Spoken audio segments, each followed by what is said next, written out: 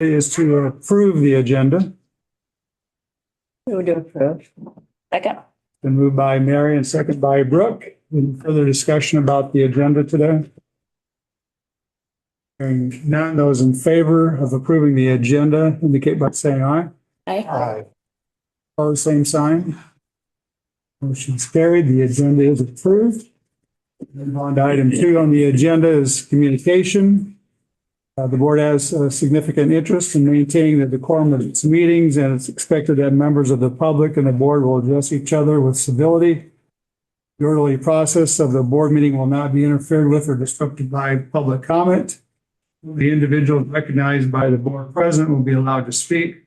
Comments by others are out of order. If disruptive, the individual causing the disruption may be asked to leave the board meeting. Abusive, disruptive, or defamatory comments will not be permitted. The state board's agenda is full, and I will place a maximum of 30 minutes for public comment.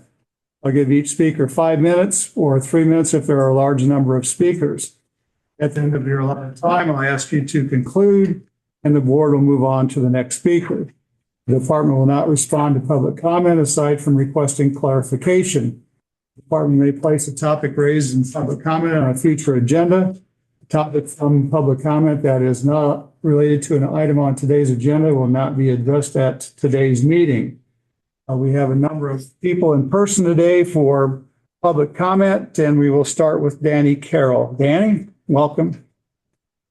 Where would you like me to be? You can sit at the end of the table if you wish. Thank you, Mr. President. My remarks will be brief. My name is Danny Carroll. I'm Senior Policy Advisor for the Family Leader, a Christian ministry that's involved in public policy, among other things. Senate File 175 was passed last year regarding human growth and development. We were involved in the development in that legislation, and it was signed by the governor in June. Rule ARC 9804 is on your agenda today, as it was at your previous meeting. The previous meeting was notice of intended action. It allowed for public comment at public hearing on December 30th. We participated in that public hearing, submitted our comments. Our observation was that the Senate File 175 made some changes to human growth and development that should be incorporated in the 5th and 6th, 7th and 8th grade, and then made reference to 9 through 12. ARC 9804, when it first was published as notice, instead of saying 5th and 6th, it said 5th or 6th, and then 7th or 8th, just one little word. And so we contacted the department, thinking, well, probably there was a good reason for that, and made our concerns known. It appears that those have been taken under consideration, and now the adopted and filed rule that'll be on your agenda today does reflect 5th and 6th, 7th and 8th, without reference to 9 through 12. We thank you for that consideration. It appears that our concerns have been heard and resolved. As I just quickly looked over the adopted and filed rule, what was of interest to me was Senate File 175. It says there are competing canons of statutory construction. For a retired pumpkin farmer, those words are a bit new. I'm not sure what competing canons of statutory construction are, but I'm sure the lawyers in the room know it full well.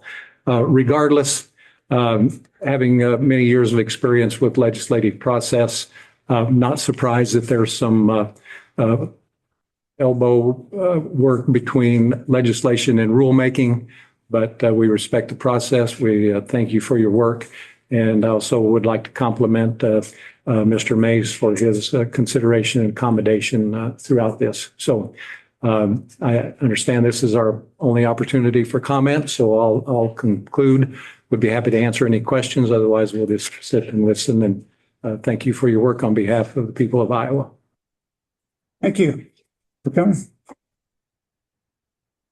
Our next person to address the board is Maggie DeWitt. Welcome, Maggie.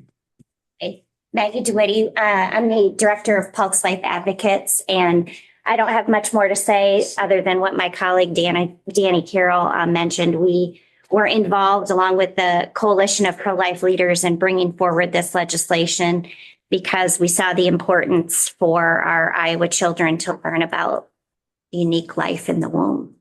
And so we were concerned when we saw the distinction between that and or, but thankfully it looks like that has been taken care of. So we greatly appreciate your work and your efforts on that to make sure that that goes forward. And we're just going to continue to observe that. And again, thank you for addressing our concerns and taking them seriously. So I appreciate that very much. Thank you. Thank you, Maggie. Next person to address the board is Jared Bernstein. Jared, welcome. Thank you, Chair and members of the department, for the opportunity to offer public comment today. My name is Jared Bernstein. I serve as Executive Director of the Jewish Federation of Greater Des Moines, representing the Central Iowa Jewish community. I'm also speaking in alignment with Alan Ross, Executive Director of the Jewish Federation of the Quad Cities, who represents the Jewish community in Eastern Iowa. Both of us serve on the Attorney General's Anti-Semitism Task Force, and while these remarks are made on behalf of our communities and not the task force, this issue was discussed there, and there was strong consensus around it. I want to begin by sincerely thanking the Department of Education, everyone involved, for thoughtful work reflected in the draft social studies standards. It's clear that significant care has gone into ensuring that Iowa students will learn about the Holocaust in a serious and age-appropriate and historically grounded way. I'm here today to respectfully suggest that one important addition be made, that anti-Semitism be explicitly named and addressed within the Holocaust-related standards. The Holocaust did not occur in a vacuum. It was the result of centuries of anti-Semitism, of ideas, myths, and conspiracy theories about Jews that were normalized long before they were weaponized by the Nazi regime. If students learn about the Holocaust without learning about anti-Semitism, they are left with history's most dangerous question: why did this happen? Naming anti-Semitism explicitly does two critical things. First, it helps students understand the historical roots of genocide. Anti-Semitism was not just prejudice, it was a system of dehumanization that made mass violence possible. Teaching that clearly aligns with the goals of rigorous historical education. Second, and just as importantly, it connects history to the present. We are living in a moment of dramatically increased anti-Semitism in the United States and around the world. Jewish students in Iowa and across the country are encountering anti-Semitic language, symbols, and harassment, often online, sometimes in classrooms and hallways. And increasingly, we are seeing those disgusting ideas turn into dangerous action, as was the case over the weekend in Jackson, Mississippi, where a 19-year-old set ablaze a synagogue due to what he called, quote, Jewish ties, and calling it, quote, a synagogue of Satan. When students are taught about the Holocaust but not about anti-Semitism, they may fail to recognize how those same ideas persist today, simply in different forms. Education is one of the most effective tools we have to combat hate, but education only works when it is explicit. Just as we name racism when teaching about slavery or segregation, we should name anti-Semitism when teaching about the Holocaust. Doing so does not politicize the standards, it strengthens them. It gives educators clarity, students understanding, and communities a shared language to recognize and reject hate. Explicitly including anti-Semitism in its standards would affirm Iowa's commitment not only to remembering the past, but to preparing students to be informed, empathetic citizens in the present. Again, I want to thank the department for its leadership and for the seriousness with which this mandate has been approached. I respectfully urge you to take this final step of naming anti-Semitism clearly so that Holocaust education is not only about what happened, but why it happened and how we prevent it from happening again. Thank you. Thank you for sharing your comments. Our next guest is Chuck Hurley. Chuck.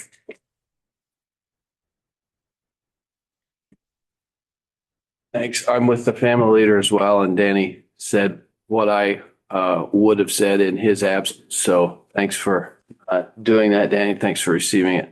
I just want to say a couple of things. First, thanks for your service. I assume you're not highly paid to do this job. Education is, frankly, it's job one for the state government. My wife and I started an inner city Christian school about 17 years ago with the help of Reverend Keith Ratliff at Maple Street Missionary Baptist Church. And through the good work of some people who give their lives to educating kids. There's now about 320 kids there, and it's thriving. And we're thankful for the state of Iowa. We're doing a good job.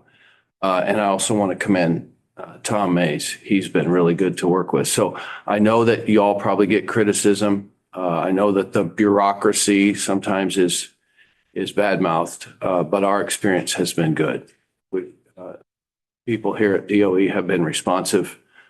We were able to share our concerns, and those concerns were heard. So I'm just here to say thank you. I'm thrilled with the result. And if you have any questions or qualms about this rule, you know, I'm all ears. I served 6 years on the Education Committee in the Iowa House of Representatives, and I know how difficult getting legislation and rules to work together can be. And so just want to make it work. So thank you very much. Thank you. Do we have any public comment online? If you wish to address the board, please use the raise hand feature at the bottom of your screen. And if you're calling in, please press *9 to raise your hand.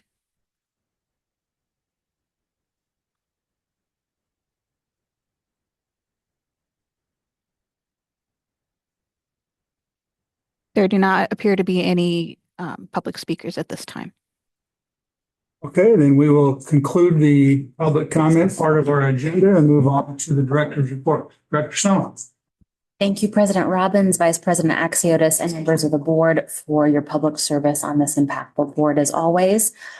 Just kicking off, as you know, the 2026 legislative session began this past Monday. We attended Governor Reynolds' condition of the state address this past Tuesday. Governor Reynolds again shared the recent remarkable results realized for students across Iowa. As we've discussed in detail, our data shows that for the hard work of our students, our educators, and our families, that early literacy is improving, science proficiency is improving, overall performance is improving, the performance of schools identified in need of support is improving, our attendance is improving, work-based learning is growing, and our teacher pipeline is strengthening. And Iowa is one of only 3 states across the nation to exceed pre-pandemic performance levels based on last year's assessment. The department, as a part of the legislative session, has offered 3 pre-filed bills for consideration thus far. The first support schools in developing methods for identifying students for participation in gifted and talented programs and courses, including automatic enrollment and advanced coursework based on assessment results, with the opportunities to for families, of course, to opt out should they so choose. It also moves the science assessment from grade 10 to grade 11 to ensure that students have received instruction on all these standards assessed. The second pre-filed bill supports summer concurrent enrollment with supplementary weighted funding consistent with the recommendations of the final report of the House File 2545 Graduation Requirements Committee and Work Group. It also helps remove barriers to college credit transfer through LACS, or the Liaison Advisory Committee transfer students. It adds industry recognized credentials and college credit to ICAPs, or individual career academic plans, to align them with our post-secondary readiness indicator and our statewide school accountability system. And it includes some Career Academy technical corrections, clarifying units rather than years. And then the third pre-filed bill that is available now builds upon our work in the Literacy Changes Lives Act in 2024 and the Math Counts Act in 2025 to establish teacher preparation program accreditation standards for evidence-based literacy and math instruction, respectively. It adds differentiation accreditation standards for differentiated instruction for students with disabilities and students who were English learners. And it establishes corresponding requirements for candidates' practicum and clinical experience, or their field or student teaching experience. And then finally, it improves, supports teacher preparation program transparency and accountability with the reporting of a summative assessment average pass results.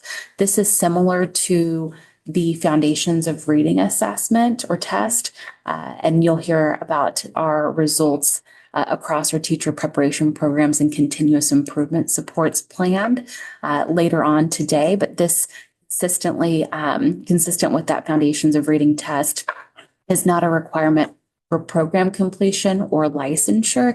It is a tool to inform supports for individuals and, of course, program and continuous improvement supports as well. And then, as you know, last week, the Iowa Department of Education's Unified Allocation Plan received first in the nation approval of critical steps forward to refocus federal resources on their true and intended purpose, the success of all learners. The U.S. Secretary of Education, Linda McMahon, made the announcement at Broadway Elementary School in Denison, alongside Governor Reynolds and myself and a number of members of our team. Iowa is the first state in the nation to receive a returning education to the state's federal waiver. And of course, you know, throughout our meeting updates that our plan was informed by robust stakeholder feedback and ongoing consultation. These initial steps approved by the U.S. Department of Education begin aligning federal resources to what's working in Iowa, help expand local flexibility, and help right-size administrative workloads at both the state and local levels. And of course, it reflects our collective commitment to better align federal resources to our state and local priorities, to bolster our school improvement efforts informed by assessment and accountability, and to continue to advance our school district's focus on best serving students most in need of support. We're of course focused on a successful transition to this modernized administration of ESEA programs, and we'll be hosting monthly ESEA program webinars and virtual office hours led by Bureau Chief Jillian Dotson. And then just finally, of course, you know that the remarkable statewide success that positioned Iowa to help lead the nation with this first of its kind waiver are again a reflection of the hard work day in and day out of our educators, our exceptional students, our families, and our communities across the state. And we thank them for their expertise and their experience that advised the development of an ultimate approval of steps of this unified allocation plan. And we'll look forward to continuing to work together to ensure that our federal resources are focused on efforts that are having the greatest impact on student achievement and on student growth. And then consistent with the board, you also know that Iowa has made a strong teacher pipeline in supporting our dedicated educators and doing their best work top priority. Our state's teacher pipeline report 25-26 school year shows that Iowa's number of unfilled teaching positions represents about 1.12% of all full-time teachers in the 25-26 school year, compared to nationally about a 3% vacancy rate. So almost 3 times that of Iowa's experienced over the past 2 years of available data, according to the National Center for Education Statistics.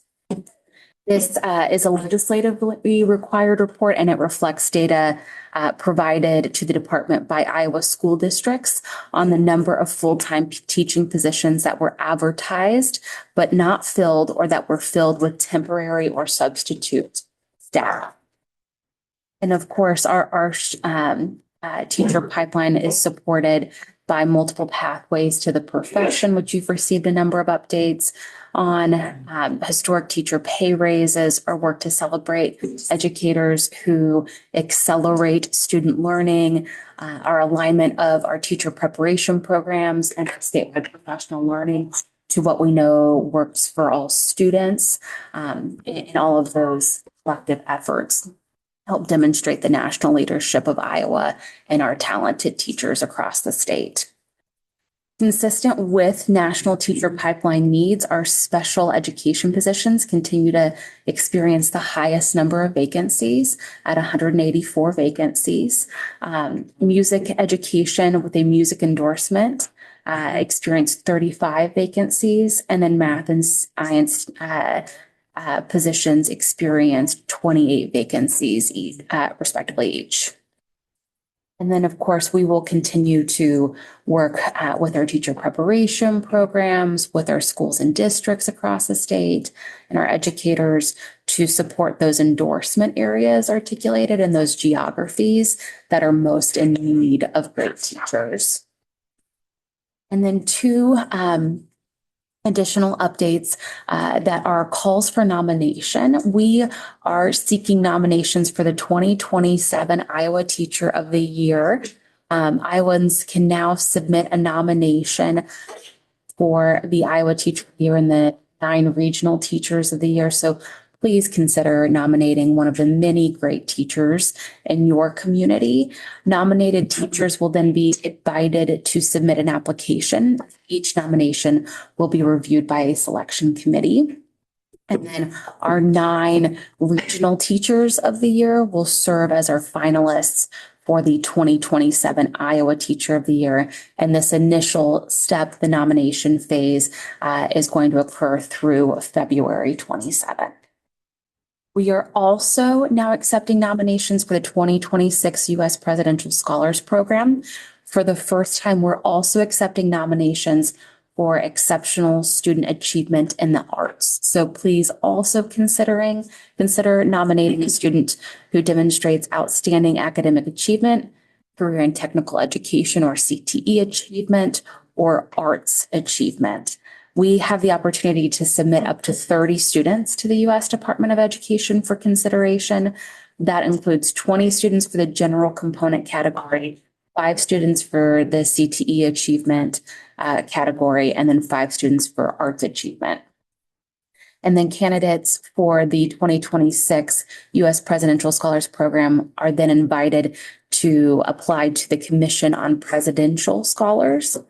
And then our nomination process internal to the state of Iowa will be occurring through January 27th.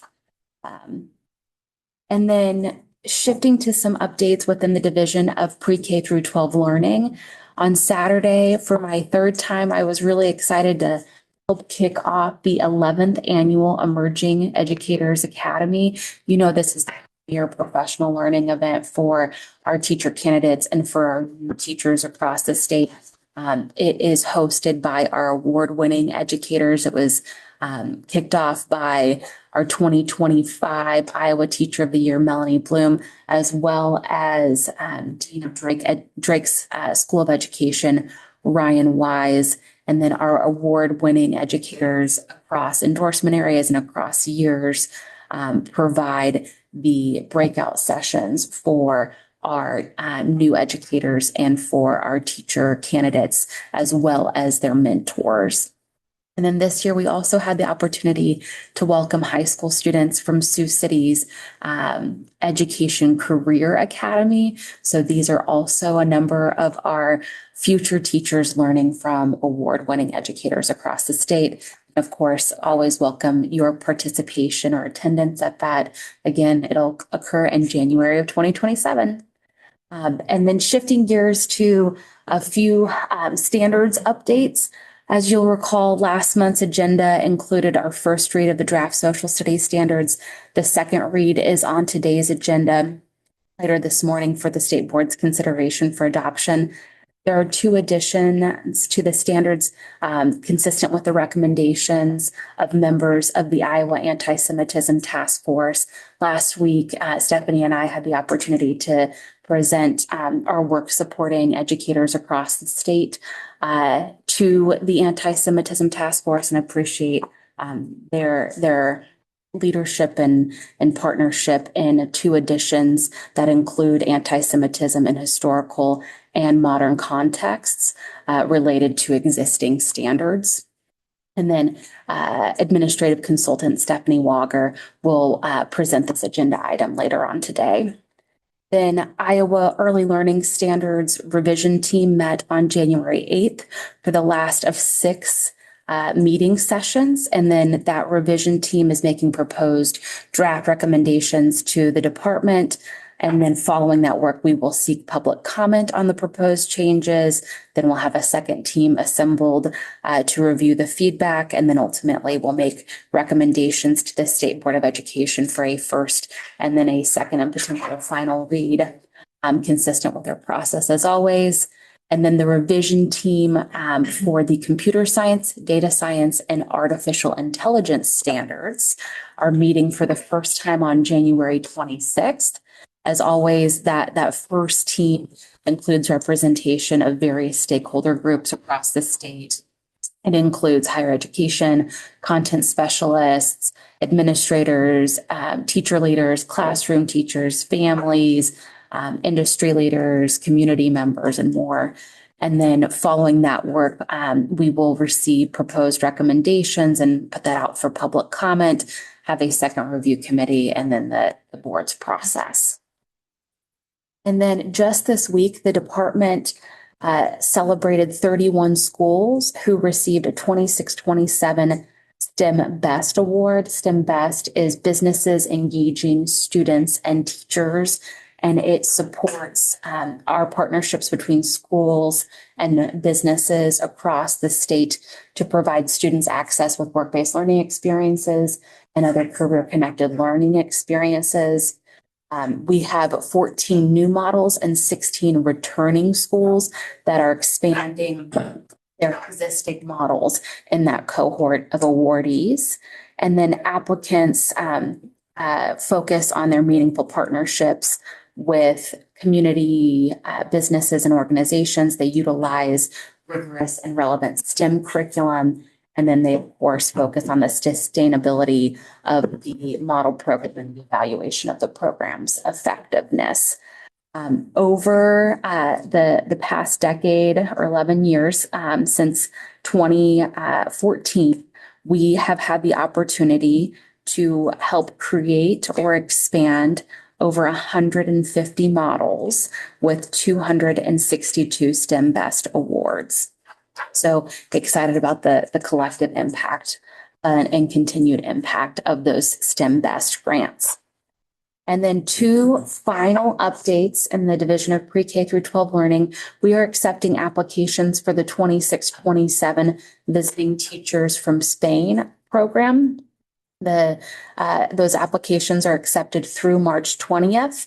And as a reminder, this program supports public schools and accredited non-public schools in filling vacant Spanish and dual language teaching positions with highly qualified teachers from Spain for a 3 to 5 year period. We've got 21 teachers who are currently participating in the exchange program, including educators in a school visited by the state board last year. And then finally, our applications for the Shared Visions preschool program are open through February 6th. Eligible organizations, public schools, licensed nonprofit childcare centers, Head Start agencies, and other public nonprofit agencies serving preschool children who meet certain criteria. And they are encouraged, of course, to apply for this 5-year grant opportunity in partnership with our Child Development Coordinating Council. The department awarded programs in 29 counties in fiscal year 2026, so our last award cycle. And shifting briefly into the Division of Special Education, we continue our statewide professional learning support in our Special Education Policy and Practice webinar series. We held one yesterday that was focused on behavior and discipline, in which at least one school administrator from each school district was required to participate. We have upcoming webinar dates in February focused on connecting our alternate assessment, DLM, to instruction and licensure, and then in March, focused on our extended school year supports. And then all of our recordings, our materials, and our resources from this year's series and last year's series remain available on our department webpage.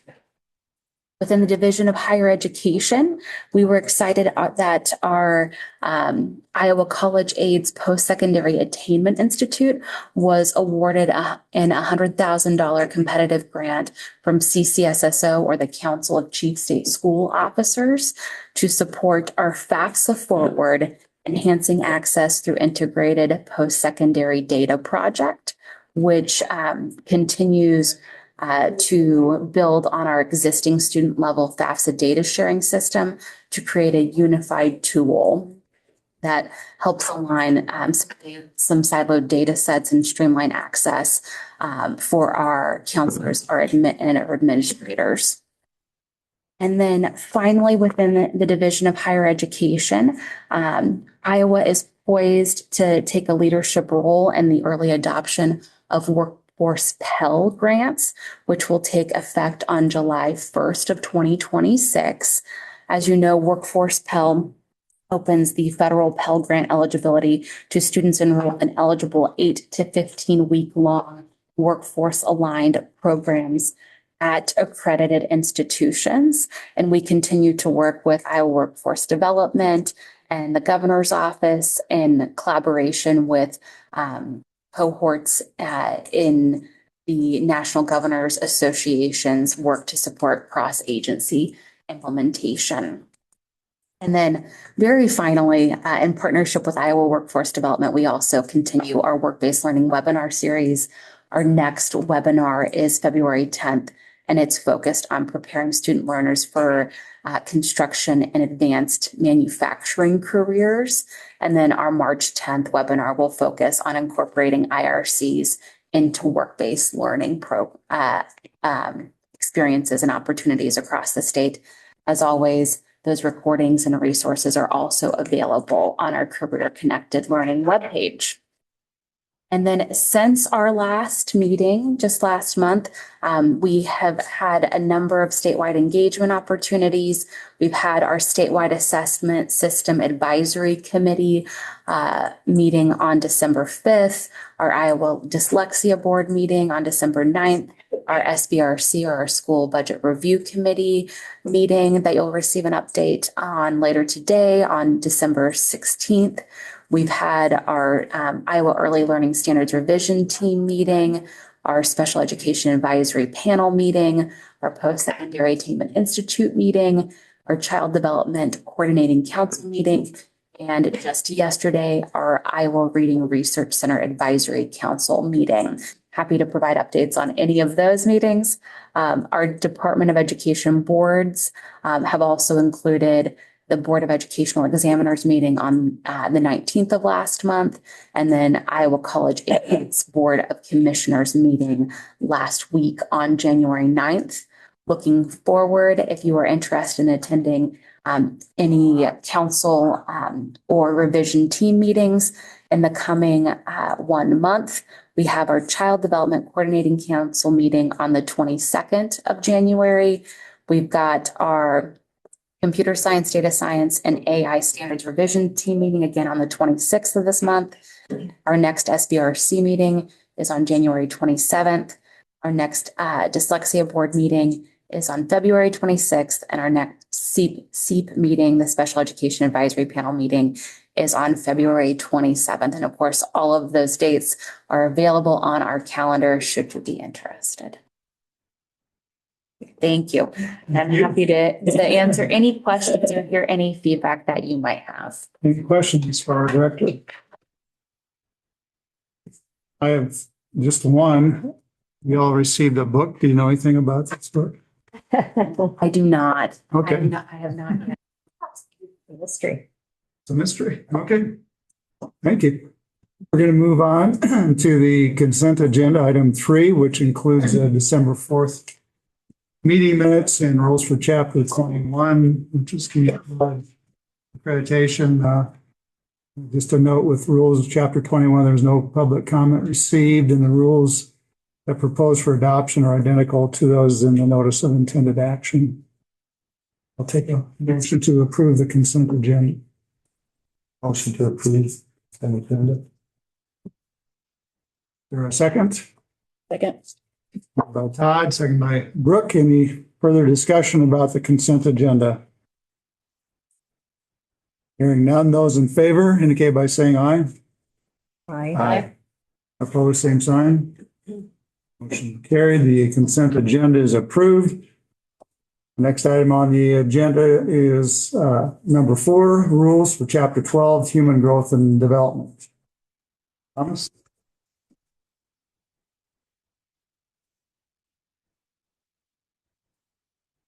Somebody once asked me why I wear a hat, and it's precisely for this reason. There's a camera at my head, and that way you won't be able to see the male pattern baldness that's emerging.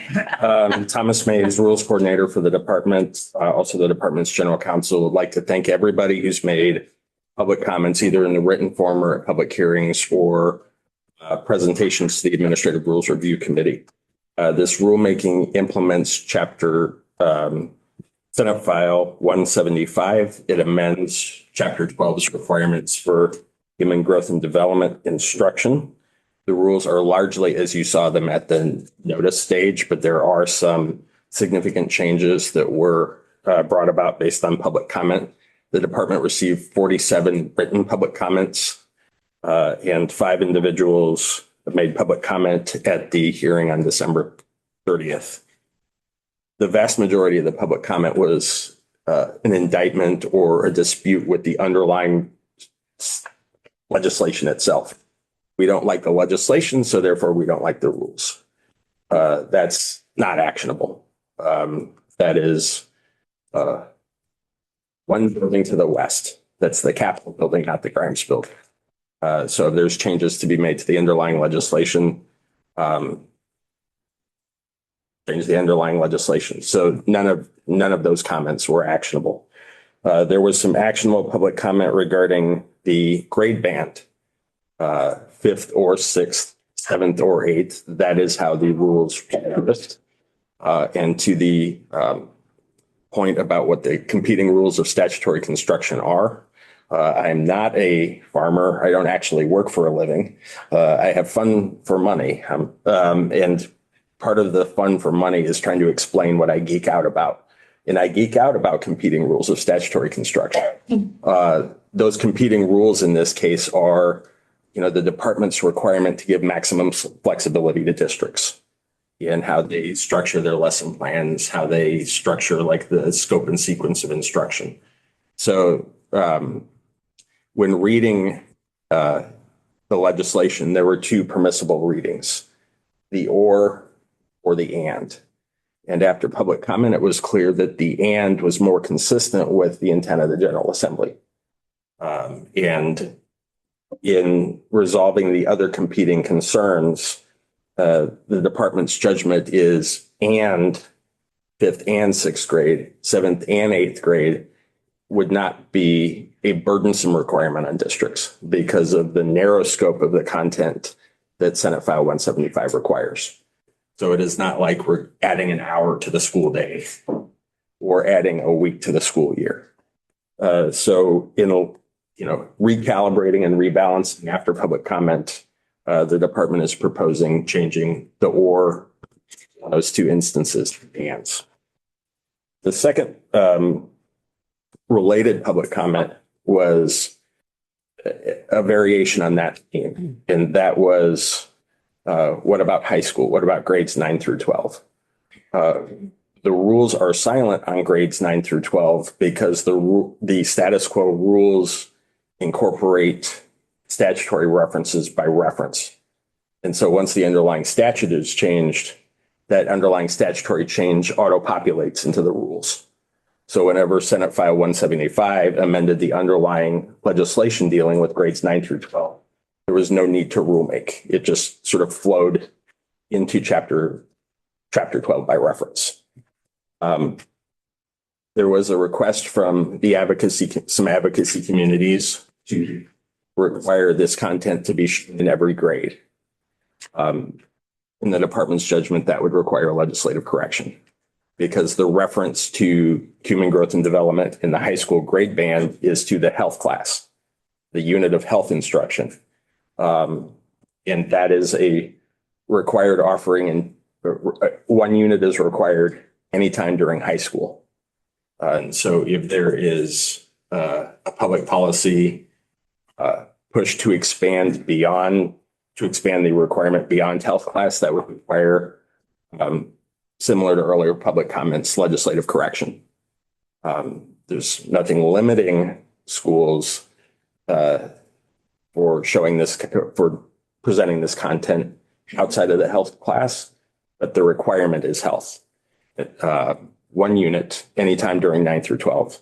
And so the department is unable to take action on that regard. There was some technical suggestions. One commenter mentioned that human growth and development and health in grades kindergarten through 8 are separate curricular areas. They're listed separately in code. Historically, they've been taught together. They've been lumped into the same rule chapter together because most likely human growth and development is taught as a component of health instruction.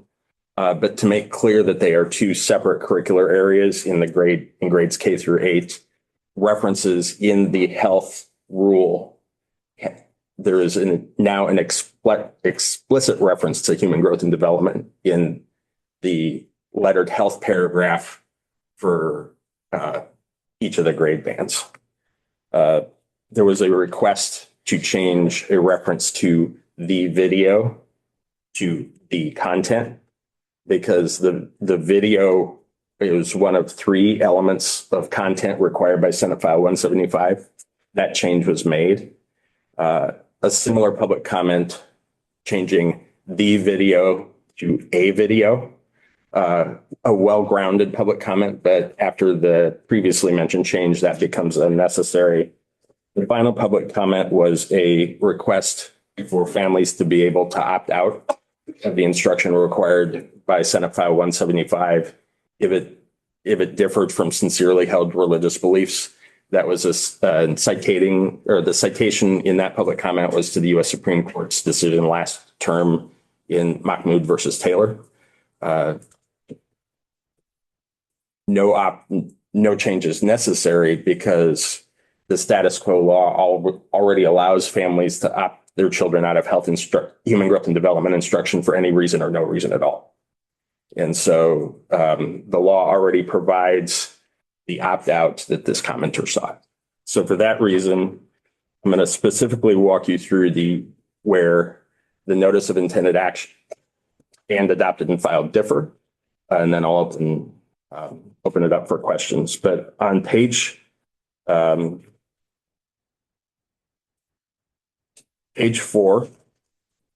the 5th page in your PDF file, but page 4 of the document, there's some strike through of a definition. The reason that is stricken through is the strike through content hasn't been changed at all. It has just been put into numbered paragraphs. So that nothing is being deleted. It is just being moved into items 1 and items 2. Item 3, the change in item 3 was from the video to the content. Under item 1, paragraph 4,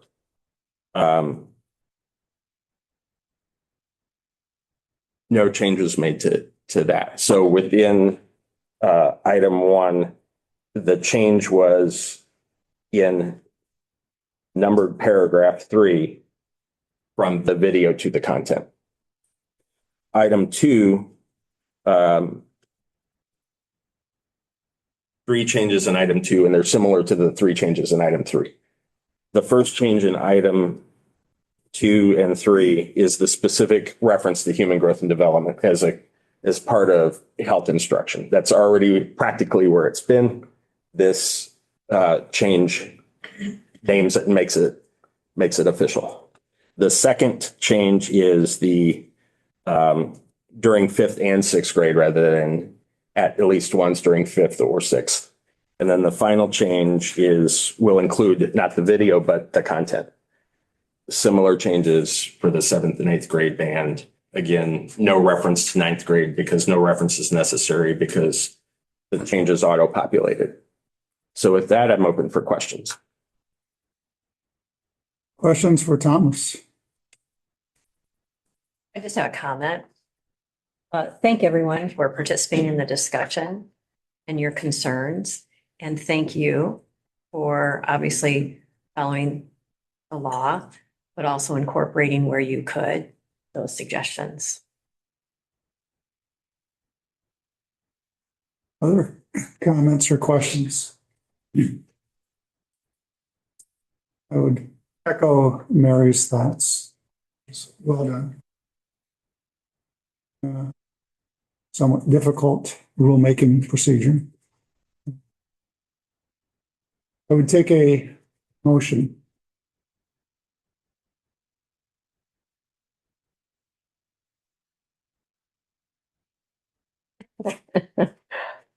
Who's going to make that motion?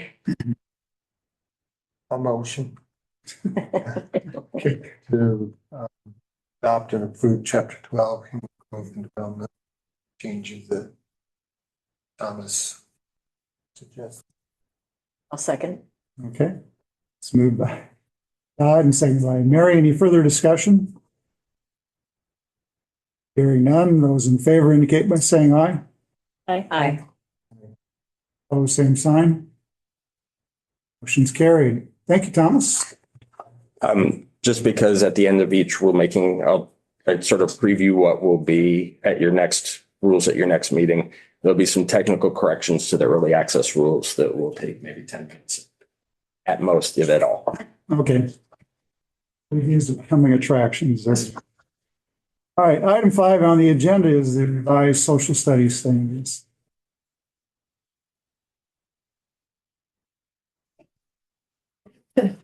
Good morning, Stephanie Wager, Administrative Consultant in the Bureau of Academics and Learner Supports.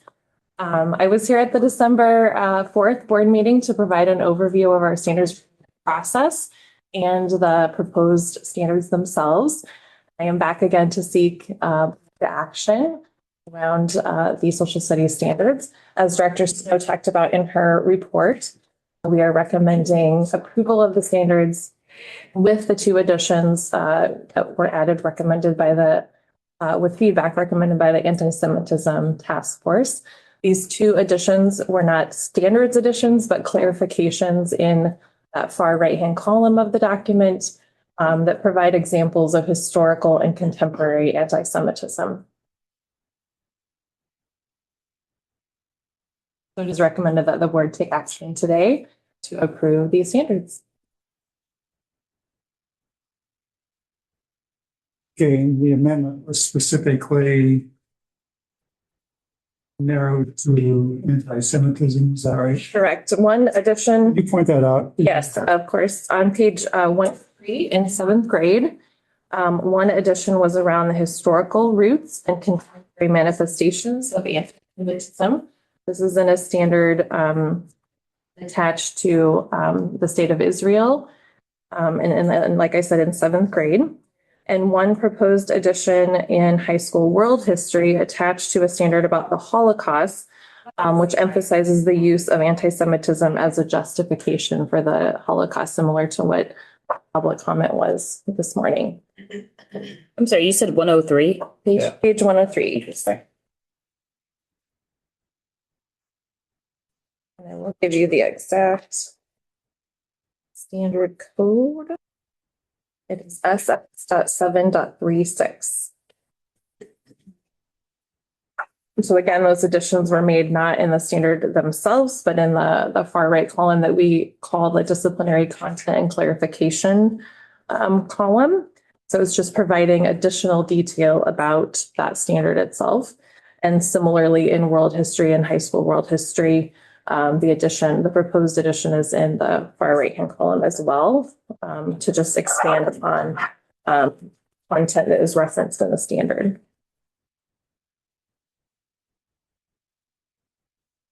Where's the second reference as well? That is on page 192.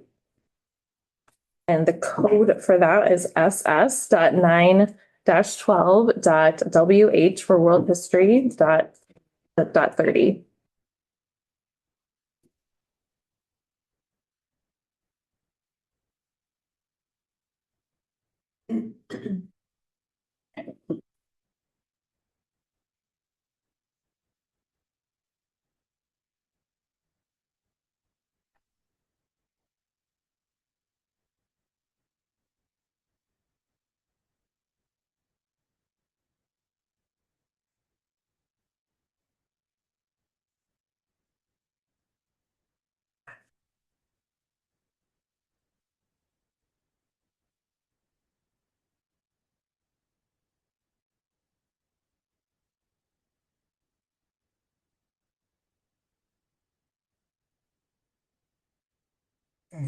Any questions for Stephanie?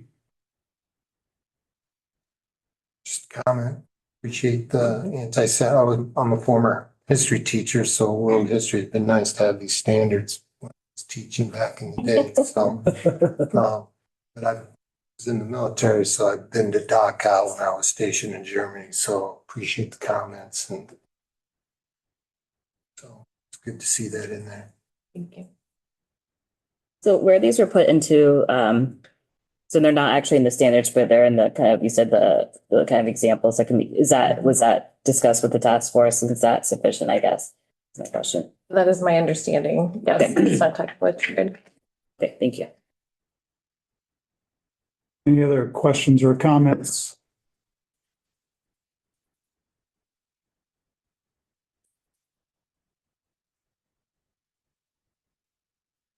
The recommended motion is to approve the Iowa academic standards in social studies. I move that we approve the standards for social studies revised.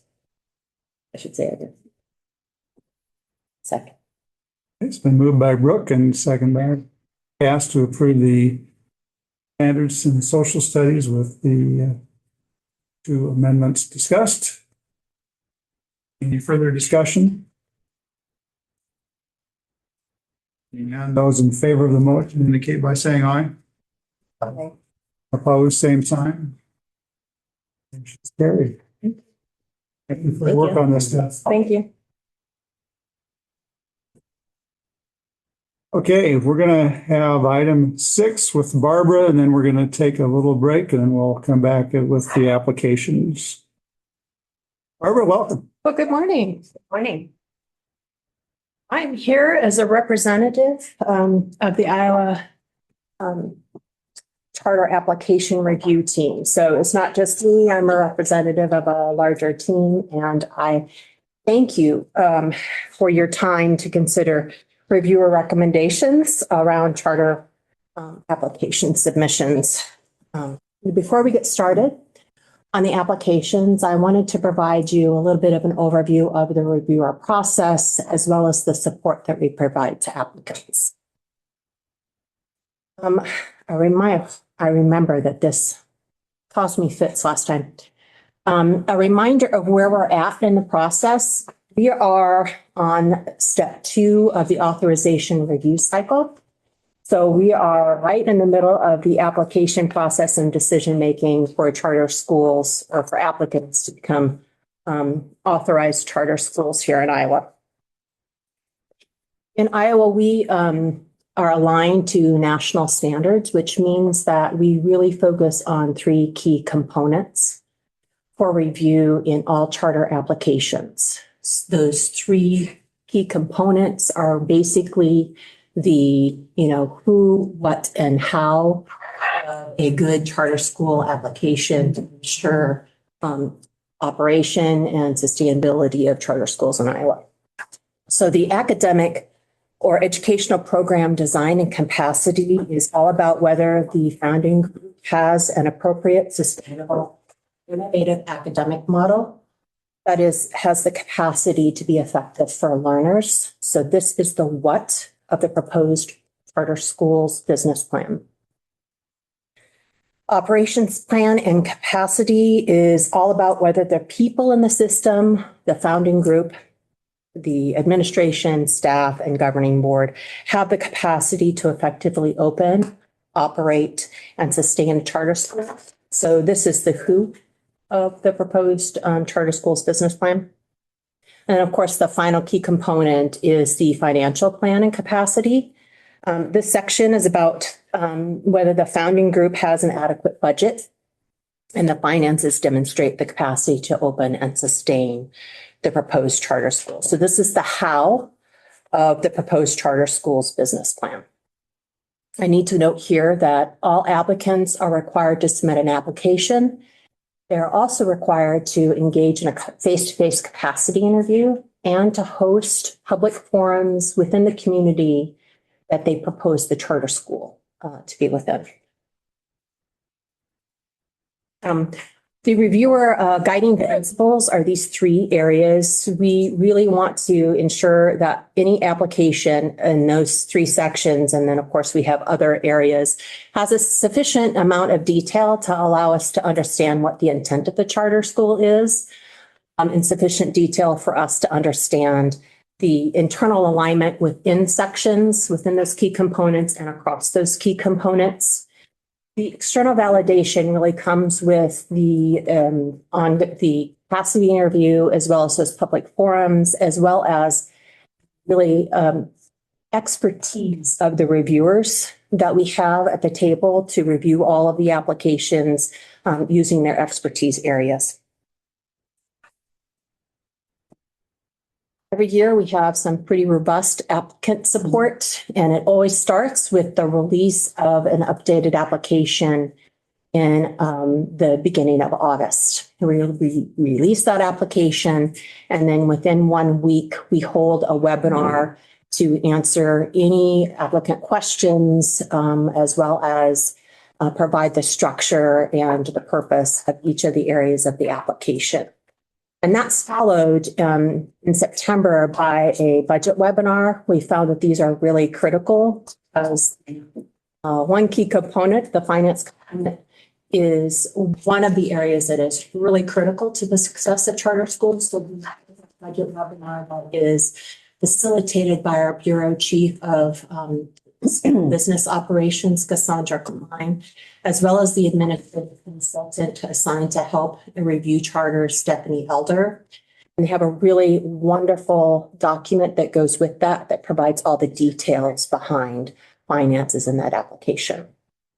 We hold ongoing office hours in September and October, all the way through to when that application is due in November.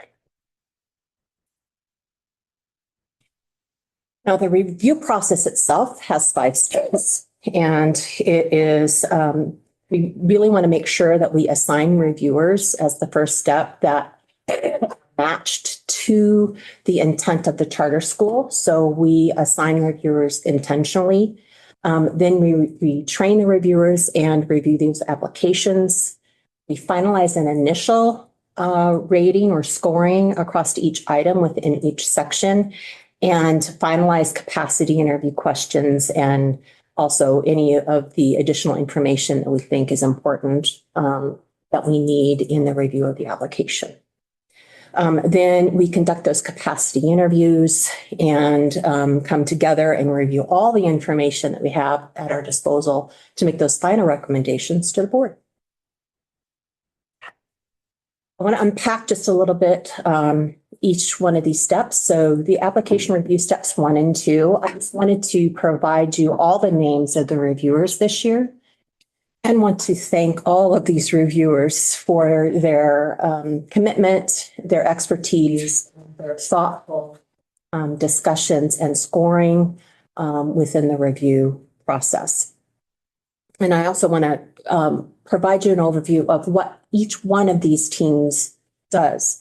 So for finance, with Cassandra Klein and Stephanie Edler, they focus on the finance sections across all the applications.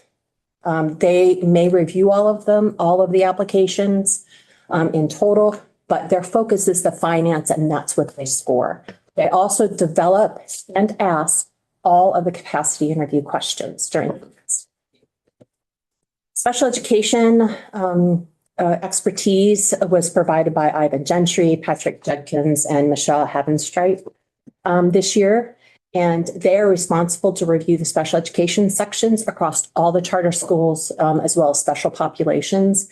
And they develop or approve all of the special education questions that we ask during the capacity interviews. Food service is supported by Patty Harding, administrative consultant for food nutrition services. She reviews them across all of the applications. School improvement are assigned to each application according to the district that they serve. So we have school improvement consultants that serve all the districts in Iowa, and whatever that charter school applicant's area is, that's who we assign. Our school improvement consultants for this year were Andrea Dang Banker, Pam Spangler, and Dennis McLean. We also look at specialty areas or those specialized areas. For this year, the charter content or intent was on CTE and STEM. And so we identified people to help us with that, experts to help us with that. So for CTE, it was Shelley Duwa and Amy Vibral. And for STEM, Bureau Chief Justin Lewis and for STEM.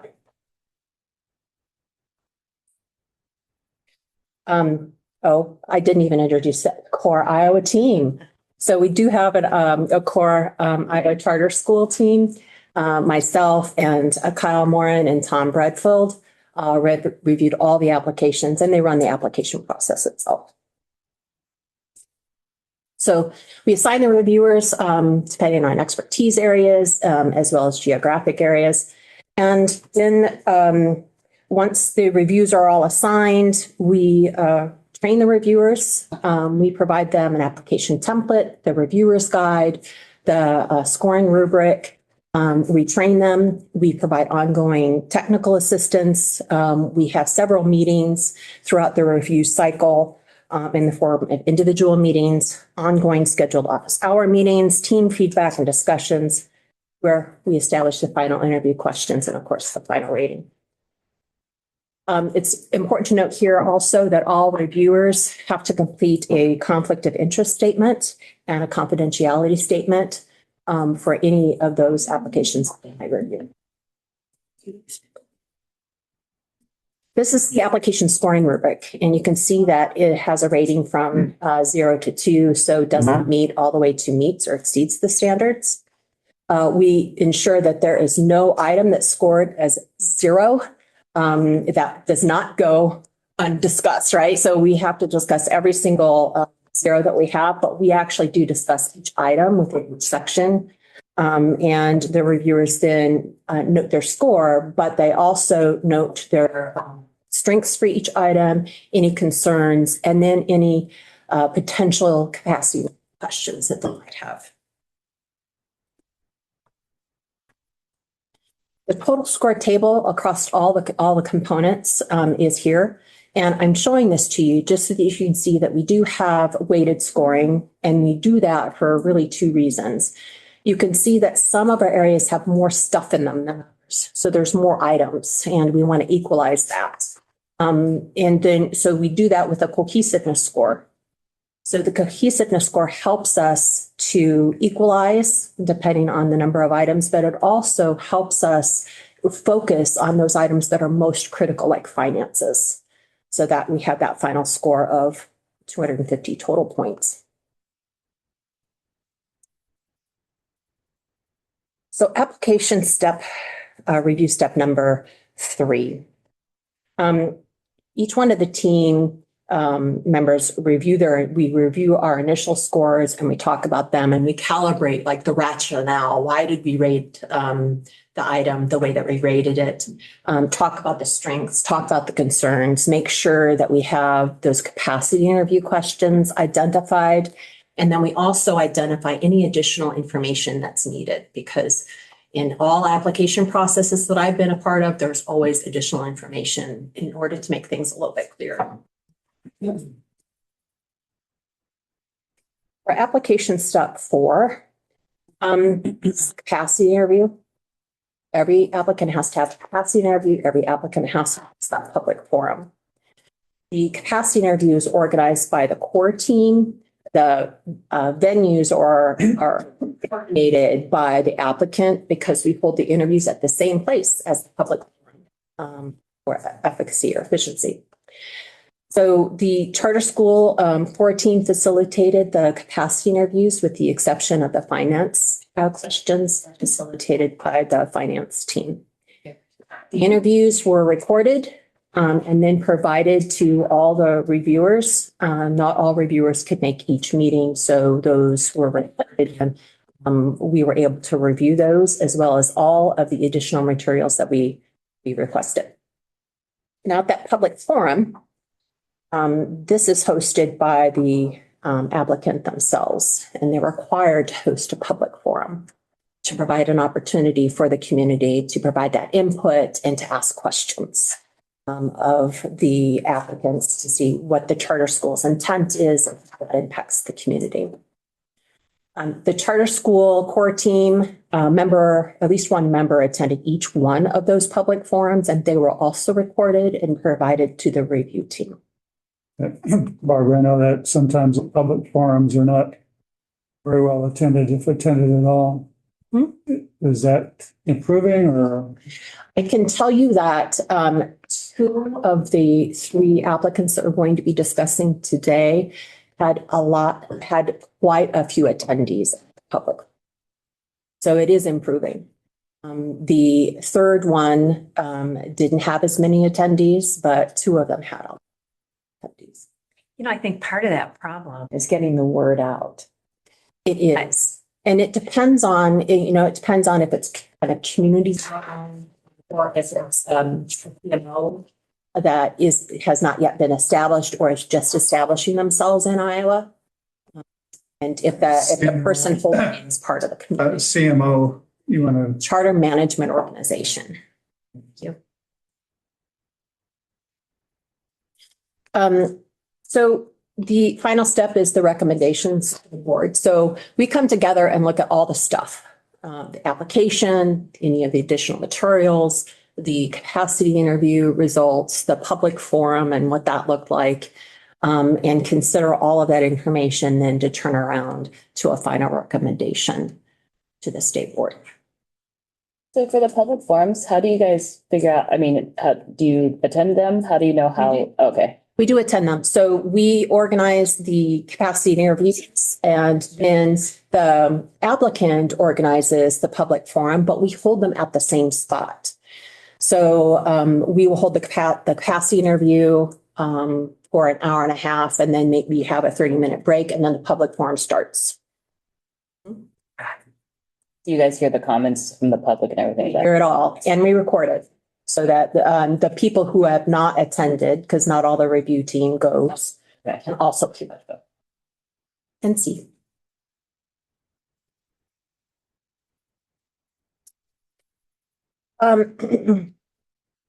So this year, we had 11 applicants complete a notice of intent to apply.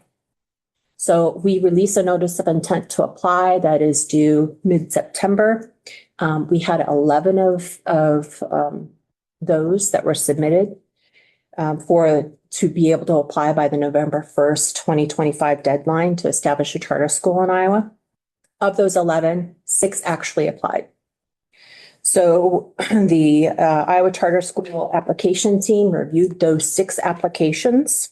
And of those 6 applications, the Iowa Charter School, the review team recommended approval of 3 of those applications and denial of 3 of those applications.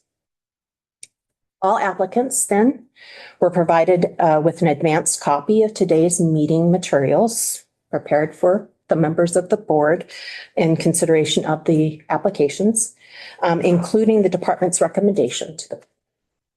This proactive commitment to transparency allowed each applicant adequate time to review the department's recommendation, identify any points they wish to highlight, or to withdraw their application if they chose to do so.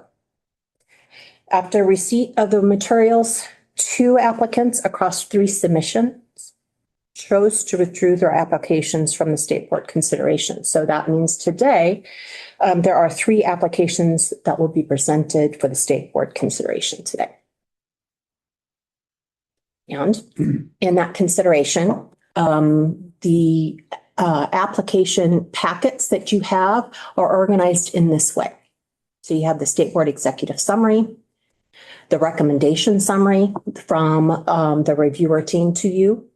I will be presenting those recommendations and information around that.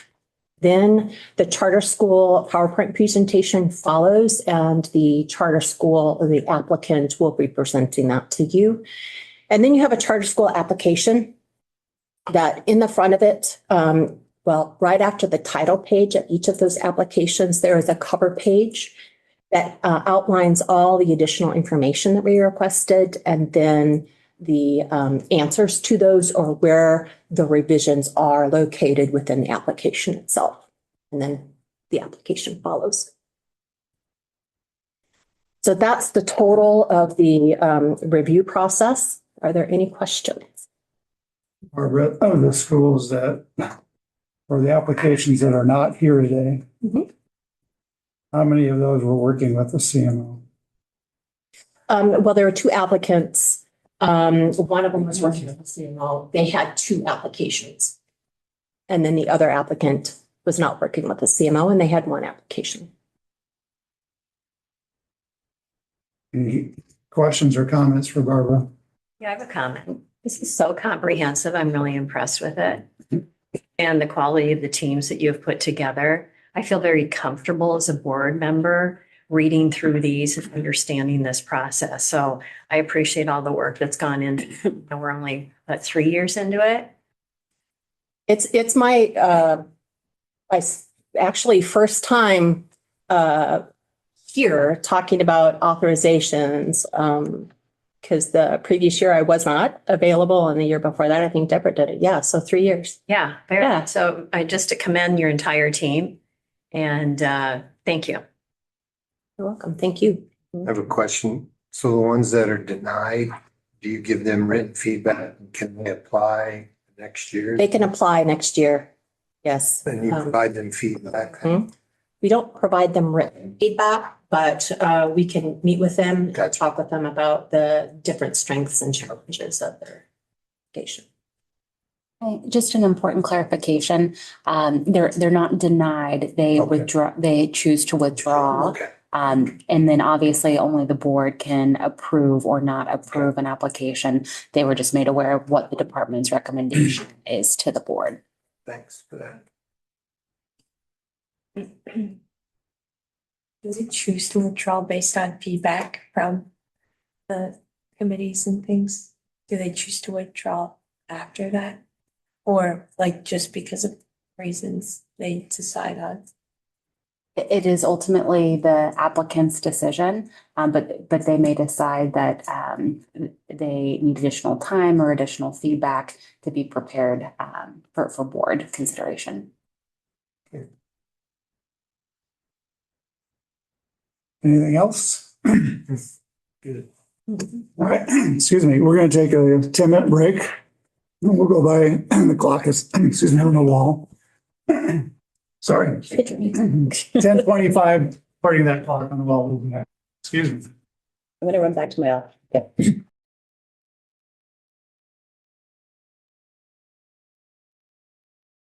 Yeah.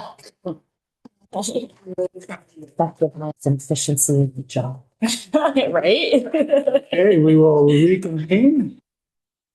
Next item on the agenda is item 7. It's our school application, Future Frontiers.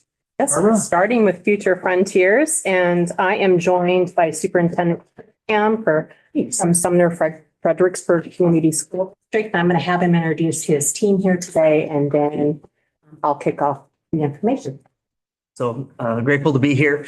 This is Beth Weepy, our awesome SBO. Michelle Hill, who's on the founding group, former director at Apex.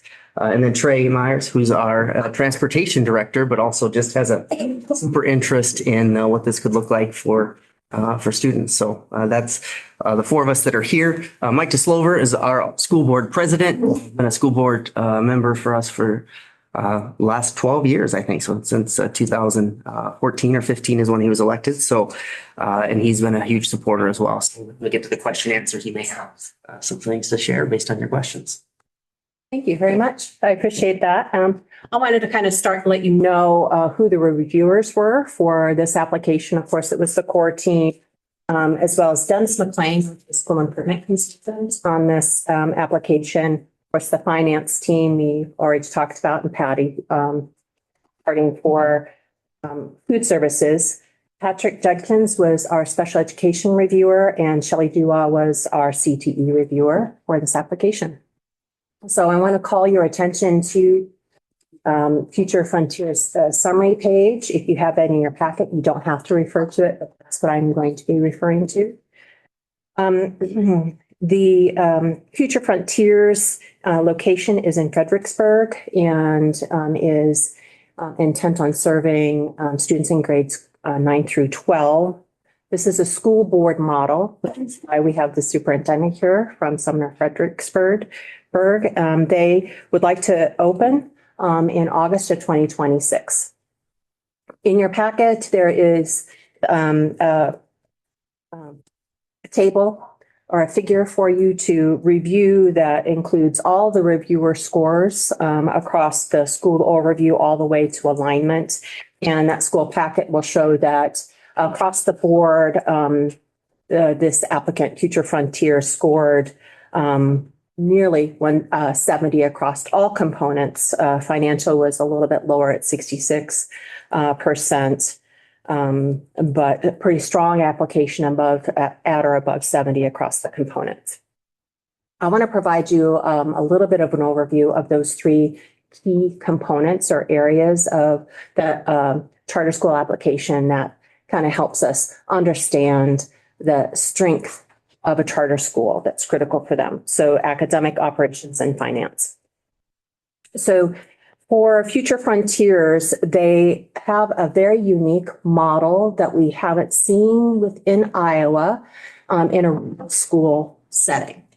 They intend to have a highly individualized learning model with 40% of the day focused on academics and then 60% dedicated to work-based learning, with strong connections to the community. So their uniqueness and innovation is their strength, but it also is a little bit of concern because they are rural and they need those strong connections to community businesses and to districts and schools across that rural landscape. So that is one small concern that we have, that the innovation itself requires a high degree of individualization, and the intended programming requires a high volume of strategic partnerships with community businesses and agreements from surrounding communities, districts.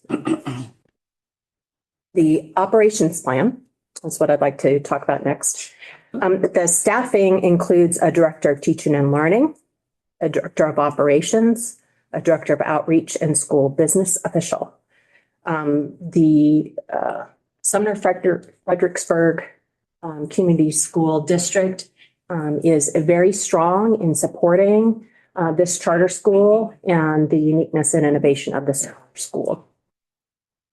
There's one concern, and I think I already mentioned it, is that the enrollment territory is scheduled to expand significantly. So they're starting with just Sumner Frederick. I cannot say Fredericksburg to save my soul. So they're starting there, but they want to expand to districts, and they can talk specifically to that when they're presenting. They have a pretty strong financial plan with communication kind of back and forth and capacity interview and follow-up. And they also intend to use unspent teacher leadership and compensation dollars to help finance their pre-opening needs. I talked a little bit about the innovative model. The curriculum provides students with the opportunity to complete up to 5 to 6 weeks internships per year. So you can see why it requires kind of that strong community partnership. The focus is to explore their passions and identify potential long-term career paths. The students receive pretty intense mentoring from one of the school's 3 directors that I mentioned under the operations plan. And those mentors then directly assist students in the completion of their credits and their work-based learning experiences. They did a pretty hefty environmental scan, really worked within their community to identify the needs and worked with their community on what they thought were strengths and challenges. They had a very robust turnout for their public forum of over 50 attendees online and within the public forum itself, with really good, insightful questions and some really resounding support that I heard. They also have 8 letters of support including letters from Fredericksburg City Council, the Community Development Corporation, and work-based learning consultants that are assisting with the school's launch. They did request 2 waivers, the offer and teach, as well as number of days and hours because of that uniqueness of their model. You can see their financial plan in the table, and you can see that they do operate over 3 years at a deficit, but the final 2 years they are going to operate projected in a surplus. But a reminder that this is a school board model, so the school takes accountability for the operation of the school. Before I turn it over for Superintendent Cunningham to take over, I just want to point out that there were some additional information requests. It's behind this cover page. You have the information that we additionally requested. It also includes what the answers were on the next page. Excuse me, I'm like having this horrible verklempt. And most of the questions were in teacher recruitment and instructional contingency plans based on what we kind of already talked about that I'm sure that they will address in the presentation. So the reviewer team makes a recommendation to approve this charter school. That is our recommendation summary. And at this time, I'm going to turn it over to Superintendent Cunningham to provide a presentation on what Future Frontiers is all about. Well, thank you. Is that going to go up on the screen? It's right behind me. Perfect. Okay. Well, first of all, I want to thank the DE team. You got to hear right before we came in that this is a thorough process, and I can attest going through it. It absolutely is, but also supportive. And I think anytime we're looking to start a new school, we know that that's important. So I'm thankful for that. I'm thankful to you to listening here as we propose this. Also want to say hi to all the students and staff that are watching. I know that went out today. We have a lot of community support as was shared. Not only in the public forum, but we were in the process of passing a bond and had over 20 meetings this fall. The first meetings didn't talk a lot about this, but as we got going, this became a centerpiece to what we shared. And so it wasn't just the public forum, but it was a lot of other interests that came out of this. So hi to all the students and staff, and we are grateful again to be here today. So this is what Future Frontiers is. If we had a summary, there's a summary statement behind me here, but it combines sustained employer internships, college credit, and personalized competency-based pathways so students can earn meaningful credentials while staying in their home communities. One of the things that we know about small schools, and while this can work with kids that are in a larger school, small schools struggle to provide all the CTE programs that I guess would be in some of the larger places.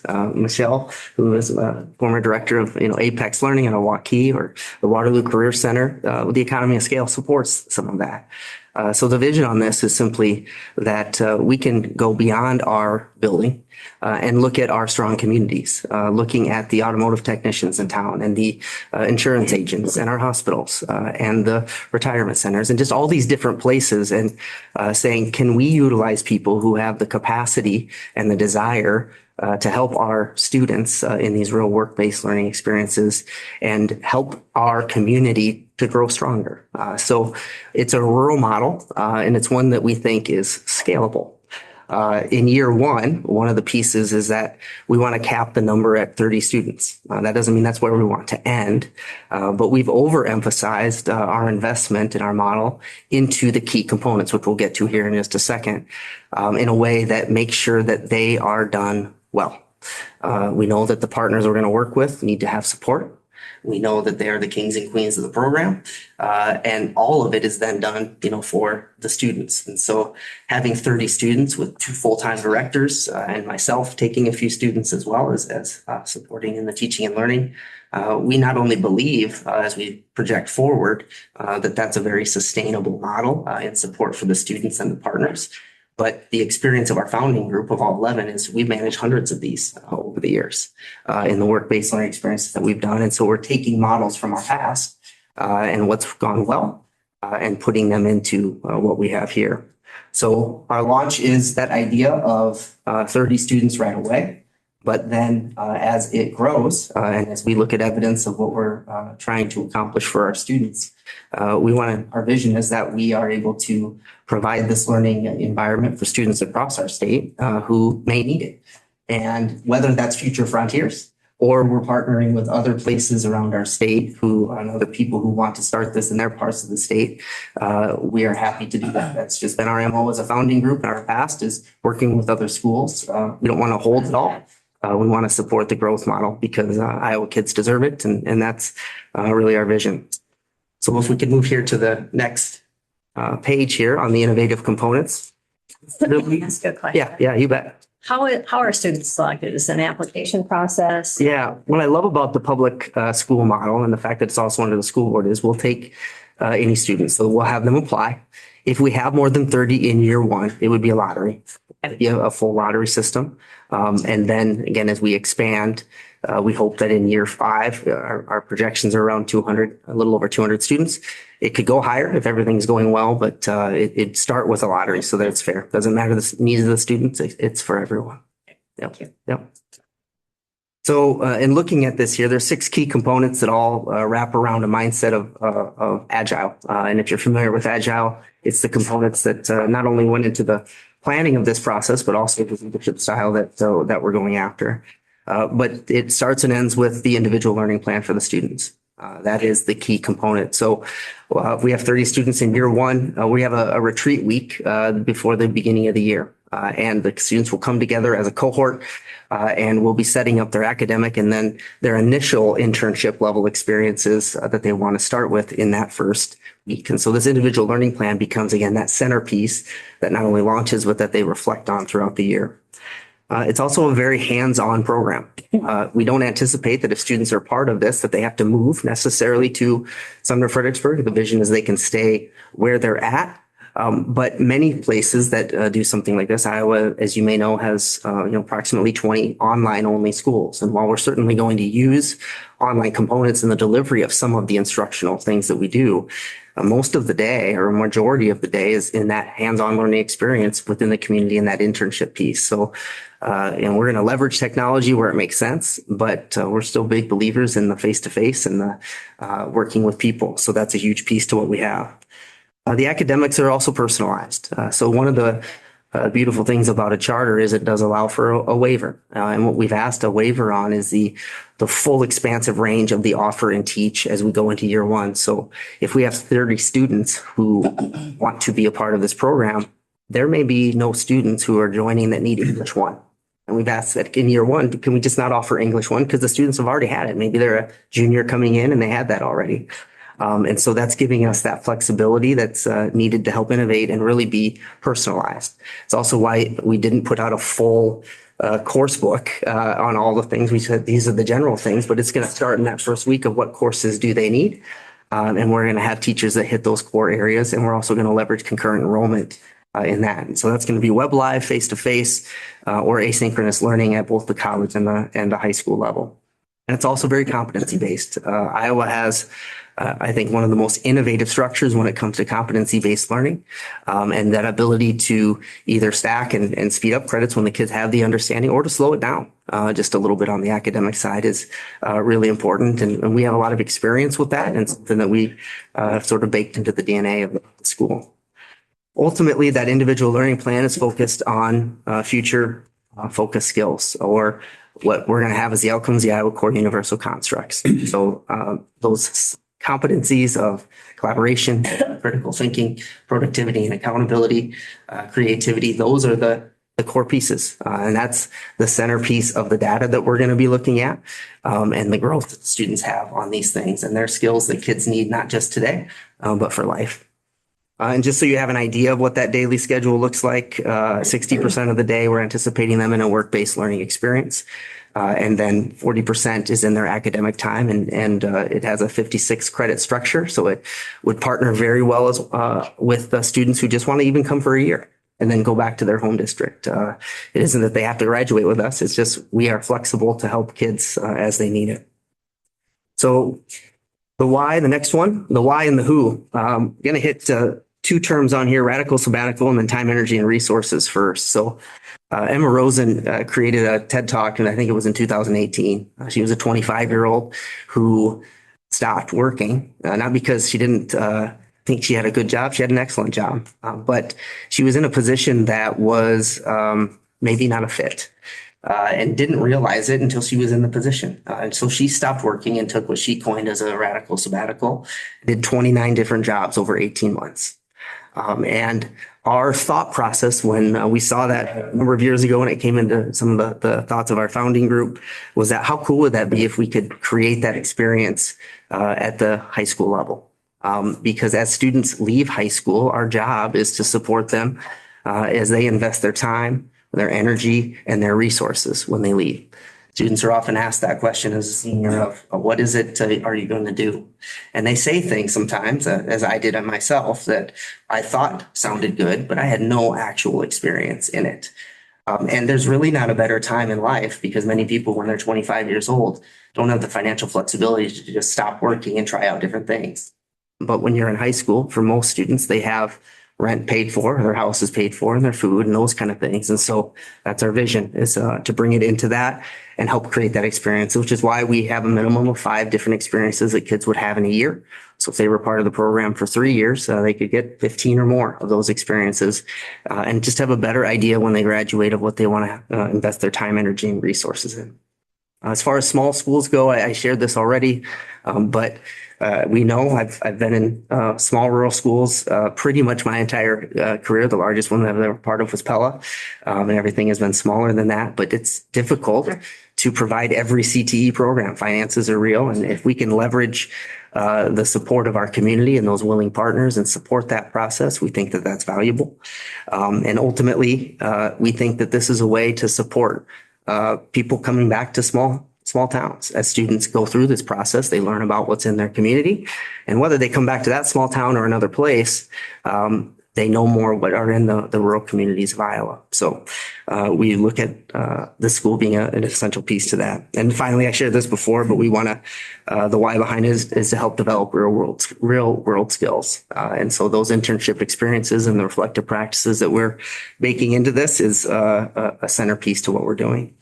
And who is it for? Again, it's what I love about public schools. It's for everyone. It doesn't matter if you're the highest need student when it comes to disabilities, or it's your most gifted student that you've ever been around. It's really for everyone. It's for rural students, but we would take students obviously from anywhere. It's for the college bound, the apprentice and work bound. There isn't a student that this couldn't be a fit for. And ultimately, it's also for communities. We believe that it's a strengthener and has the capacity to support communities as a whole. So some simple, just very overview operations and staffing. We're ready to hire if we're approved. We're ready to advertise tomorrow our director positions. We have established relationships with some people that we know are interested in applying and have a very robust competitive hiring process that we'll be engaging in. Once our directors are hired, we're going to then turn our attention to who some of our part-time teaching staff are. We're going to leverage a lot of the community college experience, especially out of Hawkeye with Sumner Fredericksburg being connected. But we also know there's going to be some high school courses that are going to be taught. Not a whole array of them with 30 students, but some needs for that as well. And we have some stipend level positions that people can teach from flexibly kind of wherever they're at. So we can hire some really good teachers who are looking to do this, even if it's a part-time job for them. And we have some people who I know are ready to be a part of this. The teaching model and quality control, myself, as well as the 2 directors, will have a PD boot camp for our newly hired staff as they come on board. And then we have every other Monday professional development for those staff just to talk about how it's going. And that's a piece to this school. And that's that coaching cadence. Our financial plan and contingencies, we're used to working in school districts and the financial solvency that's needed there. But as you can see, we're using a little leaner model in some of this and leveraging some of the systems that are already in place in Iowa.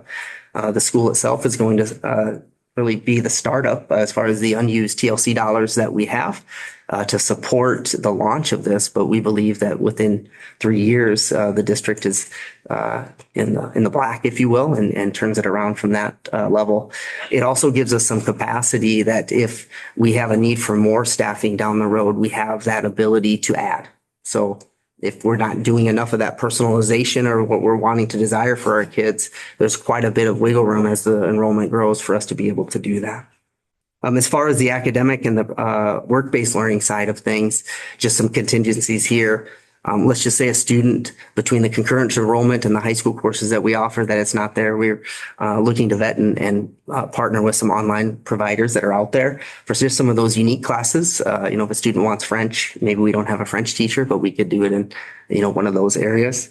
And then in the work-based learning piece, this would come down twofold. If we have a student who just isn't sure right away, like I have no idea what internship I want to start with, or they do, and we're still not able to set one up in those first weeks. We have a lot of experience in some extended work-based learning pieces, kind of a model that came out of Iowa Big and a program that in Northwest Iowa with No Boundaries that I've worked with, that we can set our students up to still develop some of those skills while they're kind of working out some kinks, early in the year. So we have some backup plans and contingencies as we launch it that are still very robust and supportive of student learning. So just I leave you with this here.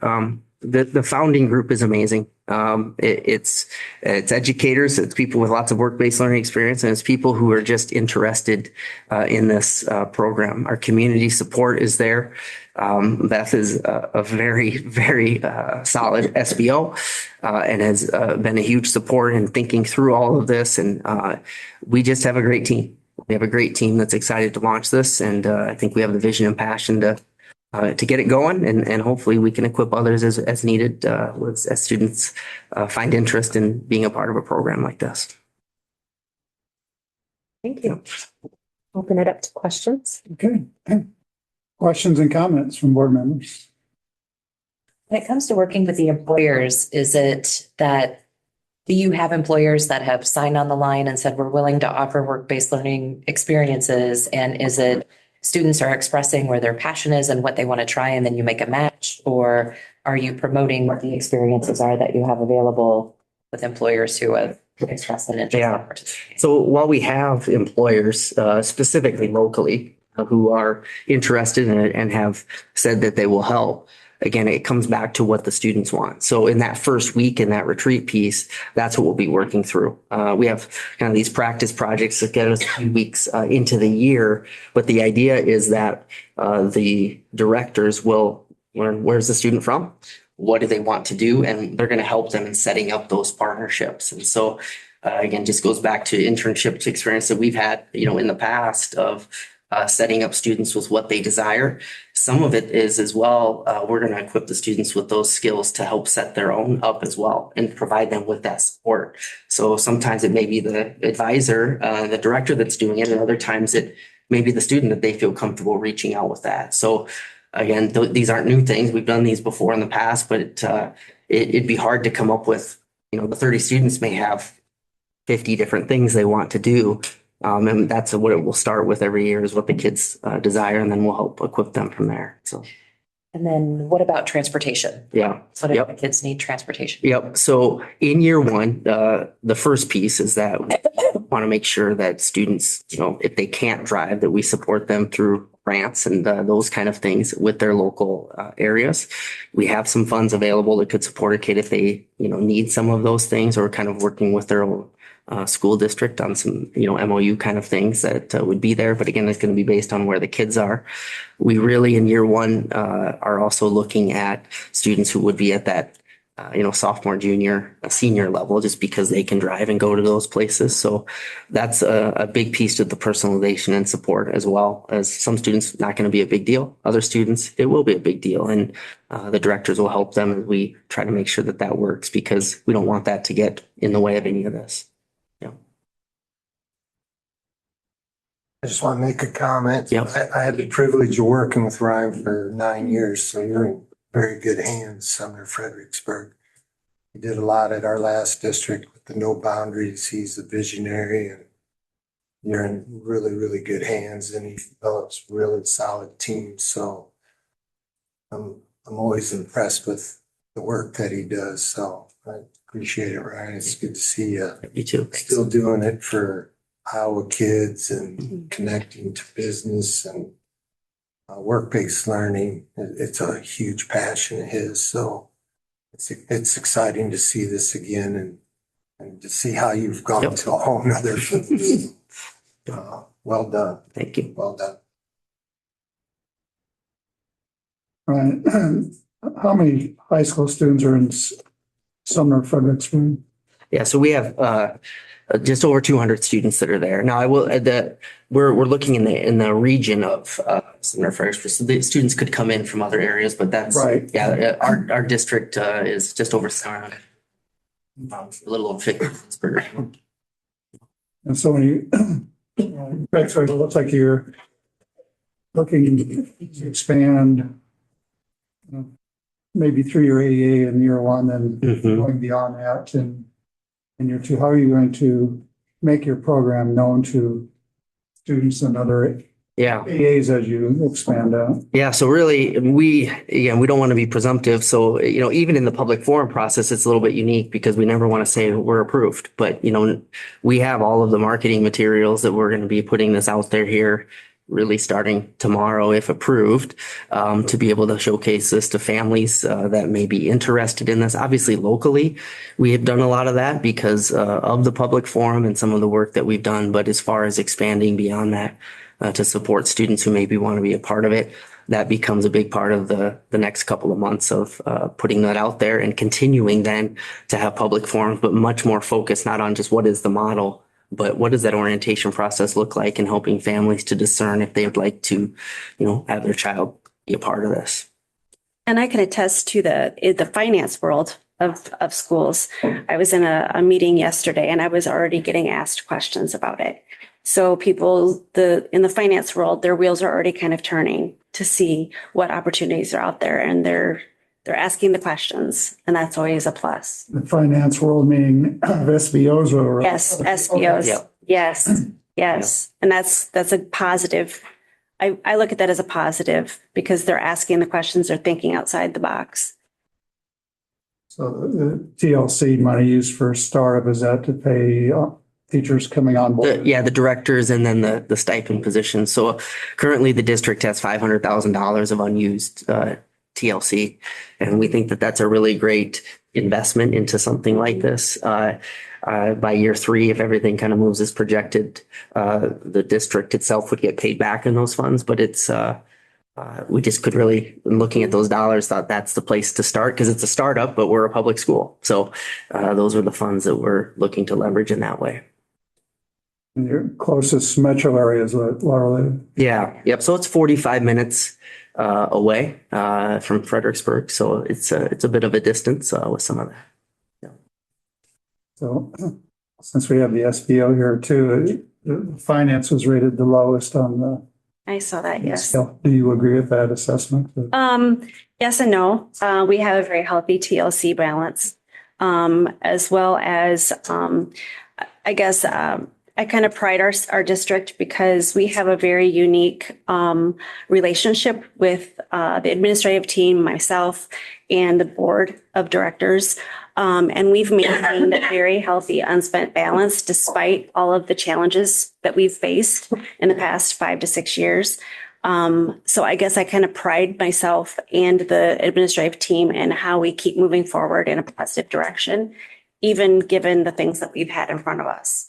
I think that in the beginning, the TLC funds are very needed to get it started. And what I love about this is the challenge to meet together as a separate unit with the board of directors for that charter and provide them with the financials and provide them with the revenues and expenses that are coming in, and to see monthly of how things are progressing.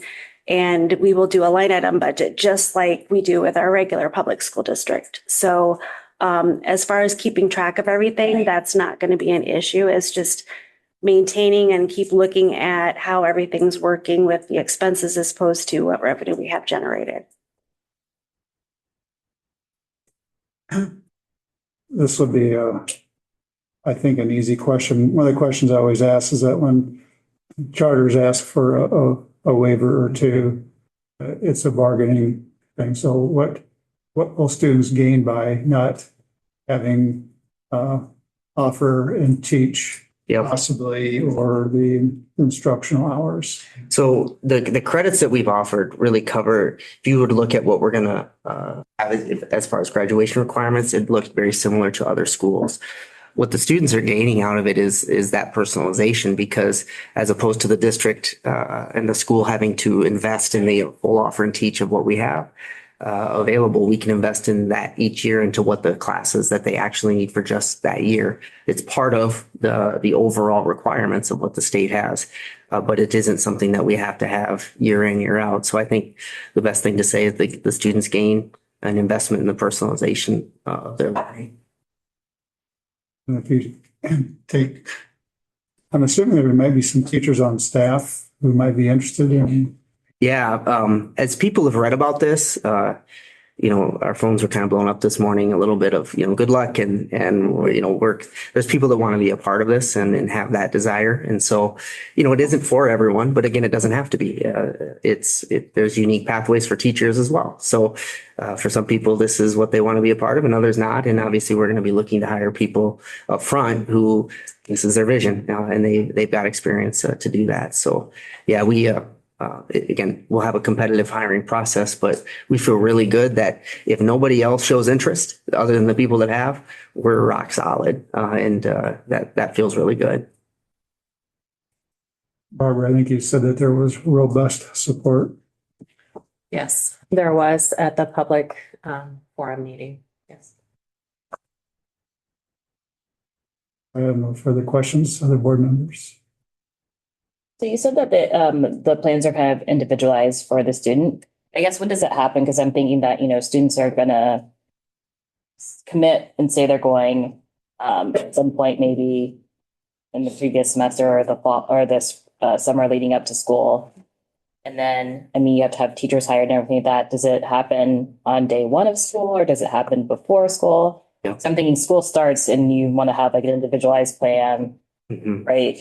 Yeah. Do you individualize that plan once school starts? I'm just wondering when that happens. Yeah, so that's what the retreat week is like. So we have, I think it's August 24th to the 29th, where we bring the whole cohort together. And it's really a full week of developing at least the first stages of what their individual learning plan looks like, including the academics. Academics will be less agile, if you will, or with iterations than potentially the internships. What I mean by that is, yeah, we have a waiver for some time things, but there's still going to be some classes, especially concurrent enrollment and things like that, that are going to last for the semester.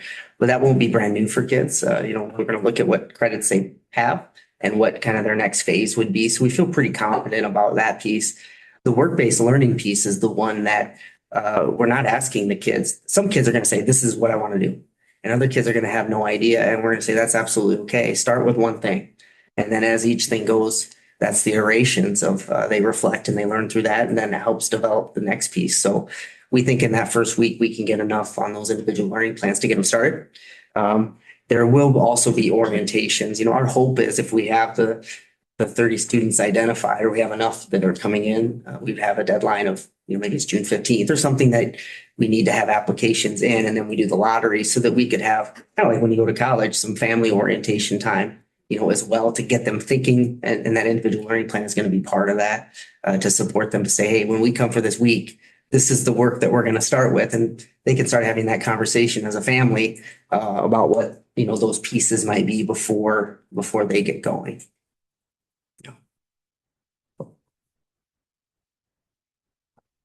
Other questions or comments?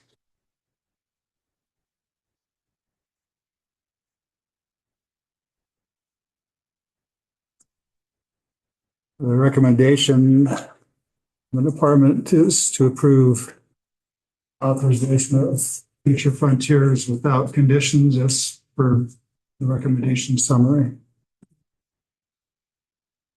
Been moved by Cass. Second. Second by Mary. Any further discussion? Hearing none. Those in favor indicate by saying aye. Aye. Opposed, same sign. Motion is carried. Congratulations and good luck. Thank you. Thank you. Your phone's on. Thank you. All right. Item 8 on the agenda is Horizon Science Academy.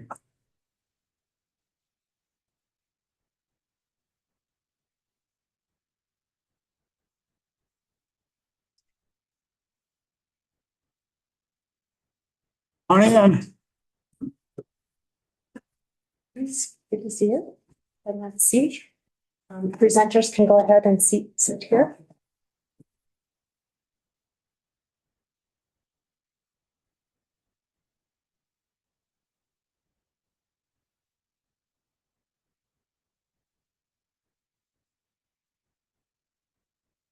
Yes.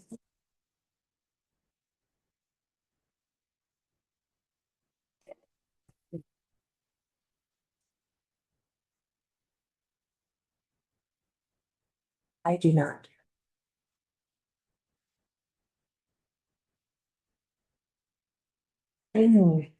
Okay, our next charter school application for consideration is Horizon Science Academy, Cedar Rapids, and I'm going to introduce Christopher Murphy, Chief Growth and Strategy Officer and Iowa Superintendent, Concept Schools. And if you could introduce the rest of your team, I appreciate that. Thank you. Thank you, President Robbins, members of the board, Director Snow, Dr. Olin, obviously, and the rest of the charter team. With me today is our Director of Teaching and Learning, Amy Nolte. We have a board member, Lisa Lepic, and on the call, we have Ryan Usler, our Chief Financial Officer. So that Chief Financial Officer will probably get promoted by the time that we need him to be promoted. So I just wanted to let folks know who was on the review team for Horizon Science Academy. And of course, it was the core team. For school improvement, Tom Bredfeld served as that representative. Of course, we had the finance team, the food services person. Patrick Judkins served as our special education member. Amy Vibrel served as CTE, and then Ann Gritzner and Justin Lewis served in our STEM review team, specialty. So again, I'm going to be speaking through the handout in your packet for Horizon Science Academy in Cedar Rapids. And you've probably recognized them because they have been here before. We do have Horizon Science Academy in the Des Moines area and in Davenport. And this location is in Cedar Rapids. Their model is K-9 or K-2 ninth grade. They are supported by Concept Schools as their CMO and education service provider. They intend to open in August of 2026. In your packet, you'll see the graph, and across all of the critical components of the application, they scored 80% or above in each one of those areas. Now, what I want to do is provide you some highlights in those key areas of academic operations and finances, and then a few other items before I turn it over to Christopher. So the school uses a standards-based college preparatory curriculum with an emphasis in STEM and universal design for learning. Their instructional practices integrate a variety of evidence-based teaching methods alongside problem or project-based learning and technology integration. They also use STEM-related extracurriculars, including robotics and a codathon and an annual science and engineering fair. They have pretty strong academic component to their application.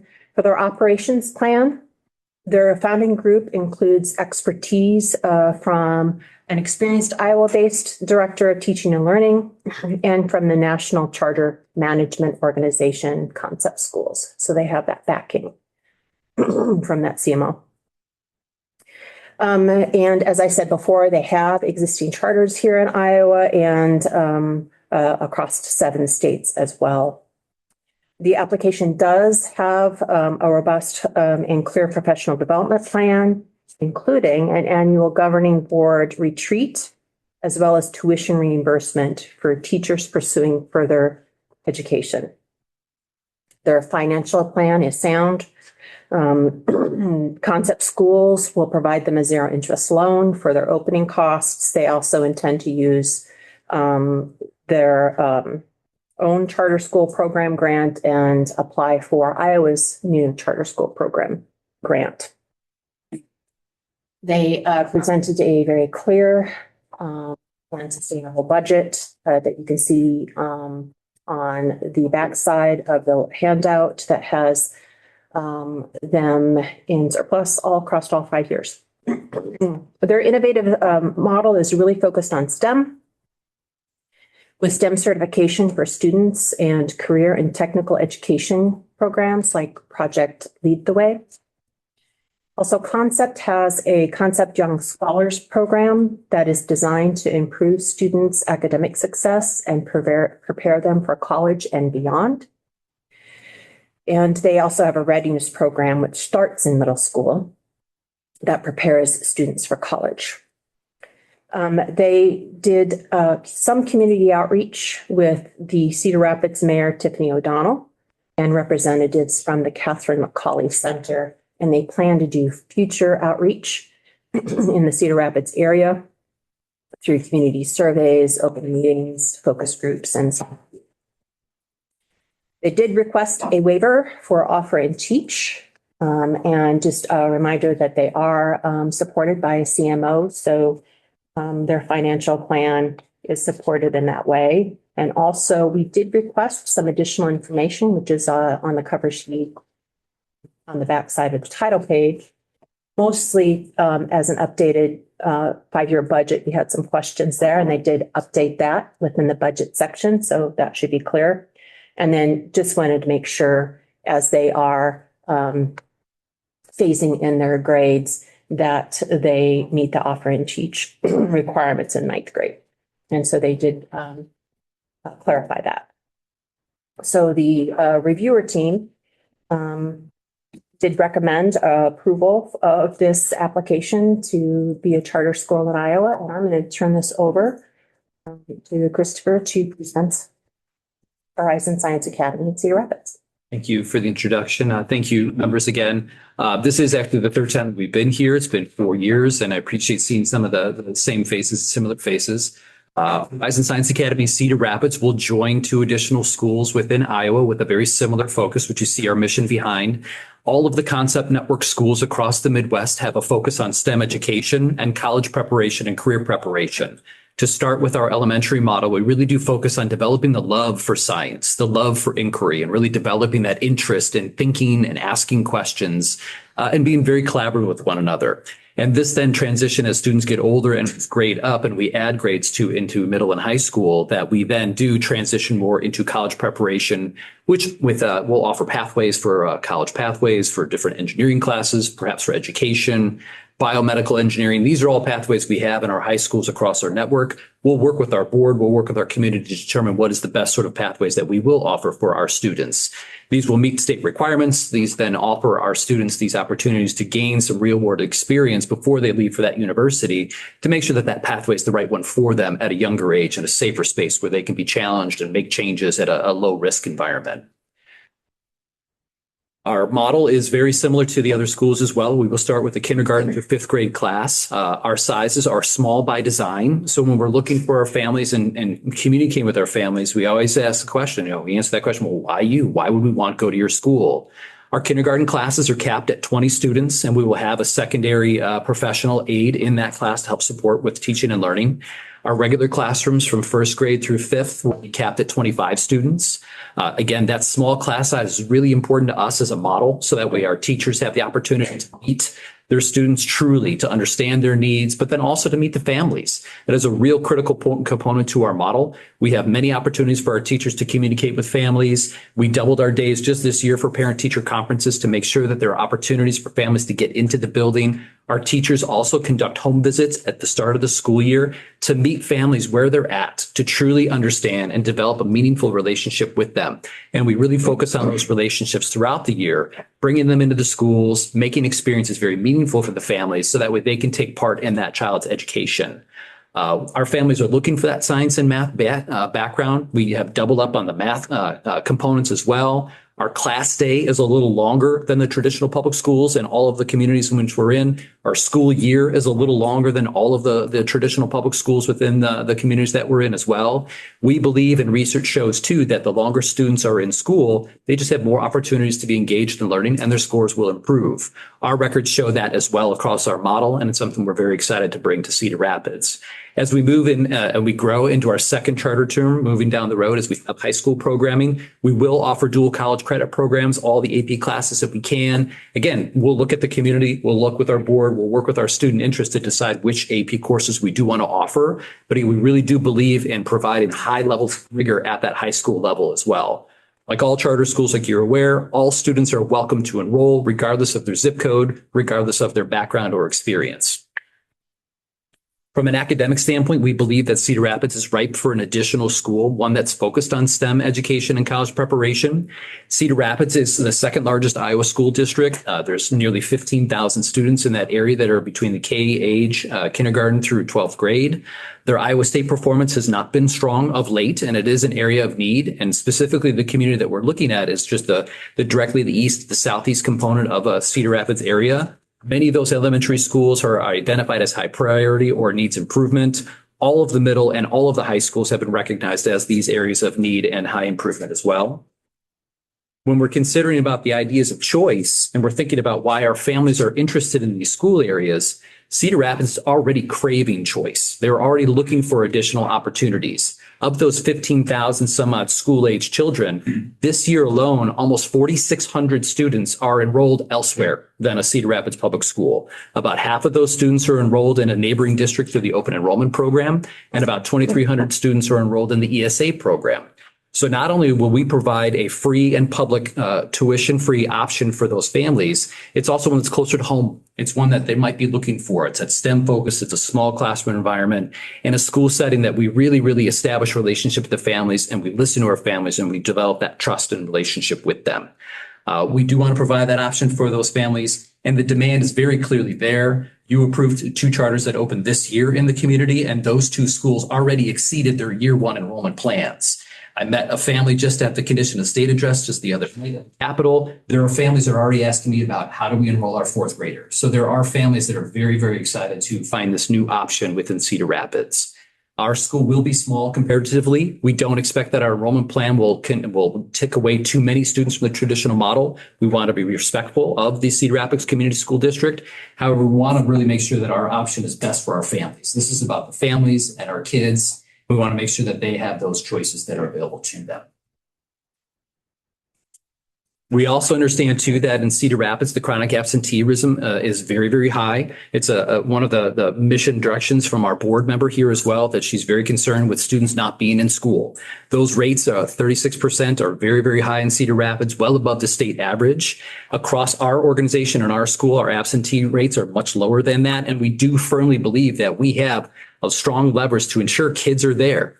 Charter schools are inherently about choice. So we understand that our absenteeism rates should be lower anyway, because families are choosing to be there. They want to be at your model. They want to be in that space.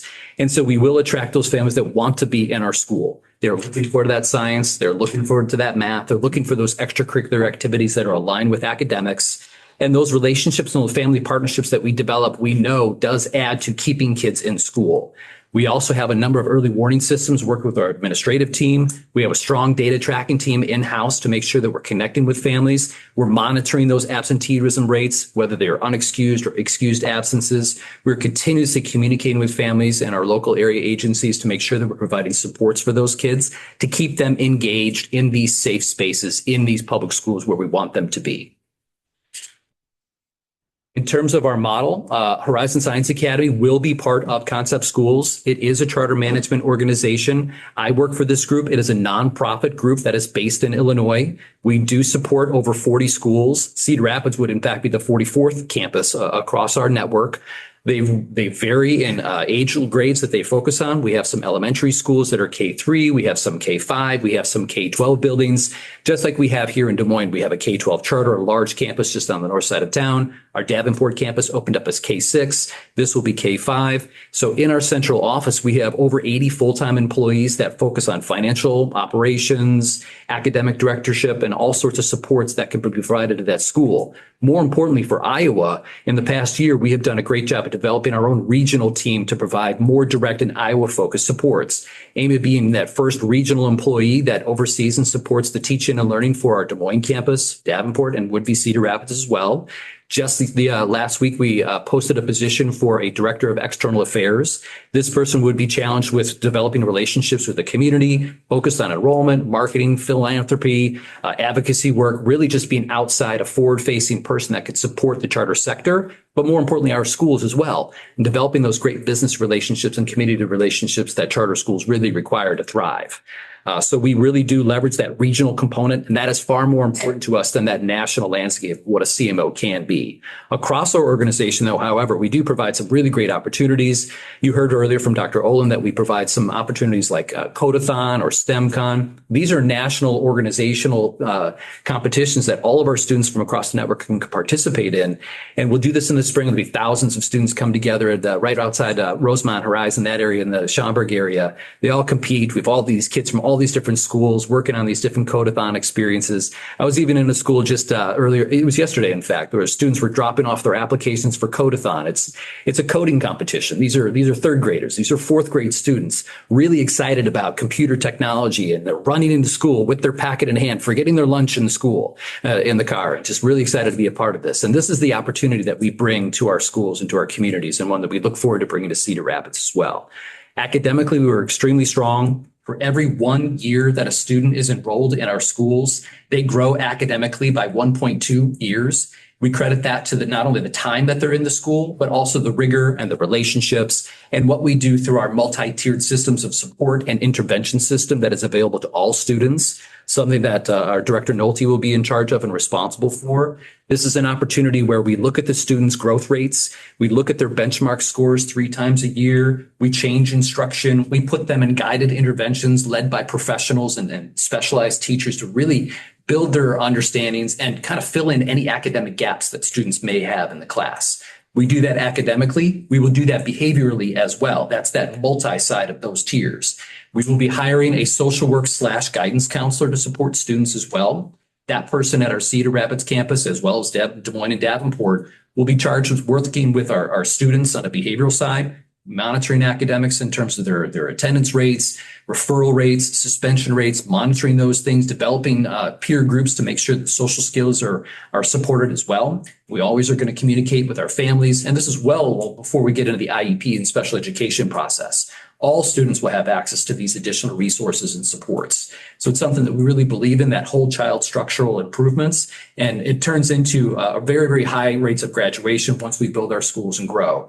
Just to give you a point of reference, last year we graduated about 900 seniors across our whole organization. They brought in close to $60 million in merit-based scholarships. Our kids are going to MIT. Our kids are going to Harvard. Our kids are going to some of the top universities. And they did in cities just like Cedar Rapids, just like Des Moines. They're coming from Cincinnati. They're coming from Columbus. They're coming from St. Paul. This is where our students are coming from, and this is the populations in which we are very well versed in supporting. Moving forward in terms of the financial plan, you do have copies of this. Forgive me, it's very small, but you do have a reference to it. Our financial plan is strong. We do have a plan that's based on 3 different enrollment models that we submitted into the application. We did put in 3 here for this application because the demand seems to be quite high in Cedar Rapids. So we wanted to give us some flexibility in the numbers of students that we want to have. So we are targeting 140 students, kindergarten through 5th grade. That's 1 section at each grade level. We do have the capacity in the building that we are looking at to offer 2 sections of kindergarten, 2 at first and 2 in second. So at most, we would ask for seats up to 215 students in our first year. That's a bit of a stretch. I say that now, but I almost enrolled somebody just last night at the Capitol. So there is a tremendous amount of interest in this school. And as we've seen, the 2 charters that have opened, they maxed out within several weeks of opening. So we do anticipate some terrific growth here. Our hiring process for a school leader has already begun. We've received dozens of applications for a school principal. I screened 2 candidates that are qualified. They're local to the Iowa City and Cedar Rapids area. We will continue on with that process, and assuming approval, we look to hire that person, have that board approval as early as next month. And then we will look to then shift to the admin assistants and hiring teachers and staff using the Teach Iowa portal, as well as using Indeed and other various sort of teaching portal services. We've not had any real struggles in any of our schools to hire staff members. It is something that we really do firmly find that teachers are looking for other options as well. They're looking for high quality and professional learning support. You heard as well that we do provide robust professional development opportunities. And something that Director Nolte is doing as well for us is making sure that there's alignment between our school calendars. So our Des Moines campus, Davenport, and our Cedar Rapids campuses are aligned. We can have teachers collaborating with one another. All sorts of dollars available for professional development, further advancement, and endorsements, just to make sure that they are the staff members that our students and families deserve. We retain them, we keep them in-house, and we can develop them and grow from within. Lastly, that is Horizon Science Academy Cedar Rapids. I do appreciate your time and your interest in us, and we appreciate the department's support as well, and bring it to you for questions. Questions, comments from board members? I love the innovation. I'm relatively new to the board here and about the charters, and the previous one was great. This one's outstanding and hitting the science and math. So I commend your work and targeting those kids. And one question I have is, does AI fit in this model at all because of how AI is part of STEM education? And that I didn't know because of where that lie. Yeah, absolutely. So we have a director of CTE and technology at our central office that does work with our director of teaching and learning to embed layers of how to utilize things like artificial intelligence and technology effectively and appropriately within a school setting. And so we do have a plan that's already written for our students. I'm not sure if we've got it down to the elementary grade levels yet, but it is our intention. It's unavoidable. Yeah. We have to make sure that our students have that computer literacy to understand how to utilize those tools effectively and in proper ways. I commend your work trying to get your attendance, open enrollment of kids and different strategies. So I commend you for that, to think outside the box. So it's good. I like it. Thank you. So what kind of salary structure and benefit structure do you have for your staff? So the salary structure is one we would start off with a base salary that is aligned and similar to the traditional public school neighborhood school system. It might vary city to city, so it will be very comparable to the local area. All of our teachers are able to tap into the IPERS system, which we found that as they transfer over from a local school district, they want to make sure the retirement system does carry over. Okay, I didn't know that. And from insurance and benefits, something that our central office does help support is that we do coordinate with a number of health benefit systems to make sure that insurance system, dental, eye coverage, that is made of staff members. Can you tell me what your hours of the day are? And you said you have a longer year. Tell me what that looks like. Yeah, so what we're proposing for next year is that we would have a start time of 7:50 in the morning and a dismissal of 3:20 in the afternoon, Okay. which is about a half hour longer than most local surrounding districts. The other question about The longer school year. The state requirement is we're going to opt in and go by hours instead of days. And so the hours is requirement around 1,080 hours, I think. Yeah. And what we plan to do in the calendar that Amy's putting together is closer to 1,300 hours. And that is every day is a little bit longer. And that also then allows us some time to build in some canned-in intervention time. We'll stop tier 1 instruction. So there's built-in time for intervention. So every student can receive some additional work and support, which would count towards that time. Well, it almost sounds too good to be true. It's like the ideal environment, especially in the elementary years. So congratulations on a very comprehensive, competitive program that will be very welcomed in Cedar Rapids. Thank you. Can you remind me, when it comes to facilities, are you looking to purchase or lease? It depends. So as an organization, we work with a sister nonprofit company that handles a lot of our facilities. So in Des Moines, most recently, we started off by leasing a large building. We were working just with we were kind of co-opting the space. We eventually did make a purchase. The board purchased that through its a third-party company, and now we're leasing that back. In Davenport, we're straight leasing with a partnership with the church. And with this facility that we're looking at in Cedar Rapids, we've submitted a bid. Our third-party group has submitted a bid to purchase the building. The board then would lease back at a favorable rate back to the school itself, so they can then have that ownership of it. We look to intend to have all boards buy buildings. Financially, it just makes sense rather than leasing. And so our financial team, including Ryan, who's on the call, all of our financial officers are kind of charged with that. Let's get to that fiscal solvency so that way the boards can buy those back and take ownership of them completely.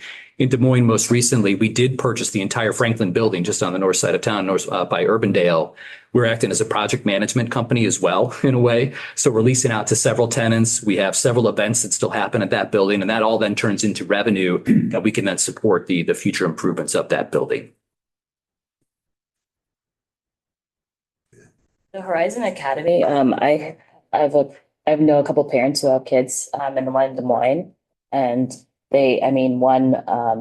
my son's in a hip hop class, and so another parent with her daughter was in a hip hop class with them, and so we were talking, and she was just saying how her daughter was in third grade and just the growth that she's had since joining, and so the elementary school that she was going to, she wasn't doing too well, and so just so happy that they made the transition. Wasn't sure at first because I think they did it in the first year, but so happy, and the growth she says with reading and math has just been amazing. So I think that I'm hoping that we can tour Horizon, hopefully, because I think that we haven't seen any, we haven't actually like gone to the school. So I think after we've been doing this for a couple of years, it'd be nice to actually see one. But well, how about we host a board meeting at Horizon Science Academy? It'd be great. Yeah. Happy to have you anytime.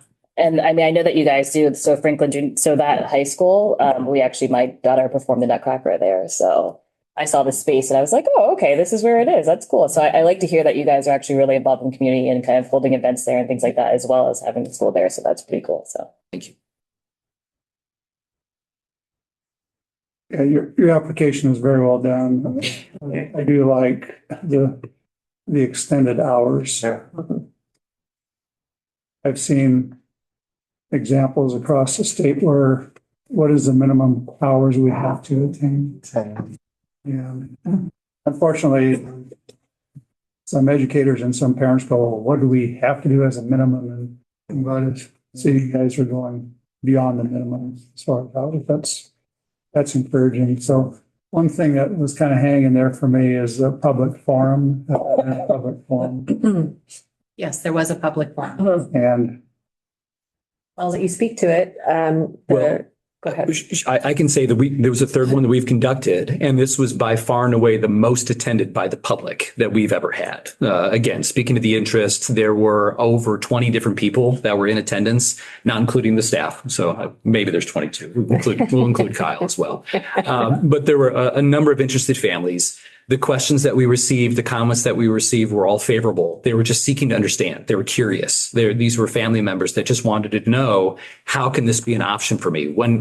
How soon will you have this grade level? When will you have high school? Can you have a ninth grader and a third grader? Can you attend? What happens if you max out enrollment? Well, what do you do in that point? And so these are all really good, positive questions, just seeking from curiosity. And so we were thrilled with it. We established a number of great relationships, and we're keeping in communication with them. Lisa was there as well as a board member, and I'm sure she was surprised to see that level of interest at just a public forum that was held. other questions or comments? The recommendation is to approve authorization of Horizon Science Academy without conditions as per the recommendation summary. I'll make that motion. Motion by Todd. Second. Second by Brooke. Any further comments or questions? Hearing none, those in favor indicate by saying aye. Aye. Opposed, same sign. Motion's carried. Congratulations. Thank you very much. Yep. Thank you all. Congratulations. Thank you. All right. We do have the charter school application, which is STEM Innovation High School from Council Bluffs.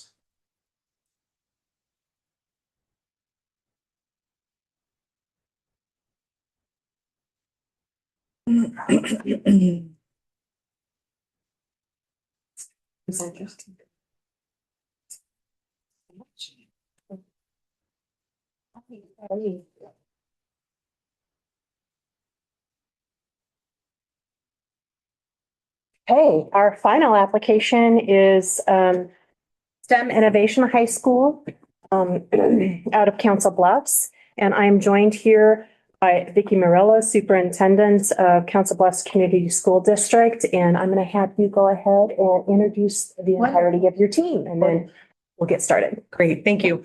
Dr. Matthews, Tracy Matthews is our Chief Academic Officer. Mrs. Melissa Colmine is our Chief of Secondary Schools. And over here with us, I have our Board President, Mr. Jared Tripp. I have our CFO, David Nicholson, and I have our Chief Legal and HR Officer, Ms. Julie Foster.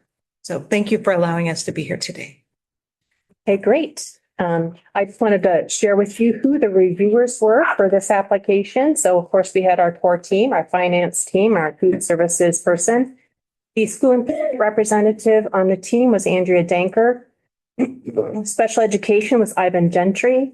CTE was Shelley Duas. And for STEM, Ann Gritzner and Justin Lewis. So again, I'm going to call your attention to the recommendation summary in your packet that I'm going to go through. This is a school board model from Council Bluffs Community School District who intend to have a 9 through 12 charter school and also intend to open August 2027. If you look at the figure on the summary sheet, you can see that basically STEM Innovation High School scored at 80% or above. 79.9% is 80% in my book. So 80% or above across all of the different areas in the application that they submitted. And so I want to review the three critical components: academic program, operations plan, and financial plan for youth. The school application indicated STEM Innovation High School uses an interdisciplinary project-based learning environment where students integrate academic standards and STEM applications to solve authentic real-world problems. The school uses those planned extracurriculars to align right directly with the charter visions, such as robotics, coding, technology, innovation, and entrepreneurship clubs. Along with that, the founding group in the operations plan plans to construct a state-of-the-art facility that includes flexible lab spaces, a robotics and drone area, a coding hub, and creative design studios. So they are building a building specific to the innovation of the charter school, STEM innovation. The founding group possesses extensive experience in establishing community partnerships and innovative programs and practices across Council Bluffs, and intend to do that within STEM Innovation High School. The Council Bluffs Community School District Board of Education will serve as the charter schools governing board. They submitted a robust, realistic, viable 5-year budget. A reminder, this is a school board model, so their school will take over the accountability of those finances across the operation of the charter school. The founder group has received $24 million from foundations and private donors. They anticipate also that they are going to have approximately 10% of their students to be tuition-paying residents of Nebraska. Their innovative model with their innovative building is all focused on STEM. And the school will use real world problem solving and community partnerships based on workforce needs and those community aspirations. With those community needs and work-based experiences. They did an extensive environmental scan. They had several surveys for parents and students to gather feedback about this school. They collected and analyzed social, technological, economic, environmental, and political data in the Omaha and Council Bluffs region. They fostered strategic partnerships with community and technology leaders, including the Council Bluffs Mayor, Matt Walsh, and Google executives in Council Bluffs. And I want to say that their public forum was the most engaging and interactive public forum that I have attended. They did request 2 waivers, both the offer and teach, as well as number of days or hours because of their innovative model. You do have the finances on the finance table in your handout, and they're solvent across all 5 years as they project. We did have some questions, additional questions, and again, those additional questions are beyond the title page on the cover page, and the answers immediately follow that before the application. Then you have the application. So the reviewer, the team recommends to approve the STEM Innovation High School to open in 27 and operate as a charter school in Iowa. And at this point, I want to turn it over to Dr. Murillo to provide the overview of STEM innovation. Well, good morning. I think we're still morning, almost noon. I have with me Dr. Matthews and Ms. Colmine, who's going to help me with the presentation, and we're going to walk you through a little bit of this exciting initiative that we're working toward in Council Bluffs. So, Dr. Matthews, am I driving or are you driving? I certainly drive. Okay. You want me to go to the next one? Yes, thank you. All right. Well, I hope I'm driving. It's not showing up. I know.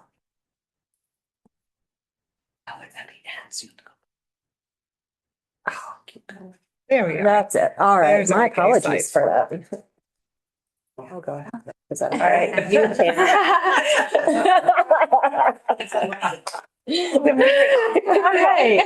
Dr. Matthews and I are at a disadvantage because we can't see the screen. Oh, I'm sorry. That's okay. Thank you so much for having us. us. We appreciate it. There you go. There you go. As you can see on the slide here, the vision of our STEM Innovation Charter High School is really to inspire and empower students to become tomorrow's leaders, innovators, and change makers through hands-on real-world STEM learning. We would work to accomplish this through 3 pathways in engineering, biomedical science, and pathways in technology. And all of this was really born with the idea that we intend to address an unmet need. And we really do believe that this can be accomplished through the additional flexibility afforded by a charter school versus a traditional high school, which is the reason that we did apply for those waivers so that we can really look at that interdisciplinary model of teaching and not be tied to some of the time constraints for seat time for each individual content area, that we can really focus on authentic learning and cross-disciplinary learning with mathematics within your pathways, science within your pathways, while still showing mastery of all of the Iowa academic standards. We also got input from our surveys, as Dr. Oland mentioned. We sought input from teachers, parents, students, community members, and business leaders to help both shape this vision and to determine those pathways and our innovative learning models. So we're very excited about all of the interest and engagement from our stakeholders to support this work. What we would do to approach these pathways through an innovative learning model is really leverage the flexibility of the waivers that we could apply for as a charter school in order to provide that project-based learning through the interdisciplinary approach. We really do believe that those authentic opportunities for students to demonstrate their competency of the Iowa academic standards across disciplines by solving problems through real world challenges is going to be the best modality for this group of learners at our high school. And we would utilize our established industry partners as well as continue to foster new partnerships to collaboratively provide these learning experiences.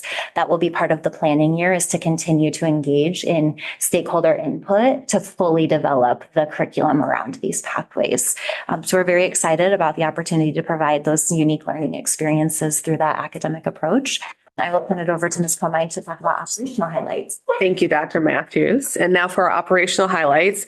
Our district will continue to use our established contracts to provide transportation and food services to the STEM Innovation High School.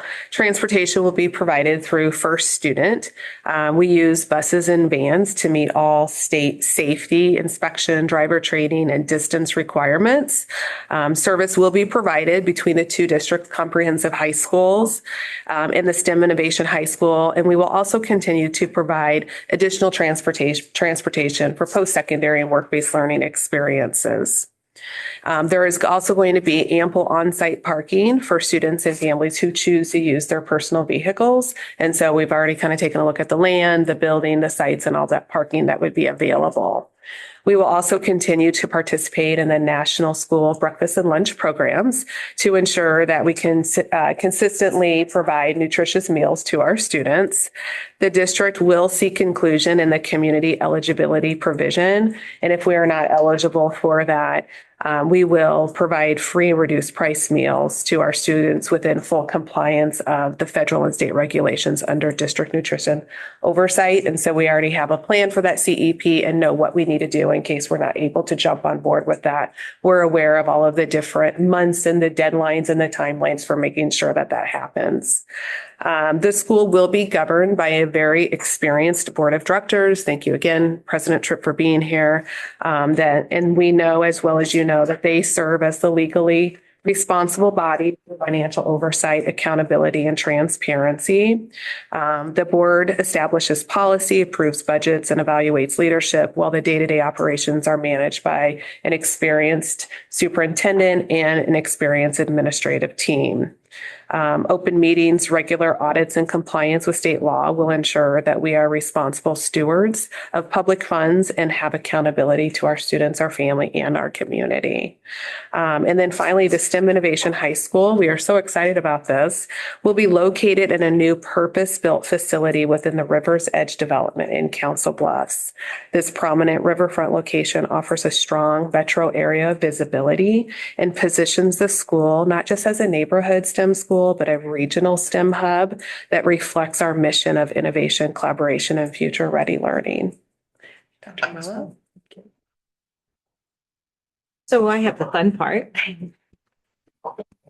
to talk a little bit about the budget. And we really think as we move forward, we needed a planning year because we really wanted to be able to bring the administrator on and get some professional development and begin to really roll out the vision and bringing together work groups within our district to plan the curriculum and work through all the processes, but also to have someone on board that's going to be really oversee the hiring of the teachers and to make sure we have everything in place before. And so the best part about being a school board charter is that we'll be able to use all the resources we currently have in place.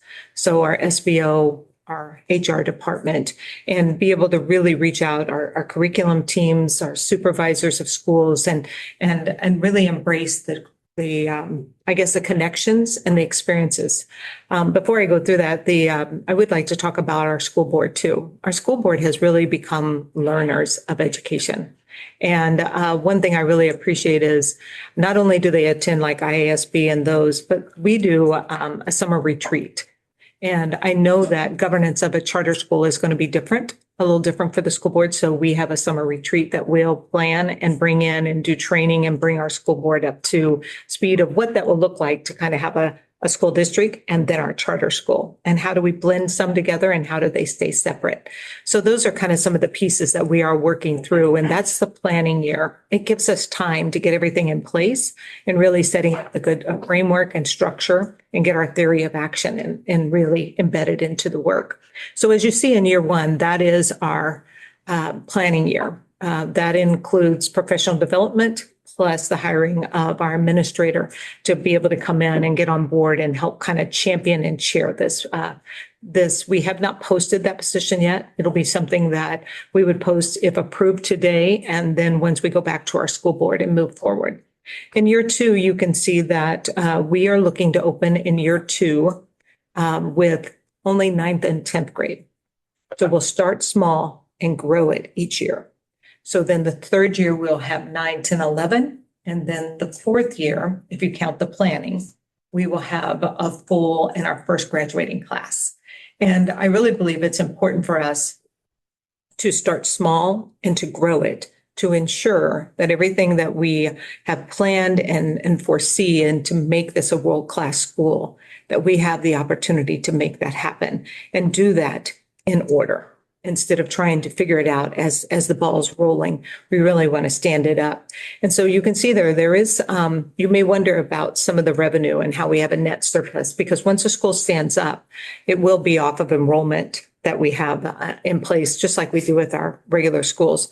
In raising of the funds, we plan to raise additional funds that we will park aside to ensure we can sustain and get enrollment in place so that the school does not become a burden on the district to support.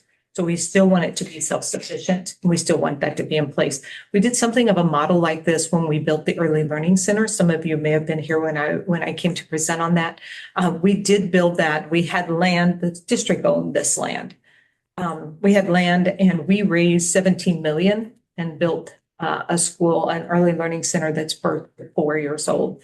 And in that, we have parked about 1.4 million that we were worried about enrollment. We were worried about were we needing some additional things.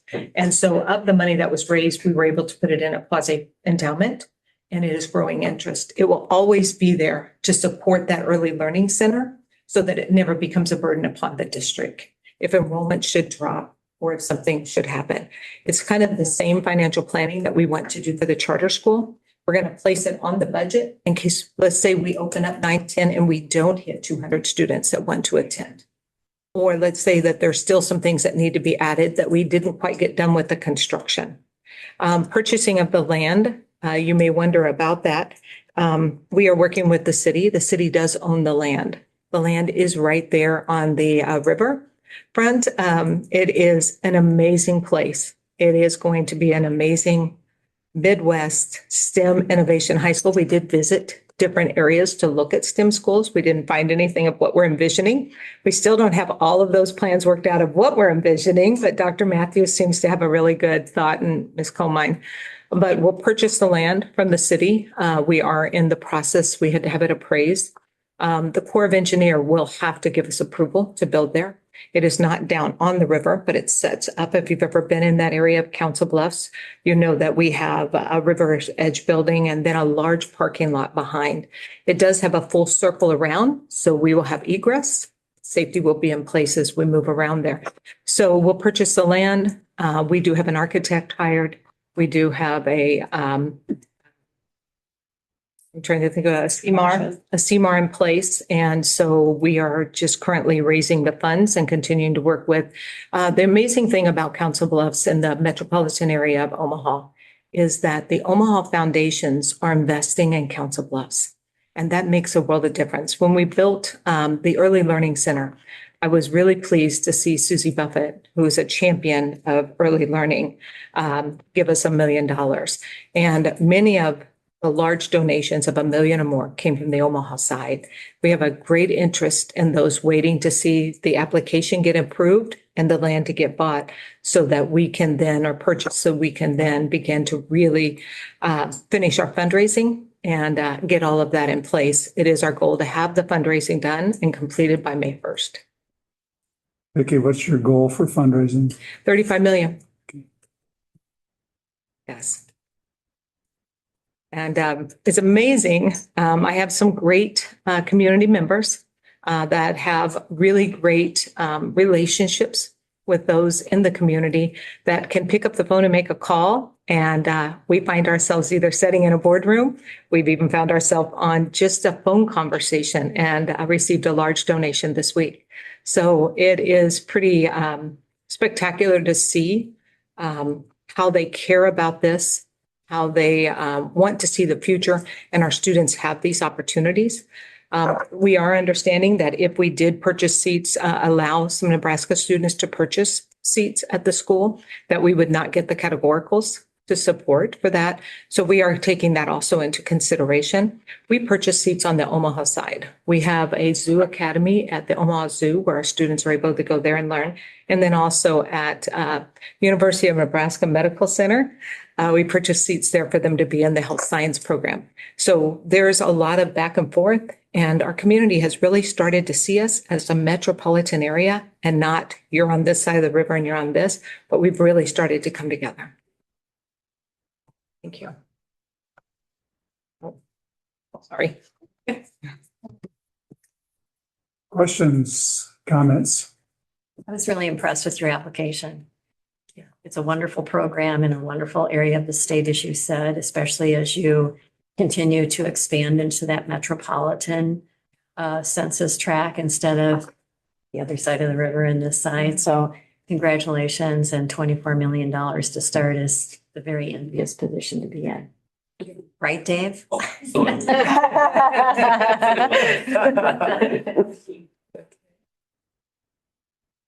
just have one concern. So you're looking at 27, 28 to open. Can you get that building constructed in that timeframe? So we have started as you see this building here, we do have the architect underway.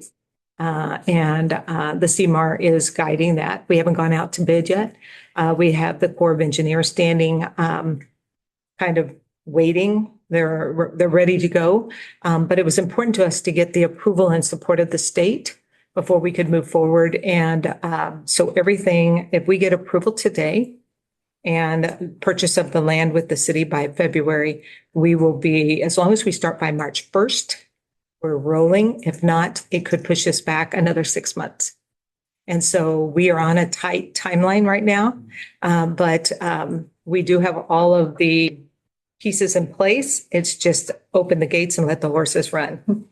So we're holding them because this is the first, it's an important step to have the approval first from the state. Other questions or comments? I was there when we toured the early learning center, and I think that was just so impressive. So I think this is going to be amazing. Thank you. So yeah. They have a good track record, don't they? Yeah, they are an impressive track record. So yes. If the building is delayed, would you still open classes on time in an alternative facility if this is still under construction? So we've talked about that, but we haven't made a decision yet. I'm still going to keep hope. Our architect is HDR, which if you know how large the firm is, they believe they can bring as many architects together and make this happen. Our CMAR had in all of our meetings that we've had so far around the design and design build. I mean, I've never seen so many people in a room around building, but they want to make sure that we can get everything done correctly. So we don't want to say, yes, that's what we want to do, because we just want to open the building and cut the ribbon and do it right. But it may have to be a consideration we give. Other questions or comments? John, is that something we need to think about if we approve the application and the timeline now, and it needs, unless we have the 1 year? Well, they can come back to us. Okay. If that's the case. Yes. We hope it's not the case. Yeah, so do too. Construction projects. The recommendation is to approve authorization of STEM Innovation High School without conditions as per the recommended. So moved. Second. By Mary and Todd. Any further discussion? Hearing none. Those in favor indicate by saying aye. Aye. Opposed, same sign. Congratulations. Yeah.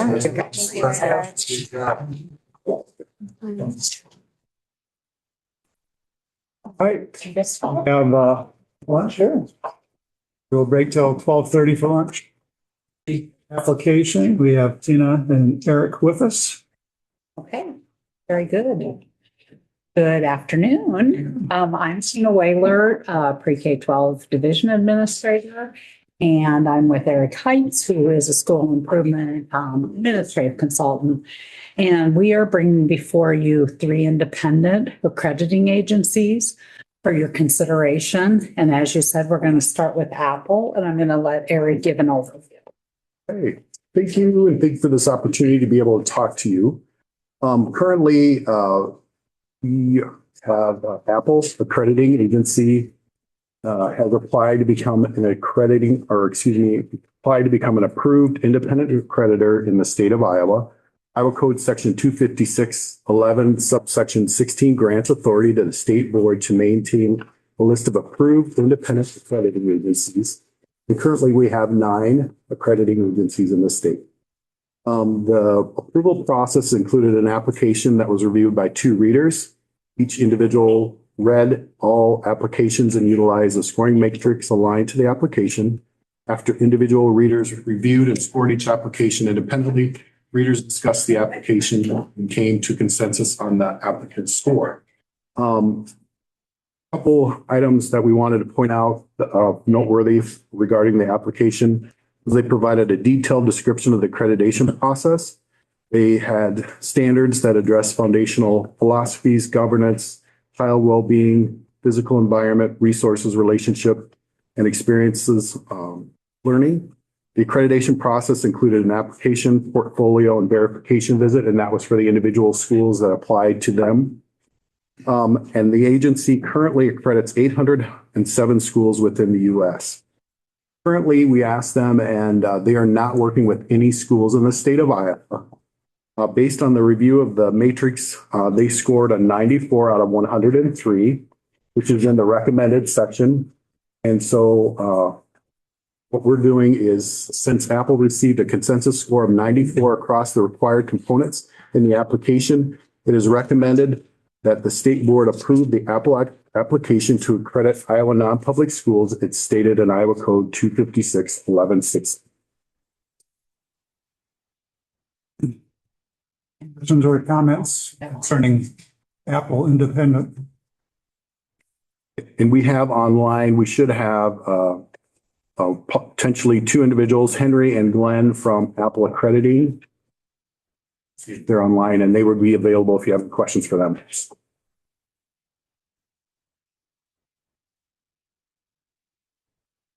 Sorry to interrupt. You want to say their last name so that they know to promote them.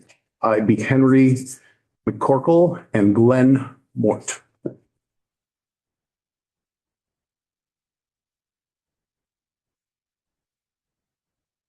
Are they with us? Searching for them now. Question for Tina and Eric in the meantime is that when a accreditation agency conducts a visit, we as a department get a report back as far as their accreditation report? We do not. We can request it, but we do not. We rely on the accrediting agency to do the accreditation and do those, but it's something we could request.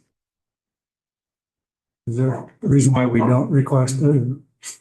Not aware of any, no. Just that our responsibility is to make sure that they have the good processes in place and accredit them. And then it's their responsibility and they sign numerous assurances that they're following state code and that they are following their own processes. So there has been an instance where we've asked to see a report when we've had to do a deeper look, but it's not the practice that we ask for those reports.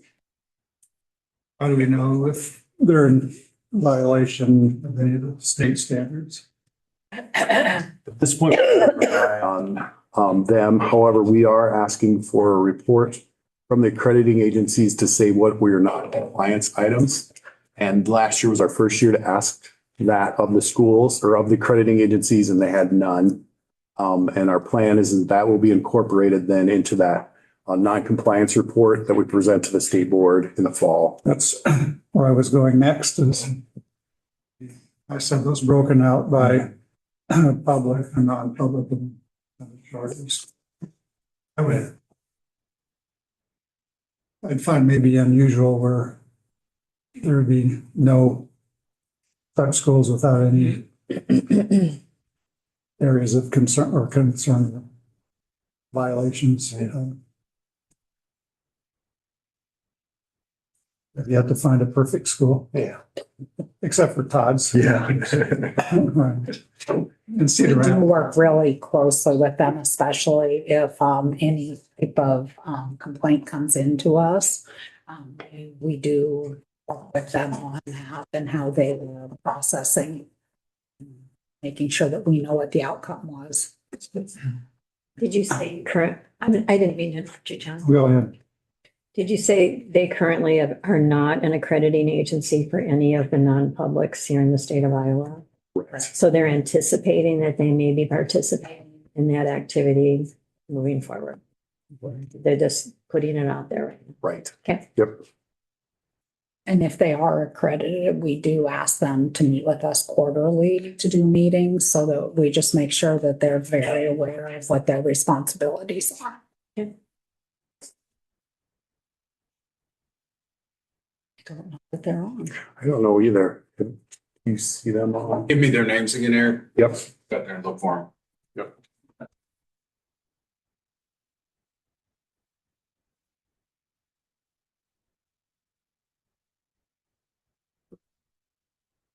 Are schools like, so let's say I go to a school that uses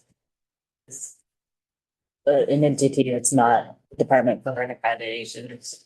But I, as a parent, know if I want to file a complaint, who to file a complaint with against the accrediting agency.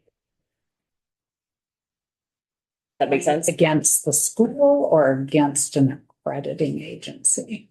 I guess either or both. Like, would I know, like, I mean, is the Department of Education a good place to file? I mean, would I? We do have that information posted of the accredited non-public and who their accreditor is. Okay. So they could look there and find it. Often we do get emails and then we will connect to them. This is the contact for the accrediting agency. Also on our website for each of the approved accrediting agencies, we have the contact information there for the person that they should contact. Okay. And right now, we do have a accrediting agency that is working with a school where there's some parents that with some concerns came in from parents. And so that accrediting agency has their complaint procedure. They're working with the parents. They're keeping us in the loop, but they're working directly with the parents and the school. Okay. Our gentlemen have joined us. If you have any questions. I have one question. Why Iowa? Good afternoon, all. Thank you to the department and the board for allowing us to present. My name is Dr. Glenn Mort. I'm the president here at Apple Accreditation. I'm joined with my colleague, Henry McCorkle, who's vice president. And I think that's a great question.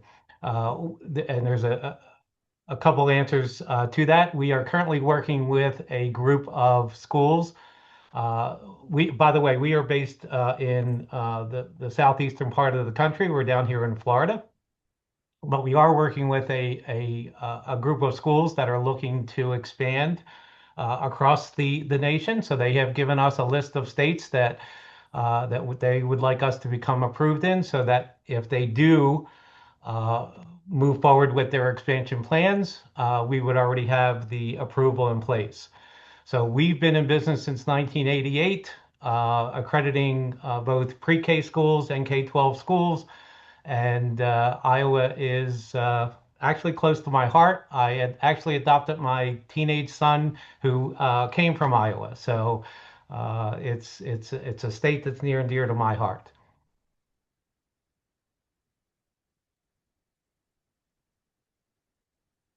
Do you typically provide departments of education copies of the accreditation reports that are provided to schools? Only if it's asked for. We are approved in, Henry, you would know the number off the top of your head, at least a couple dozen other states. Most of the states do not ask for those reports, but we will absolutely make them available if any state does request it. How would this board know if there was a school in violation of any of our state standards? I would have to defer to the department folks there at the table for that answer. I mean, we could absolutely supply that information to the department if that was something that you all wanted us to do. And that is one of the things that we do review at our quarterly meetings. We provide the accrediting agencies the spreadsheet, and in addition, like here are some samples of items that could be potential non-compliance items. It's something that we continue to work on, and we're providing kind of a PD to our accrediting agencies. And I will say we have never had one of our accrediting agencies, when we did ask for information, a report, any type of even corrective action plan from them, they have supplied whatever we needed.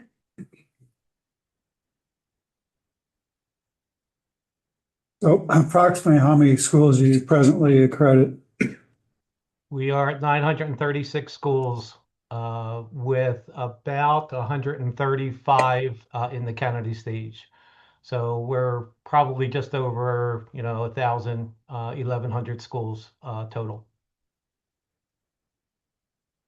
I'll just add that when our application was submitted, that figure was in the 800s. So we are in a growth mode right now. And we expect that growth to continue over the course of the next year and the years after that as well. How big of a paid staff do you have? I have 8 on staff. They are located throughout the United States. Most of us are down here in Florida. Henry is out of state in the state of Maine, actually. And I have other remote employees out of the office as well. But most of us are here in the headquarters in Central Florida. So do you go on site for your accreditation visits? We do. Every visit is an on-site visit. And you rely on volunteers as part of your accreditation model? We do. Yep. Yeah, we garner from our membership. Obviously, we do not have infrastructure in place in Iowa as of yet. So that would be, we would rely on our folks in Oklahoma. We have about 150 or 160 schools in Oklahoma. And we would rely on, some of our verifiers are on-site visitors from Oklahoma and of course here in Florida, until we could build, a nice infrastructure there in Iowa. Have you ever failed to accredit a school or had a school lose accreditation through your organization? We do, yes. And I handle those personally. So whenever a school does not obtain accreditation or reaccreditation, they hear directly from the president. That would be me. But we do give, school due process. If we do go in and find something that we would ask them to work on, we do give them time to do that. If that is not met, then revocation would happen at that point. I've been kind of dominating the questions. So. We're on a roll. Yeah, it's good. They're great questions. Any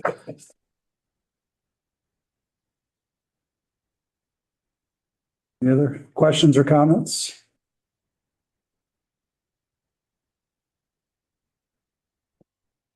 I guess after you, so let's say the schools that you're working with do start up here in Iowa.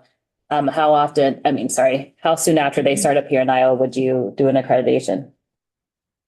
If a school was to enter self-study, we anticipate that they will be in that self-study period for, we give them up to 18 months, but I will tell you that generally it's about 12 to 16 months for them to complete a self-study. So the verification visit or the on-site visit would be 1.5 years to possibly 2 years. where we differ is at our commission level. Most commissions with accrediting agencies don't meet on a monthly basis. Our commission does meet on a monthly basis. So it allows schools, once they do have that on-site visit, we can turn the reporting around and actually present that to our commission on a much quicker timeline than most commissions. So they're not waiting 2, 3, 4, or 5 months for the commission to meet. So when a school starts up in Iowa, they're new to the state, and they know, this is for you too. When they're new to the state, say it's school district XYZ, through the hoops to become a non-public school. And how do we know, are they accredited from day one or not accredited until they're accredited, or how does that work? It seems like there's a time warp in through there where there's maybe a promise of accreditation, but there really isn't actual accreditation until later. How does that work? So most of the accredited agencies start working with them. And I think it's sort of what Dr. Mort was talking about in that beginning stage when they're just starting to get things in place.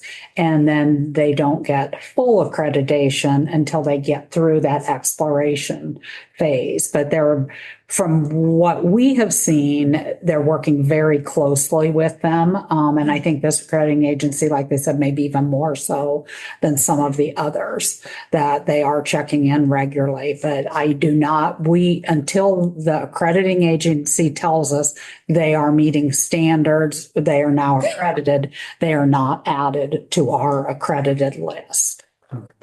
So they have to get a certain way through the process before they become accredited. Mm-hmm. Correct. I'm sorry and we rely on the accrediting agency to determine that. Okay.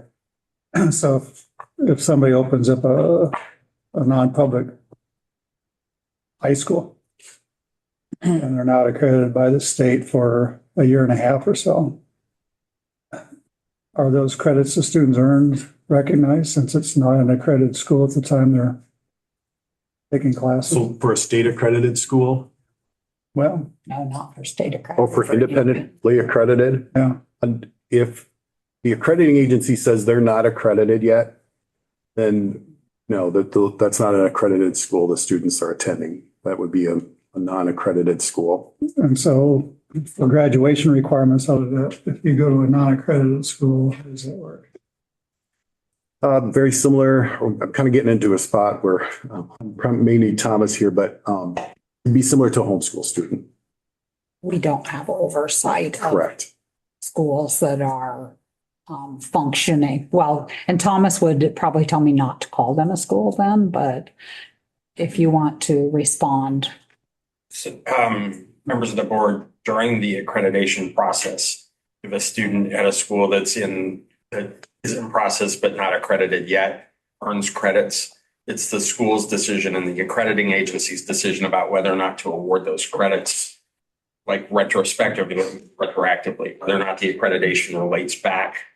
So that's a matter of independent accrediting agency governance and standards.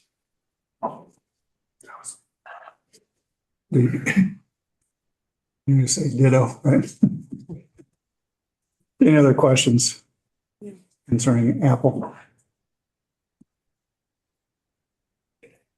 The recommendation is to approve the application as a reliable authority concerning quality of education and grant the agency authority to accredit non-public schools in the state of Iowa.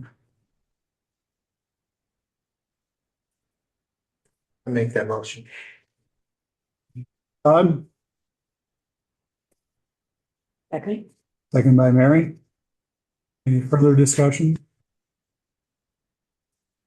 Hearing none. Those in favor indicate by saying aye. Aye. Opposed, same sign. Motion's carried. Congratulations. Good luck. Thank you very much for allowing us to be presented to you today. Thank you. Thank you. Item 11 is Array Global Independent Accrediting.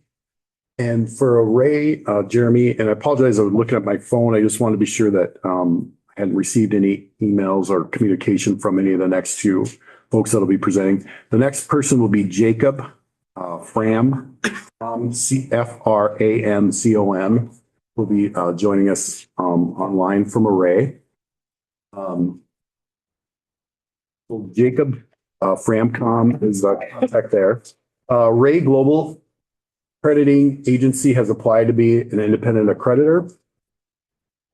And again, this is through Iowa Code Section 25611. We follow the same process in which the applicant submitted an application. We had 2 readers. We read the application utilizing the scoring matrix aligned to the application. After individual readers reviewed and scored each application, independently readers discussed the application and came to a consensus on the application scores. Couple highlights that we wanted to, or rationale for the scoring, is we noticed that handbooks, accreditation, and accreditation report clearly describe accreditation process and accreditation options. The standards and descriptions highlight requirements for accredited schools to obtain and develop quality staff, standardized assessments, and plans for students needing extra support. There's a process for accreditation is clearly articulated in the application. And the agency, there was no negative findings regarding any structural or citations that the agency provided. At this point, the agency is not working with any Iowa schools. And so based on that, Array Global received a consensus score of 100 across the required components in the application. It is recommended that the state board approve the Array Global application to accredit Iowa non-public schools as stated in Iowa Code Section 25611.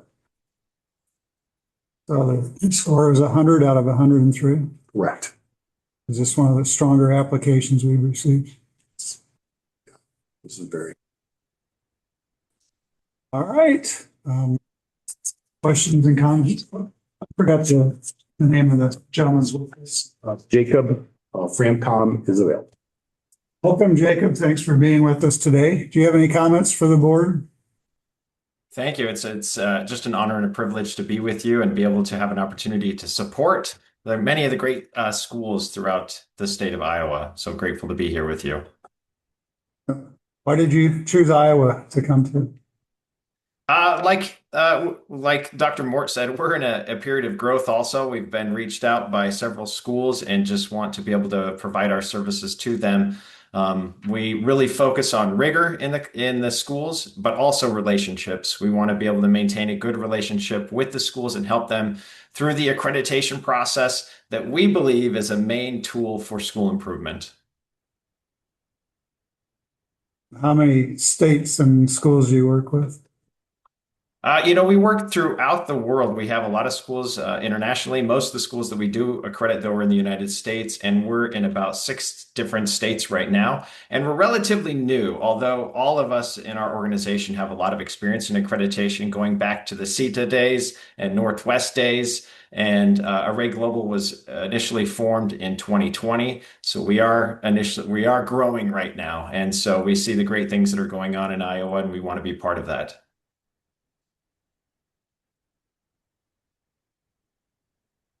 In your brief extent as an accreditation agency, have you had schools where you did not accredit or lost accreditation through your organization? Absolutely. Yeah. And like probably a lot of other accrediting bodies, if a school doesn't make it, what we like to tell them is you're not accredited yet, and we will help them and give them the tools to be accredited if they follow those guidelines. But there are times that they don't follow that, and we have to say, sorry, we can't work with you. And if there are any issues, we would definitely tell the state if they're violation of any state requirements or laws, and any serious ones in nature, we'll just immediately pull accreditation. We just don't want to mess with any kind of non-compliance with government entity. How large is your paid staff? Right now we have only about 2 of us that are paid, but we have several different volunteers. We have our board of 4 individuals, and then we have 4 or 5 different retired professors that are also participate in our organization and help out with visits and in communication with schools. They find this very, very rewarding to be able to travel and help and support schools throughout the world. So what foreign countries are you in? We're in Asia. We have Malaysia, Myanmar. We are in Saudi Arabia, Kazakhstan, Egypt, Turkey, and in some of those different areas over there in the Middle East, and a few in Europe, also in Switzerland. Are those American-based schools abroad or? Yeah. Yep. You'd be surprised at how many American-based style schools there are overseas. There are a lot. Do you do any Department of Defense schools? We have visited Department of Defense schools, but a lot of them, especially in Saudi Arabia and Egypt, they have a lot of American-style schools that use the same textbooks and same curriculum that we would find in our classrooms here in the United States. It's pretty fascinating.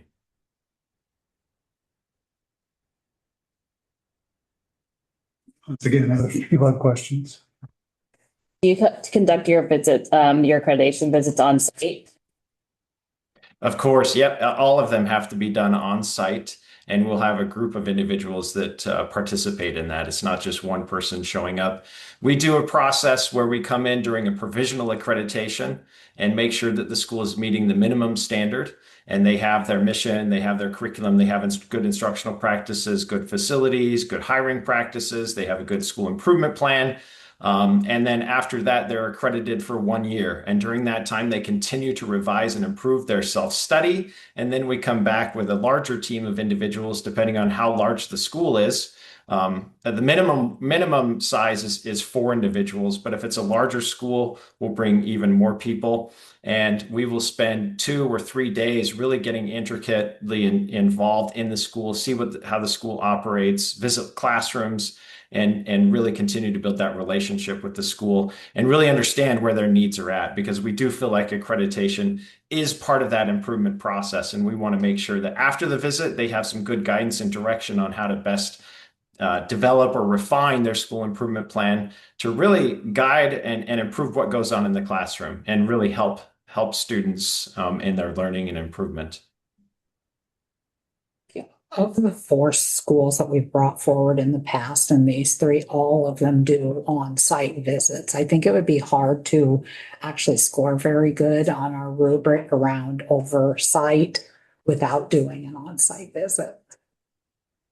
You would definitely see lower scores. Yep.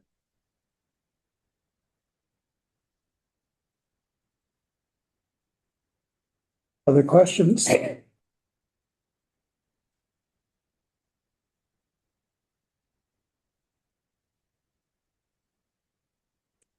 Hearing none, the recommendation is to approve Array Global application as a reliable authority concerning quality of education. Grant the agency authority to credit non-public schools in the state of Iowa. I would so move. Moved by Cass, Second. second by Brooke. Any further questions or discussion? Hearing none, those in favor indicate by saying aye. Aye. Aye. Opposed, same sign. Motion's carried. Congratulations and best wishes. Thank you so much. It's a pleasure and honor to be here with you.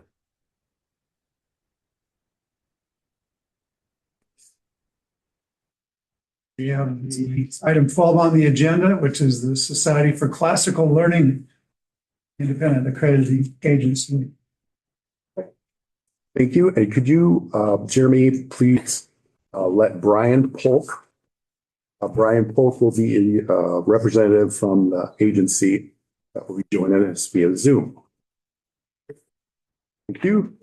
The Society for Classical Learning applied for accrediting to become an approved accreditor for the state of Iowa, and we followed the same process as we did for the other 2 applications.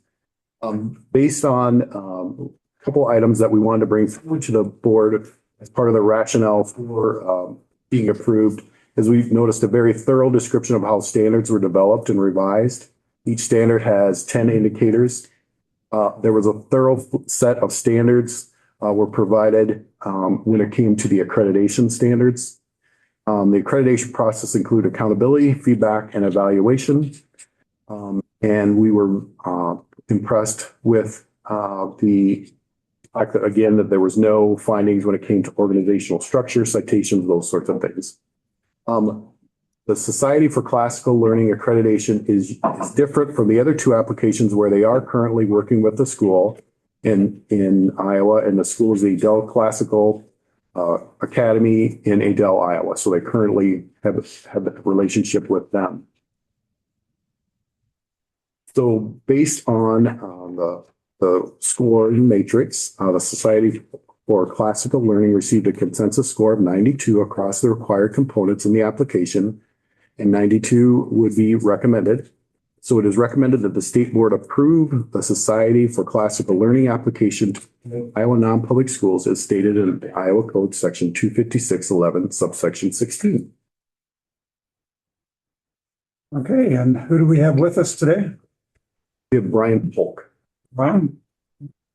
Welcome, Brian. Thank you. Pleasure to be here. You have any comments or information you'd like to relate to the board this afternoon?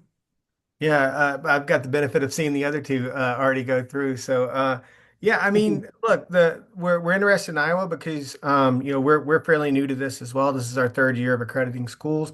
We have a very specific market. We work with Christian classical schools. We don't attempt to accredit everyone. We believe this is where our expertise lies, and we want to make sure schools are being faithful to their mission, especially in this model of educating children.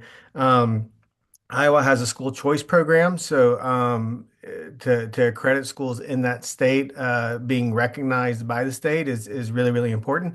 And I'll be honest with you as well. You guys have a great process. I've applied to a lot of states. This has been the I won't say the easiest, but the clearest process that we've been able to walk through, and I really value the type of review that you guys are doing, because there's a lot at stake in what you're doing. You're placing a lot of trust into these accrediting agencies, but with people like Eric at the helm, your systems and processes are very good. So, what is classical learning for? What does that look like as opposed to non-classical learning? Yeah, sure. Good question. The easiest way to describe it is it's the type of education the founding fathers would have received. So, if you think about kind of the modern educational system, and a lot of it's based on the reform and the progressive movements under John Dewey. We've just tried to go back even further and say what was education like back when we thought of people as people and not just cogs in a wheel or parts of an assembly line. So we try to do a whole person education.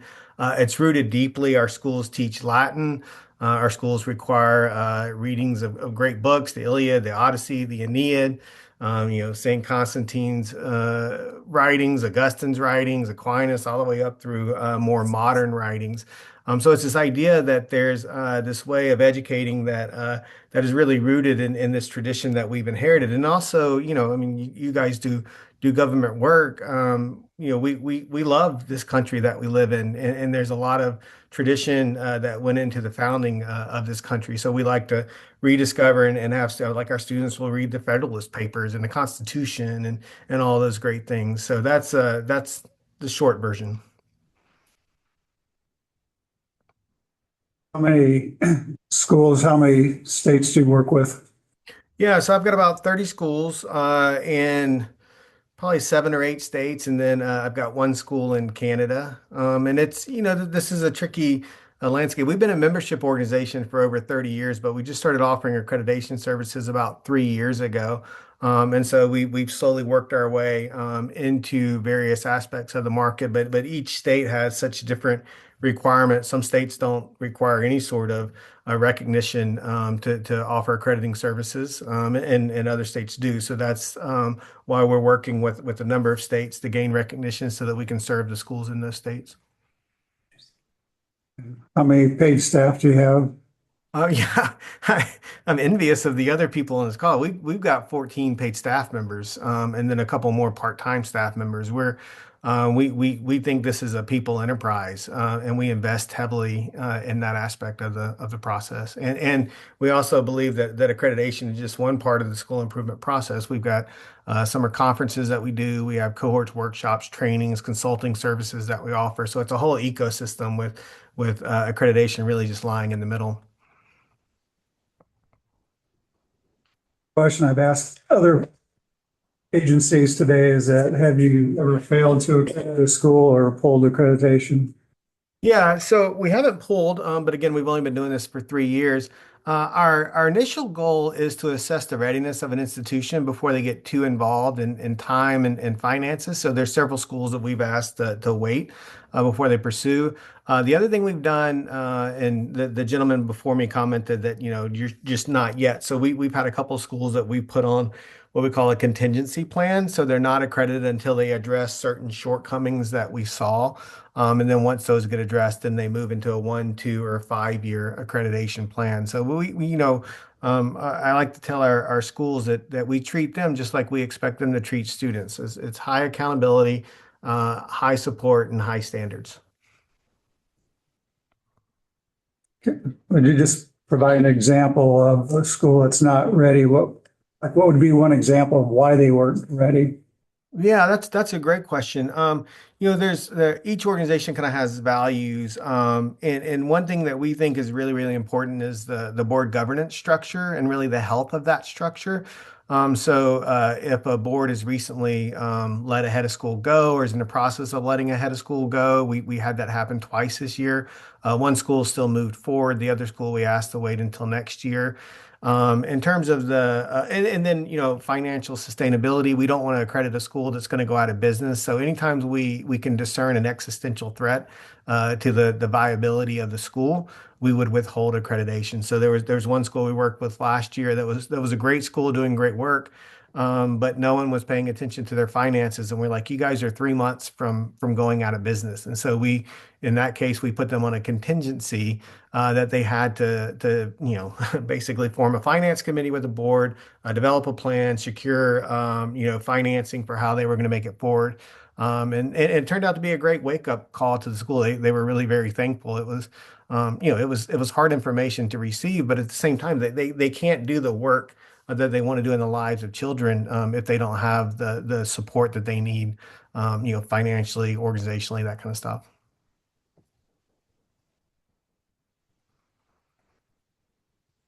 Other questions for Brian?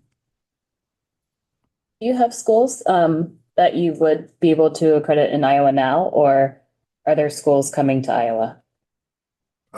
Yes, that's a good question. Sometimes the market's unknown because we're not approved. And so most schools would go to an approved accreditor.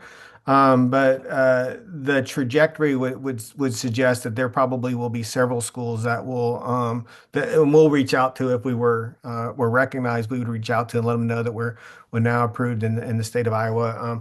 Eric mentioned the one school that's a member but's currently not accredited. So hopefully we would be able to move them to an accreditation track. In terms of new schools, it's really interesting. So as an organization, we do institution building, which is where the accreditation fits in.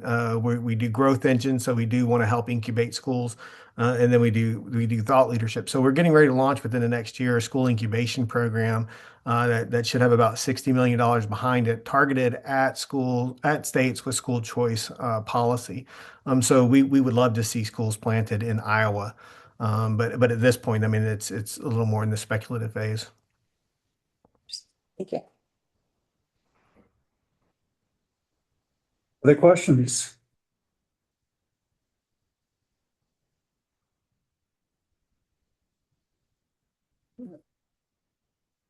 Hearing none, the recommendation is to approve the Society of Classical Learning application as a reliable authority concerning the quality of education and grant the agency authority to accredit non-public schools in the state of Iowa. By Brooke. Todd, any further questions or discussion? Hearing none, those in favor of the motion, please indicate by saying aye. Opposed, same sign. Motion's carried. Congratulations and best wishes. Yeah, that's great news. Thank you so much. And again, kudos to you guys on your processes. You've been a very easy state to work with. Thank you. Yeah. Good job, guys. Yes. Appreciate it. All right, we are on to item 13 on the agenda. And be dazzled by Cass as she comes and tells about school budget review committee. Dazzled, President. I think that should be be dazzling. Thank you so much, President Robbins, Director Snow, members of the board. I bring you today a summary of action from the December 16, 2025 School Budget Review Committee hearing. You have the summary of action that is posted to our website regularly after the SBRC convenes each time. The committee began with their informational items, reviewing the negative unspent balances and reviewing the list of districts who had a negative regular program balance. So the difference between the two is basically their categorical balances. So there were 3 districts who experienced a negative unspent balance. Those districts also appeared to provide a corrective action plan to the committee. There were actually 8 districts who preliminarily experienced a negative unspent balance. However, 5 of those had an amount of their special education deficit balance that actually, once awarded, that MSA would bring them back to positive. It is preliminary. It means before they knew they were going to, but then before that happened. Yeah, that's a great question. So we collect all of the school district fiscal information on by September 15th each year following the close of the fiscal year on June 30th. And then there's a period of time after that where we're checking work to make sure that, things were coded purposefully in certain areas. But then also there's a number of requests for that modified supplemental amount or that spending authority that can still, if awarded, actually apply to that prior year. And it's 2 instances. One is the special education deficit balance amount. And the second functions similarly. It's for excess costs of the English learner program. So if awarded, both of those apply to that prior year. So we call it preliminary because it's not finalized until all of those actions occur. Okay. Good question. Does SBRC have to vote on that to prove it? Okay. Yes. Yep. And actually it'll come up here in just a few. Sorry. Okay. No worries. Good question. So there were 8 to begin with, and then making an assumption which may be totally erroneous. But of the 5 that are not listed here today, they still have some budget issues if they're relying on special ed deficits and ELL funding. They're probably a little closer to that 0 mark than maybe their board anticipates. I wouldn't anticipate that they're meeting maybe board goals or where they would want that balance to be. But certainly some of them are quite close without that. And then for the negative regular program balance, so we look at that initial amount of UAB like we just did. However, we take out all the categorical balances, and preliminarily there were 15 of those. And then there were, of those, 7 were able to come positive, if you will, with that UAB related or the MSA related to the special education deficit. And then the 3 that were still negative. So then that leaves 4. One district was just hiring a brand new SBO, Council Bluffs. You heard from them earlier today. And so we pushed their appearance until March. And so the other 3 did appear, and those were Iowa City, Grettinger, Terrell, and Clear Creek, Amana. After that, we reviewed unspent authorized budget information. It's a summary report provided by the Department of Management. We reviewed state decile ranks for the unspent balance. That is the first graph on page 1 is unspent balance per pupil. Turning to page 2, that first graph or the first table is the regular program balance per pupil. And the third table on page of this issue appearing on page 2 is looking at the per pupil balances throughout the year and seeing those changes throughout the year. We also reviewed the two districts that would be appearing to provide a corrective action plan for late filers of the certified annual report, special education supplement, or annual transportation report. Both districts did appear later that day, and both districts did report just their car late beyond that September 15th deadline. Right. Cass, what type of discussions are held around the UABs? I know it's information, but is there any related discussion to those? So they are having quite a lengthy conversation right now, actually regarding spending authority in context. So Director Roeder, who's a director for the Department of Management for a long time, and of course, longtime member SBRC of the SBRC lead TAC, continually had the conversation of how does a district define need? And so we can see numbers on a chart and work to inform those numbers, but truly it comes down to what does need mean for that district? And so over the past 10 years, John Parker, my counterpart at the Department of Management, and I have worked to help to inform the SBRC and that question of how do you define need to provide additional context around spending authority? And so in some of the charts and the recommendations that we provide, we look at what are the trends of that UAB in the district. And then for statewide, we look at differences across the state. So before Lee Tack finished his 18 years on the SBRC last January, he challenged the Department of Education to see what it would look like if there was a spending authority threshold. And so we've ensued conversations between the SBRC and Finance Roundtable throughout 2025. We'll be picking the conversation back up here on January 27th when the SBRC next convenes. And there's been a lot of conversation to answer your question around spending authority. So what would the threshold look like? That is the question. That is the question. The answer is That conversation would have been over a year ago. So when you look at a threshold, are you looking at school sizes as well? Those are exactly some of the parameters that they look at that complicate the conversation that, really restricts one shoe size from fitting everybody. Where does the special ed deficit fit into all that?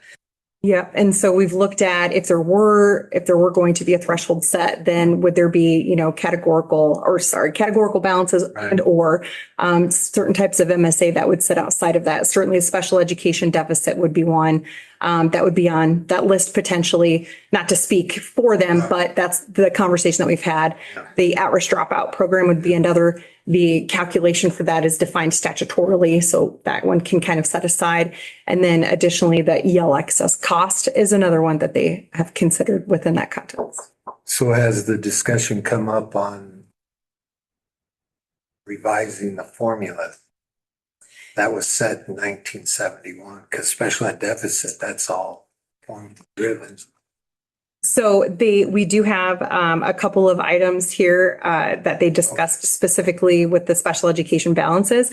And then each December, they take up the special education weightings. Okay. And so in advance of each December at the October hearing and work session, the department provides a number of scenarios to say if they were to adjust the weightings, what would that look like? And we look at what would be that state impact as well as what would be that local impact. And so some of those scenarios are really telling. And there was not a scenario in any of the years that we've done this that would produce some sort of unintentional or unpurposeful impact elsewhere. And it really just shifts the money, the cost from one to the other, whether they go up or down. They do have the statutory authority to adjust the weightings. And that is the conversation that they continue. I appreciate your work. I mean, it can be mind-boggling for people that don't understand it. Good questions. Most people understand it though. you have money or you don't. Yeah. Your chief plan, can you remind the total UAB statewide? Yes, the balance right now is just over $2 billion. Comes into some legislative discussions. And local school boards are not required to have a UAB policy, but that is a consistent question that the SBRC has been asking all presenters. What is their policy? And if they do not have one, what the theory behind that may be, and if they are inside or outside of their locally determined policy. Thank you, Director Snow. Correct. The SBRC, if there are requests for MSA outside of the collective actions, we do require the board's policy or philosophy on spending authority. And then they have those conversations of if you're below or above or near, why are you making this request? What is the purpose for this request? If you're already at board target or below it, what else are you doing to reach that? So that does help to inform conversations. Thank you. IASB puts on a nice little chart. Spending authority and solvency ratio. So what happened? I'm sorry, this is probably really a dumb question, but I am one of those who does not understand it. So what happens to the unspent balance if like at the end of the fiscal year? Does it carry over or? Well, it does carry over. Are there more limitations on how you can use it? A percent of special that can carry over, but most people don't carry over, don't have balances in special ed to carry over. Thank you for the question. So a regular balance, like their unspent balance for the entire district, that does carry over from year to year. President Robbins was talking specifically about the special education balance. So districts are limited to, if they had a positive balance, they are limited to carrying up to 10% of that balance. Otherwise, anything beyond the 10% is reverted back to the state. Thank you. I have a side story, Todd, I'll talk to you about after the meeting. One of my experiences. Thank you. I've always recommended to your soups when you have those high unspent. Sometimes it's good if you want to spend it down a little bit to stay within your district policy or to keep legislators happy is, take it out of general fund once in a while. Spend it on non-recurring expenses. Yeah. So maybe that could be part of the threshold or something. I don't know. I respect your job because it's all over the map with all the districts. Yes, one of the things that we've been talking to districts about, especially at the last IASBO conference, even we mentioned it to the whole group, was about having that one-time wish list so that you can spend it down on those one-time costs, especially as you get nearer the end of the year and you can see what those categorical balances might be as well as your unspent balance. Yeah. Thank you. Moving on to number 2, our Transportation Assistance Award. The committee awarded $10,230 to districts. This money actually comes from the education license plates, and it is awarded a year in arrear. And so this past year, we had a pretty exciting license plate contest where we had, those are those are the applicants up there, some of them.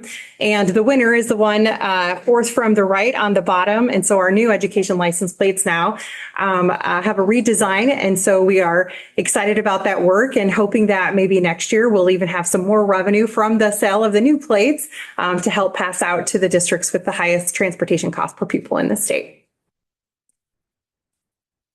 Next, the committee considered requests from 187 districts related to English learner programs that were served to students who had been in the English learner program beyond 5 years. And that threshold is important because our state aid formula funds the first 5 years. And then after the 5 years, the mechanism is to come to the SBRC to make that request.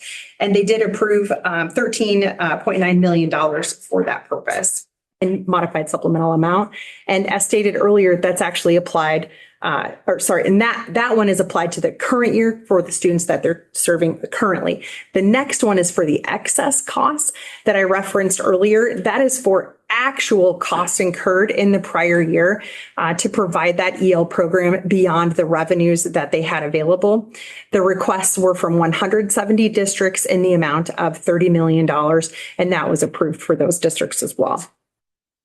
The next request, number 5, was for a modified supplemental amount from 81 districts for increased enrollment. That is also awarded in the current year and was approved for $11.7 million. Number 6 was the next collective action request. They received requests from 295 districts in the amount of $59.8 million for students who are open enrolled out this year who were not on their certified enrollment count last year. So this is students who they're writing a check to another district to serve who they were not on their count. Number 7 was the supplementary weights that are then provided to the Department of Management. They certified 4,585 additional FTE to the Department of Management. Number 8 is the special education deficit balance. They received requests from 309 of our 325 districts who had special education deficit balances and approved $256 million. And that again will go toward the prior year when those actual costs were incurred. As Cassie mentioned earlier, that SBRC takes a look at special ed weighting. When was the last time that was adjusted? The very, adjusted? I can. Just approximately. Has it been It's been a while. 10 years? 2002. 23 years. However, with each SSA, each year the state supplemental aid, that percent that goes up, that is based on that factor of the weighting. And so that increased state cost per pupil is multiplied by the same factor, but it's a higher amount. So each year, the amount generated for special education arises at that same rate of the SSA. Right. You're just taking against a bigger number to multiply against. So. Correct. So has there been any thought to increasing that so that we don't have as many deficits, or is it just a wash? You know, it's actually pretty interesting when we do the scenarios. We came up with about 8 scenarios to look at what would it look like to adjust the weightings. And, there is not one calculation that doesn't have some unintended so there's not a scenario to change the special education weightings that does not create an imbalanced impact. So if we're affecting local taxpayers more, then that's just less at the state. If we're putting the burden on the state more, that's just less on the local taxpayers. The issue, though, will come back to what you mentioned a minute ago, President Robbins, is that the higher the level of the weightings, the more money that is generated, the more districts actually have that positive balance than they're just sitting on and holding on to. So the more that we would fund as a state, the higher the balances would actually sit in many districts. So, and with our high cost claim students, we have students that cost hundreds of thousands of dollars sometimes. And so we are never going to raise the level 3 weightings to an amount that would take care of them. So there's just some of those outliers just create a situation that just wouldn't be answered by just merely adjusting the weightings. So how do our weightings compare to our neighboring states? Do we have any idea? We did, at Director Snow's request, our team dug into special education funding across the nation a few months ago, and I'm certainly willing to be prepared to share summaries with you next time. But what I can tell you is there's many differences across the states. There are some that have multiple levels like ours. There are some that have singular levels. There are some that just provide a certain amount. And then there's ones like ours who we do the levels, but we also actually have this opportunity for them to take whatever they weren't funded and have some sort of mechanism to recoup that. And that is quite unusual across the state. We didn't find another state like that. And what happens then in those other states that at some point you have that general education dollar that a general education student as well as a special education student would be vying for, which does not happen in Iowa. Which is a really good thing. So the next item was the weightings, and this is the year that they do take action, and they took action to maintain the levels. Items 10, 11, and 12 for Eagle Grove, Lawrence Marathon, and South Central Calhoun all were requests for hazard abatement, and each of those were approved. Item 13 was from Waterloo Schools, and Waterloo received a modified supplemental amount for $296,000 to start 4 new programs. Those programs were cosmetology, Power Tech Academy, agricultural sciences, and criminal justice. So is this a typical request that you see often or infrequent or? That's a great question. Thank you for asking. So Waterloo has actually been here 3 times in the past few years to make similar requests. So their first request was in 2021. and they were beginning their Waterloo Career Center. And so they had a really large startup. And so they added about 13 programs at that time. And then again, later in 2021, they actually came back for an additional 6. And so when they make these requests, a couple of things. So we do look at whether or not the staff included in these requests are actually new costs to the district. So we treat any staff costs as initial staffing costs, meaning if they were already employed by the district, then we have to see a new cost behind that, in that they have to replace the FTE that they vacated in order to take this position. If they didn't replace that, then we wouldn't award it. So that happened with Waterloo's prior request. We also look for other revenue sources. So are they getting tuition from other districts? Are they getting concurrent enrollment weighting? Did they receive donations to offset the costs? And so we do reduce the amount of the request by those things as well. So in this case, for example, Waterloo's initial request was about $380,000. And so based on our review, we determined that the appropriate request that we were able to document would be at $290,000. And so there were some deductions on the other ones too, but they were awarded $1 million in their initial request for the more than a dozen programs. And then the other request was about $63,000 after review. So, to your question. Well, my follow-up question I sent her ahead of time was, if I'm a school-based school model charter school, can I apply SBRC for startup costs for a charter school? So we've not had that request. Yes. So I would have to think about that and what that would look like, because they are considered an attendance center of the district. It's something that crossed my mind. Yeah. Good question. But their authority is limited to general fund. So they could grant, the authority exists in a couple of ways. So one, they can grant use of the general fund for the costs that wouldn't already be appropriate to the general fund. If it's something approved by the voters, they could award it for capital costs. So that's something that they could do. Other than that, there wouldn't be allowability of any capital costs paid from the general fund. So it would have to be just instructional costs. Which, most of your program, 80% of your budget is, salaries and benefits. We'll see. Okay, next we had item 14, Eddiesville, Blakesburg, Fremont Community School District. We actually discovered this with the district when they were completing their special education supplement for fiscal year 25 at the end of last year.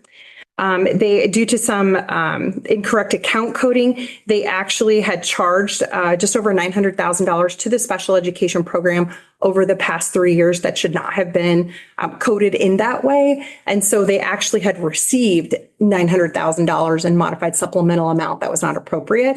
And so they came to the SBRC and requested an equal amount of negative modified supplemental amount to clear that inappropriate amount.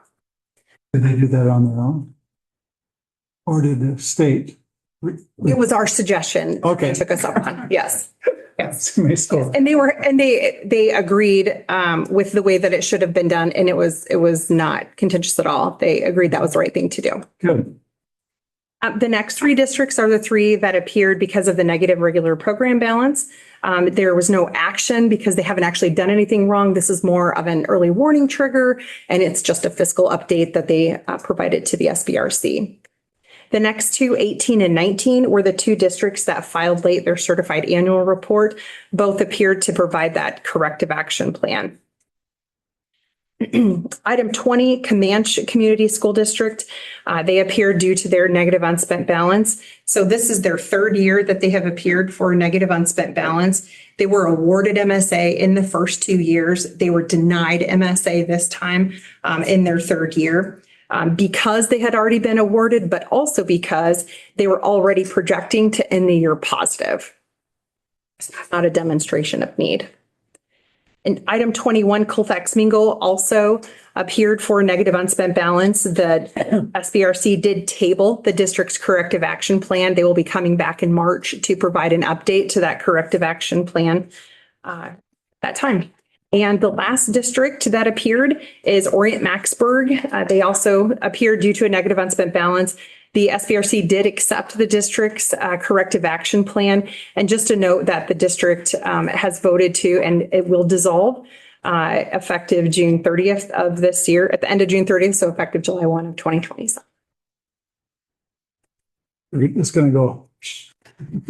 The territory has already been assigned and they are not actually serving any students this year. They are engaged in a whole grade sharing agreement with Nottoway Valley. Southwest. Yeah, southwest. About how many students were in that school district? Sorry, what was the question? How many schools are in Orient Maxburg? How many students approximately? Just in OM. Here, I think it was about 100. I'll just confirm it. okay. That's close enough. Any other questions? 91. So with Can we round up? Colfax, with Comanche and Colfax Mingo, I know John alluded to it. Are they gonna be okay? Are they gonna struggle? You know, those are good questions. Comanche, like I said, they were already, when they came back, projecting to be positive. So they did have a corrective action plan that was accepted by the board. And so that was positive. And Colfax Mingo, the reason that that they are coming back is to provide additional detail. And they had some new leadership recently too. And so I think this is just an opportunity for them to solidify some of their plans, get a little bit further into the year and be able to identify the changes that they did make to affect their budget. Good question. All you got? Thank you so much. Guys. Thank you. Appreciate it. All right, Jay's going to bring us home. I recognize that we're the last agenda item, so we're keeping you from ending this meeting. Although it's a very important agenda item.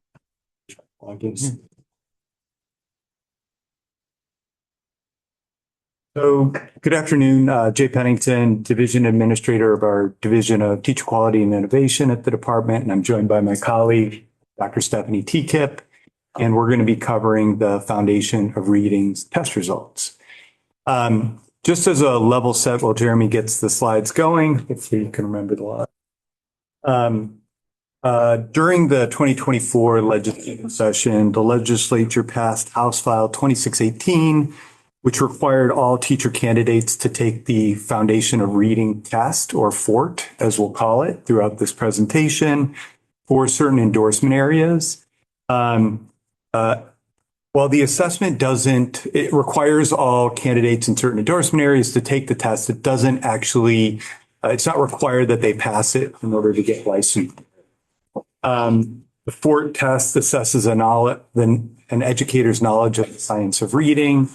And it's not a barrier to licensure, but it's really, I think, a key piece of data that we can use as a state towards continuing to improve educators' knowledge of the science of reading.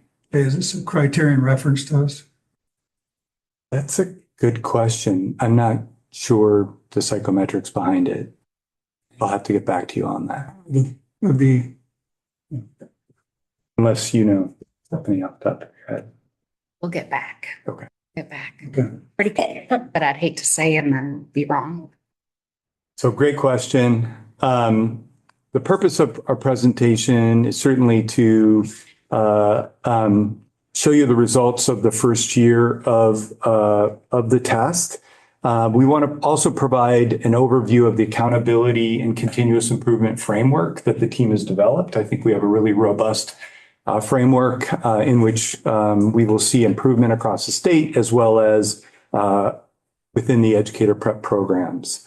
The other thing, just jumping into the results, that's really important to consider in the data that you will see is that this represents only a partial year So the legislation was passed in 2024, but then it took a little while for it to be enacted.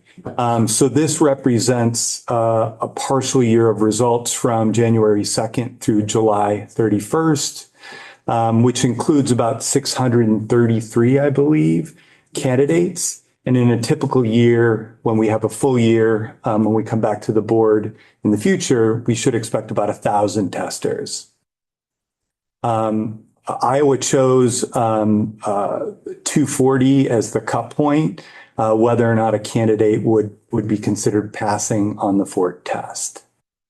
The report that will be released publicly includes the percent of candidates at each institution with passing scores, the number of test takers, and I'll show you what the data look like and what the report looks like.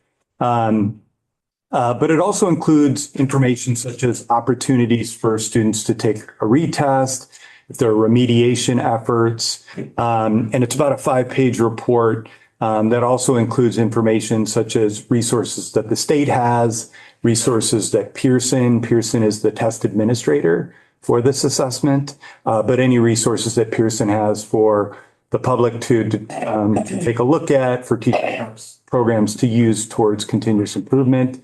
And then there's information such as how to interpret the results themselves. And as you can see here, as of August 2025, the overall statewide passage rate in that first year, which includes that partial year of data, was 46% of candidates passing. Do we know how that compares to other states, or does other states not require that? Or? Well, it is a criterion reference test. We did set the cut score consistent with the vast majority of states that administer this assessment.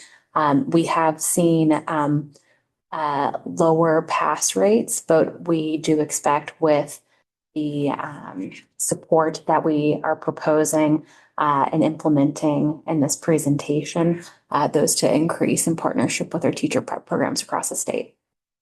Thank you, Director. So this is just an example of what the report looks like with all the other information that I mentioned earlier when we post that publicly, which will be after this board meeting. So as you know, reading's a foundational skill. For example, in third grade reading has shown to be a key indicator for certainly success within a student's K-12 time, but also a key indicator for success beyond high school. Therefore, as a state, it behooves us to ensure that we have high quality educators in every classroom equipped to teach reading. And a key lever for us as a state is to ensure that the future educators have the knowledge and skills to teach reading and the science of reading. I think it's also important to point out that accountability is critical, but where it's really, really effective is when it's coupled with a robust continuous improvement framework, which Dr. Peekip will get into in much more detail. And that our teacher prep programs are a key partner here, right? They're teaching our future teachers how to teach reading. And the more that we can do as a state in order to equip them to be successful, the better our results will be as a state in reading and English language arts. So as part of this continuous improvement framework, there are 3 levels of support.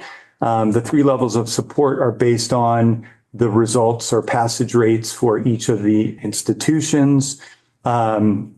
So the most intense or intensive level of support are those programs that have a passage rate of 35% of passers or below.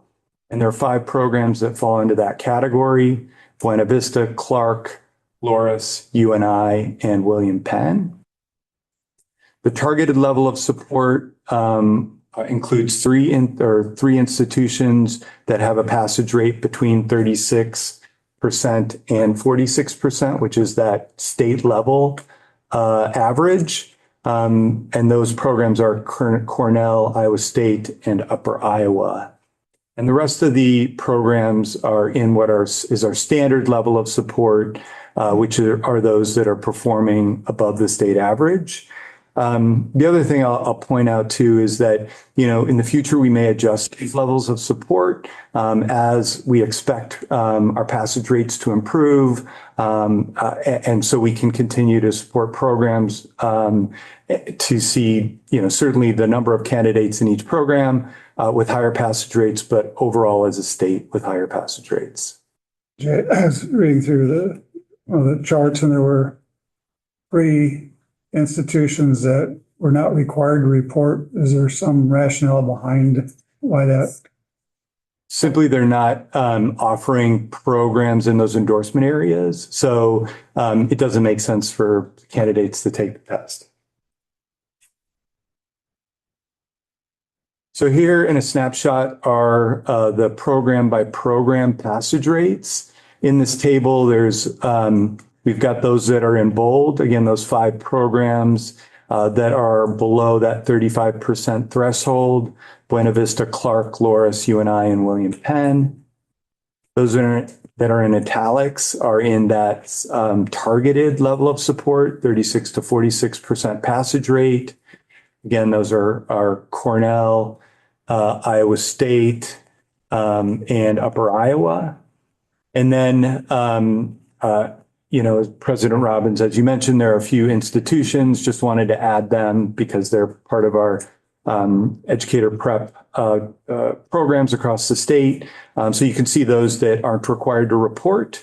And then you can see those that have small N counts. So we as a state agency redact data in order to ensure personally identifiable information is protected.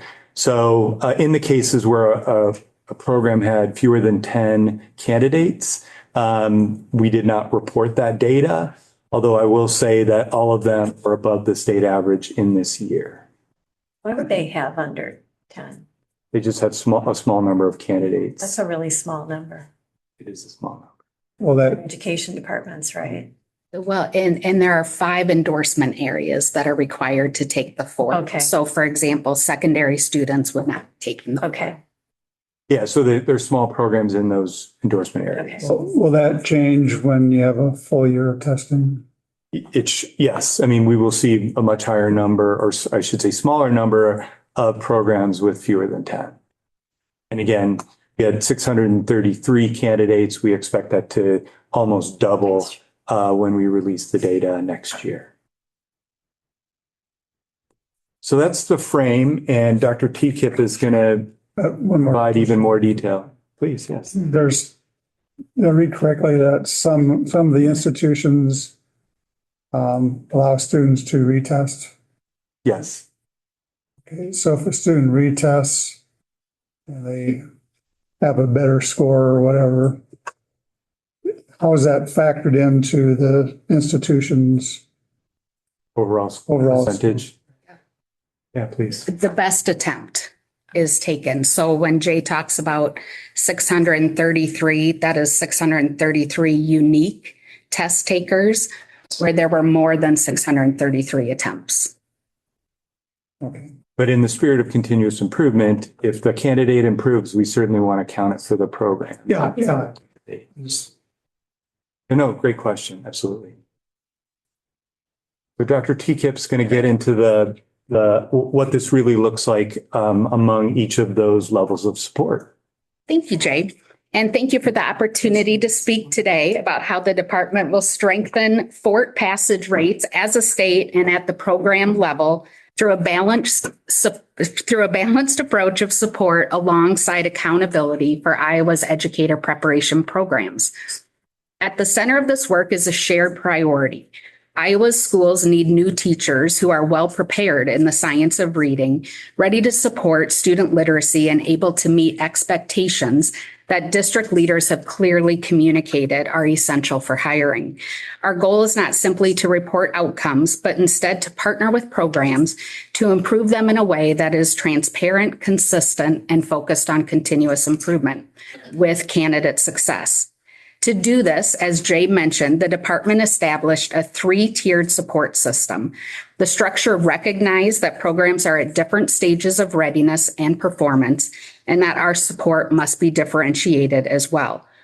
Across all three levels, the department provided data, technical assistance, and opportunities for shared learning.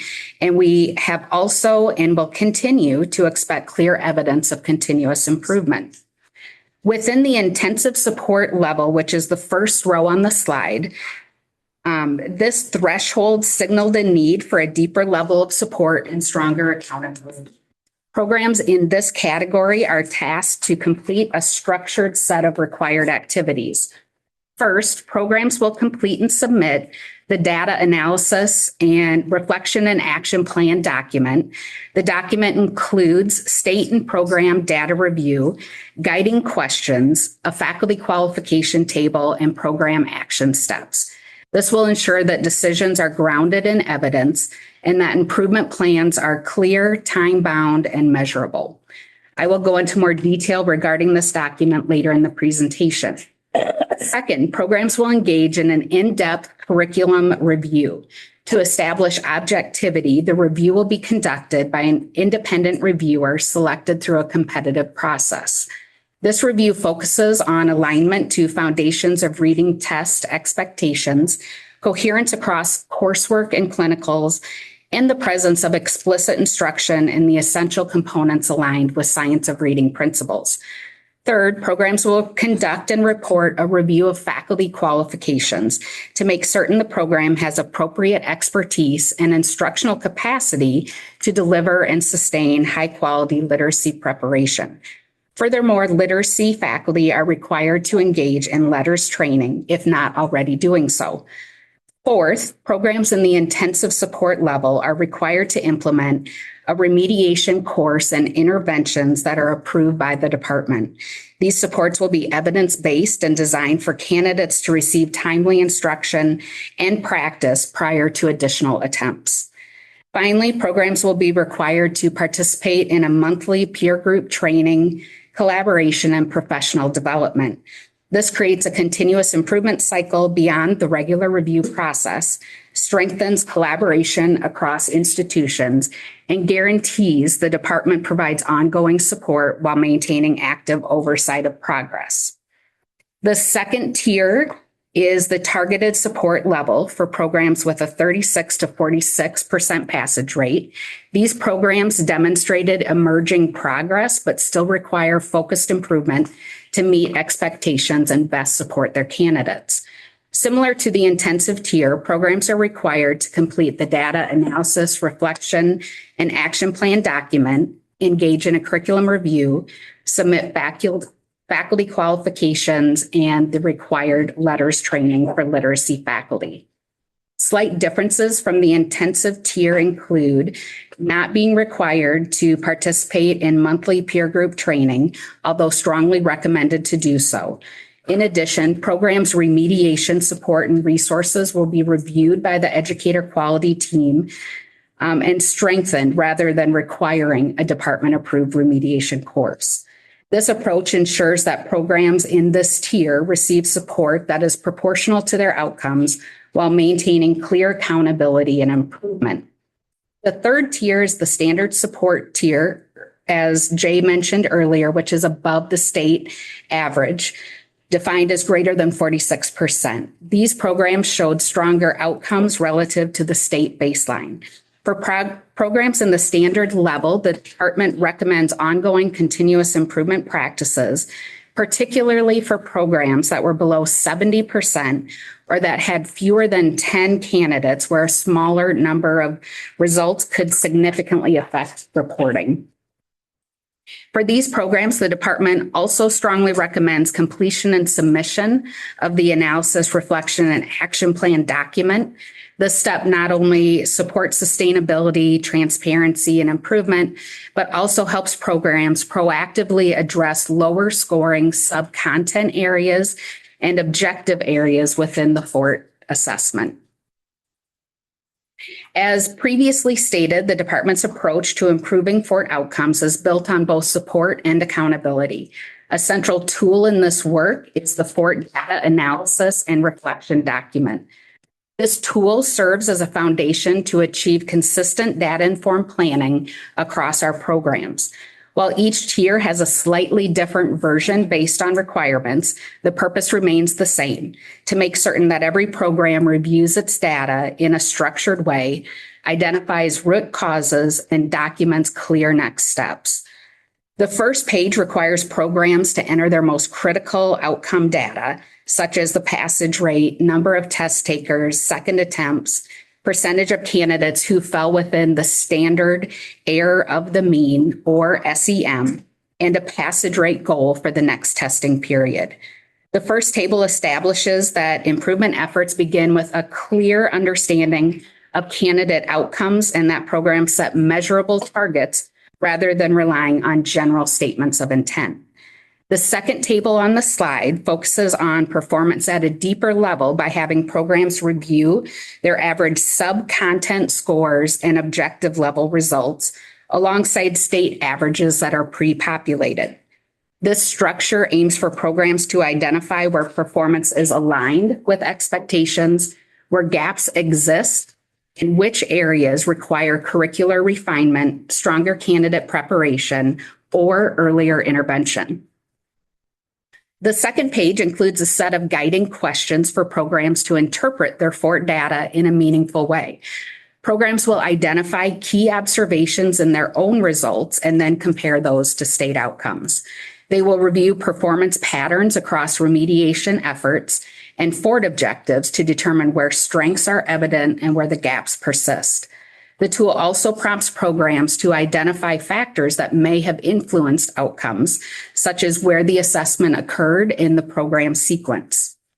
For programs in the intensive and targeted tiers, the second half also includes a faculty qualifications table that I mentioned earlier regarding instructional expertise, alignment to responsibilities, and capacity to sustain the improvement. Finally, the tool requires programs to identify 3 to 5 specific action steps for continuous improvement and document those steps in the structured action plan table. This ensures programs move from reflection to measurable action with clear commitments.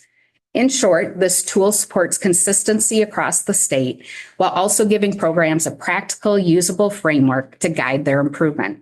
It helps shift the conversation from general performance to specific, actionable decisions to improve candidate readiness and strengthen outcomes.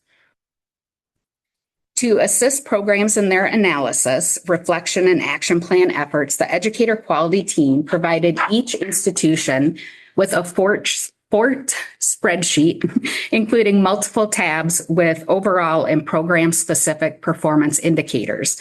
This slide is a screenshot of the overview tab that has information including but not limited to the state passage rate, testing period, number of programs and test takers, data considerations, and content sub-areas and objective results.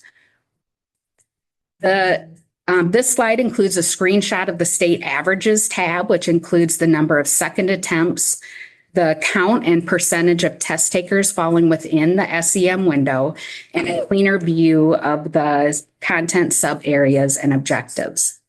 The IHE overview tab, which is not shown here today, includes the number of programs within passage rate quartiles and the average number of test takers within.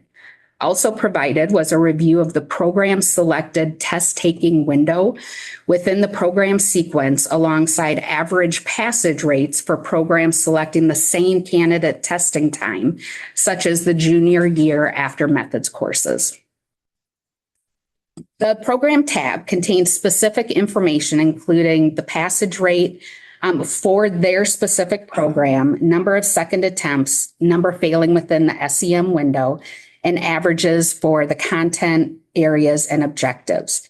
Included on the sheet, the program can see each candidate's results, which provides much more information than just the average. So they can dig in and see what the consistency is from candidate to candidate. This slide summarizes how the department communicated expectations and is delivering support to educator preparation programs as part of the FORT accountability and support plan. The department has set sent clear communication to programs and hosted a webinar to strengthen program capacity to analyze their FORT data, review state level results, and align improvement actions directly to test objectives. Following that support, programs will submit required documentation for review as part of the continuous improvement process.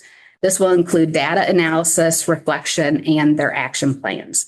Programs will also engage in the required level of curriculum review with revision steps and implementation, planning alongside a review of faculty qualifications with letters training being required for literacy faculty. For programs in higher support tiers, this process also includes required participation through peer group training and regular monitoring to ensure progress is not only sustained, but measurable as well. So with that, I say thank you. And what questions does the board have for me or leadership? I have one.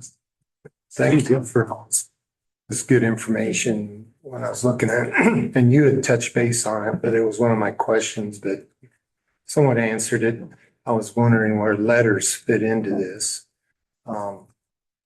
with the faculty, and what's the timeline for their training, and how has this impacted this data because they haven't had the training letters or? So, great question. So for those that are in the targeted and intensive levels, we're requiring faculty that have not participated in letters training to enroll in letters training right away. This month, the team's been working with those 8 programs to collect the names as well as pre-register all the faculty. So it's not, it also includes adjuncts that are teaching in those critical endorsement areas. And who provides the training? Is that through? It's directly provided by the entity that developed the letters professional learning. And it is, if your question is who's financially supporting it, the state continues to financially support it. The state had previously opened that up to teacher prep faculty, but then obviously it's shifting from an opportunity to a needed continuous improvement action for those under a 46% pass rate. Yeah, letters, we implemented the training my last year, and it's a great program. So it is. That was one of my questions. So you highlighted it, but I just wanted to know a little more. So thank you very much. And prior to this requirement, I think it's worth noting that we had 64 faculty already engaged with letters training. So oftentimes it's a timing question and when it fits into the professional learning schedule. But it's obviously a priority. And I think to the earlier question about our pass rates, this requirement was implemented effective in July of 2024. So this would have been this assessment year would have been the first year of curriculum implementation. And one comment that we've received from a number of teacher preparation programs is that they continue to ensure that their curriculum is aligned to evidence-based rating instruction and may be relying upon remediation rather than yet having program embedded aligned instruction, and that will continue to improve as we proceed in implementation. Good. The other thing I'll add too is, in working with as Dr. Teague mentioned, we had a webinar last week with all the programs just to roll out this, the accountability framework and what the continuous improvement expectations are. And, a number of programs have already implemented, remedial courses for those that have not passed. So while we're requiring this, my point there is that many programs already have activities underway in terms of working to improve their passage rates. So, question. So you have a Zoom meeting or a large group coming in for just general information. How does it become personalized for that institution as far as assistance from the department? I would say each program has a project manager within the educator quality team. So we're each assigned to one program. And There are several professional development things. We're doing a Science of Reading Summit. We did the first one last summer, and we'll do 4 more for the next 4 consecutive summers. But it'll be a one-on-one with them and with the program. So for example, when the outside reviewer comes in, I will be with UNI when they're going through that process as a representative from the department. So there are a lot of opportunities through our program manager system that we have set up in the team to make sure that it is individualized. It's similar to our school improvement infrastructure where you have a team lead and then a support team. So my next question for our observation, it seems like it's kind of on parallel tracks.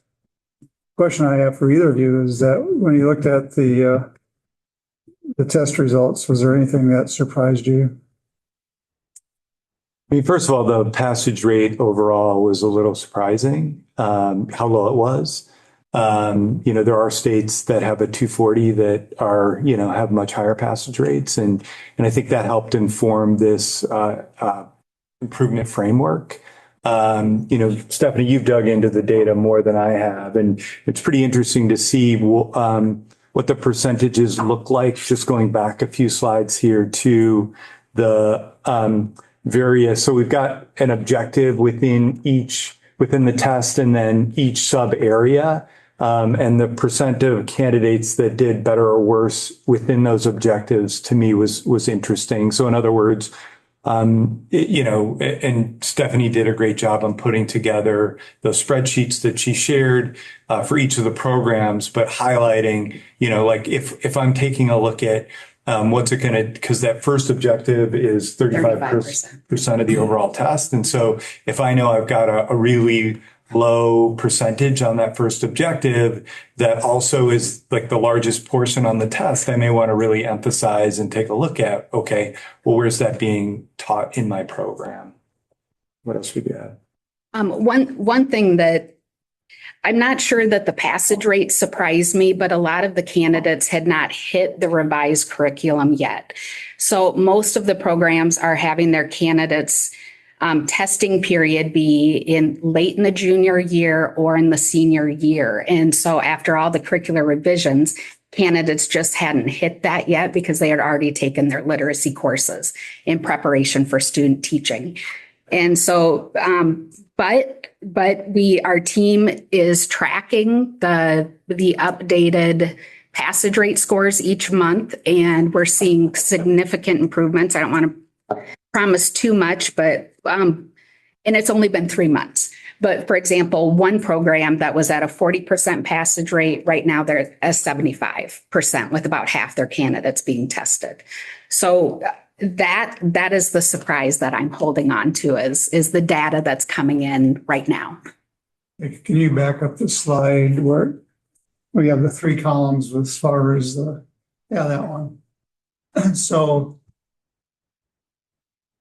how is this going to work as far as year 2? Like say that I was in the bottom tier with intensive assistance, then my next year I'm maybe out of that and I'm maybe above the state average. How is that going to work? I know with the public schools, it seems like you're there for at least a couple of years. How is this going to work in this system? So this is a baseline year, our first year of the assessment. You would typically not identify based on below an average pass rate. You would set a specific pass rate score, and then we would identify based off of that. I think we're going to evaluate based on the continuous improvement that we expect and are very hopeful to see how our identifications will look moving forward. But this is for our first year of implementation, how we've identified intensive and targeted. I would assume that the 46% will go up just because of logistics and exposure to the curriculum. And you all know our future teachers are incredibly talented. It's just ensuring exposure to the content, which is an implementation timeline question. And the purpose of this presentation and the purpose of this work is to support continuous improvement. That is the point of accountability.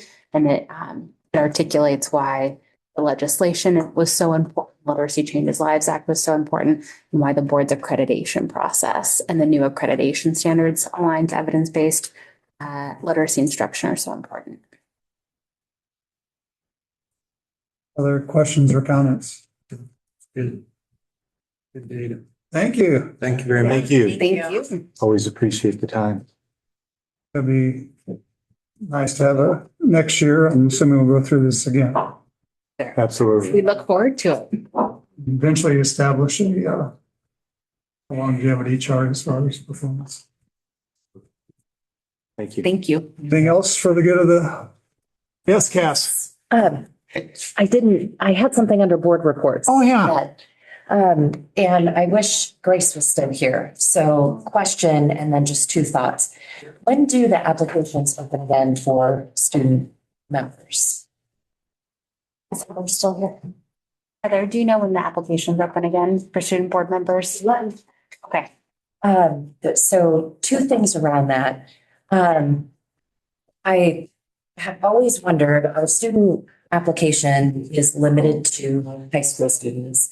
And I know you've all heard me talk multiple times about if we could open that to community college students as well.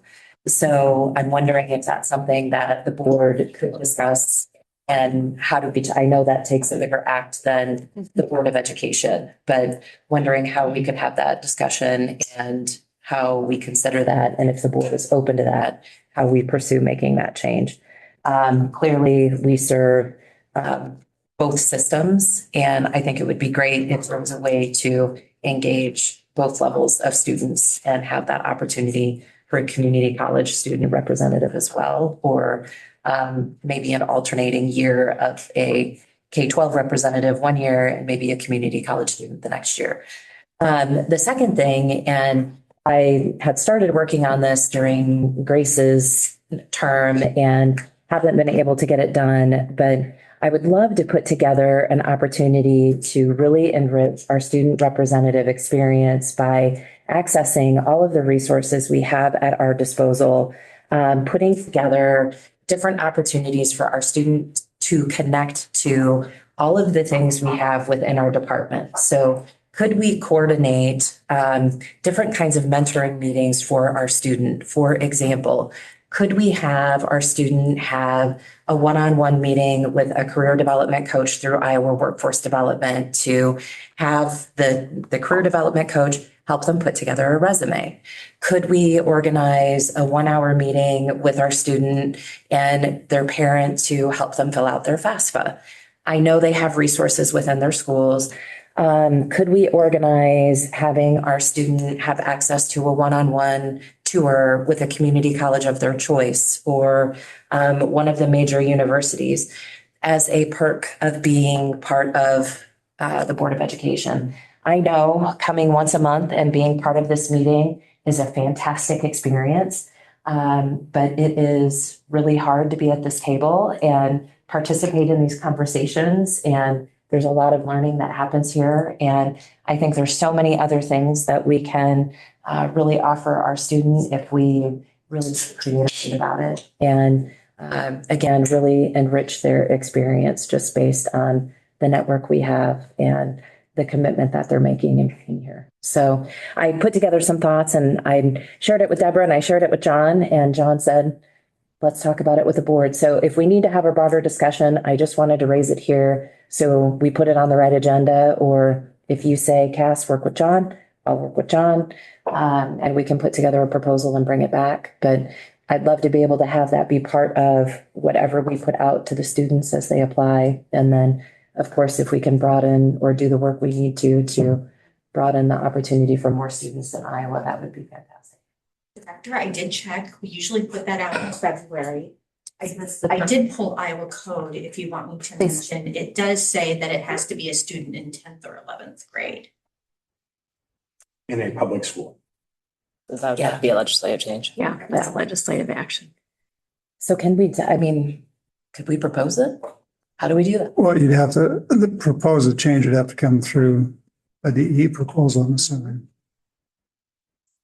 I don't think you could go over there and propose it. I'm saying. Yeah, I think that's certainly something that we could look at.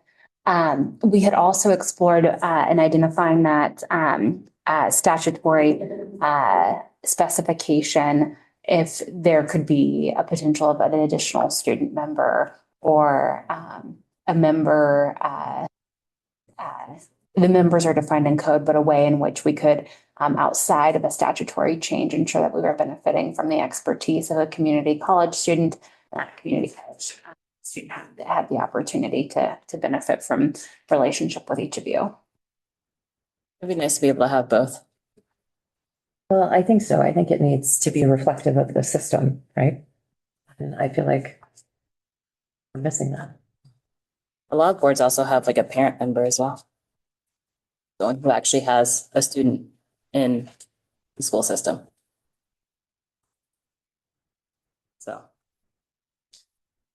So next steps, thoughts, what should we do? If we can calendar this for the February board meeting as a broader discussion, to give us some time to talk through how to secure the career coach idea, for example. Obviously, FAFSA would be in-house with our Iowa College Aid team. And we could work with the Board of Regents and obviously all the community college presidents and ensuring those tours. But I think to provide us some time to think through implementation and calendar for February with the president and vice president's permission. Yes, sir. Sounds like a plan. Great. So what about adding a member? We talked about the tour, but what about considering another seat for a community college student or alternating it? I'm not opposed to it, but to me, it's got to come legislatively. Yeah, no, I get that, but we have to be open to proposing something new. Mm-hmm. I mean, I'm okay with it. Yeah, I'm okay with it as well, as long as it comes through the legislature, which I'm not sure how big of an issue that will be as far as importance or somebody that's going to jump on that. I see Eric is gone, so. Well, nothing will happen if we don't ask. Right? That's true. Find someone. I mean, all you need is a legislator who is willing to take it on. Why don't we use our student rep? Doesn't he represent Cindy? Cindy Winkler, yeah. Yes, Michael. To see if she would be willing to, yeah. But I mean, it would have to probably go through education and committee and stuff like that. So I mean, yeah. And I State government or. Or it might be good. I don't know If it's a senior, to make that, if you know. it's a senior that's selected, if it's logistically possible for them to stay on a second year. If it's a junior, then they automatically have 2 years, don't they? I think we've had a lot, in the past, we've had some that have been on for 2 years. But they come in as a junior. Yeah, if they're a senior, yeah, obviously, yeah, they would have to roll out, yeah, yeah. But if they're a junior, then they might have the option. I think lately we've only had them for a year or so. I'm not, Maybe I'm fine with that. I guess I'm just have a little anxiety about having a full board. As far as 7 people. I think I voiced that. That would be nice. Yeah. And I'm more concerned about that. Yeah, Not saying that idea is not good too, but yeah. it'd be nice to have 7. I just think that Yeah, we the don't more have. voices we have of the board, the more perspectives we have of things. Are we gonna get a full board? I don't know. The governor's office and the governor appoints members. So we do have some individuals rolling off, including sadly yourself. So that I expect is a process that's being undertaken now. Okay. I think Brian's rolling off too, so I think we have it too, maybe. Yeah, that's what he's saying. Unless Unless you guys he stays convince him, on. unless you convince him to stay on. Good luck. Yeah. So thank you. Yep. Just wanted to make sure. Anything else? All right. Adjourned. Yeah.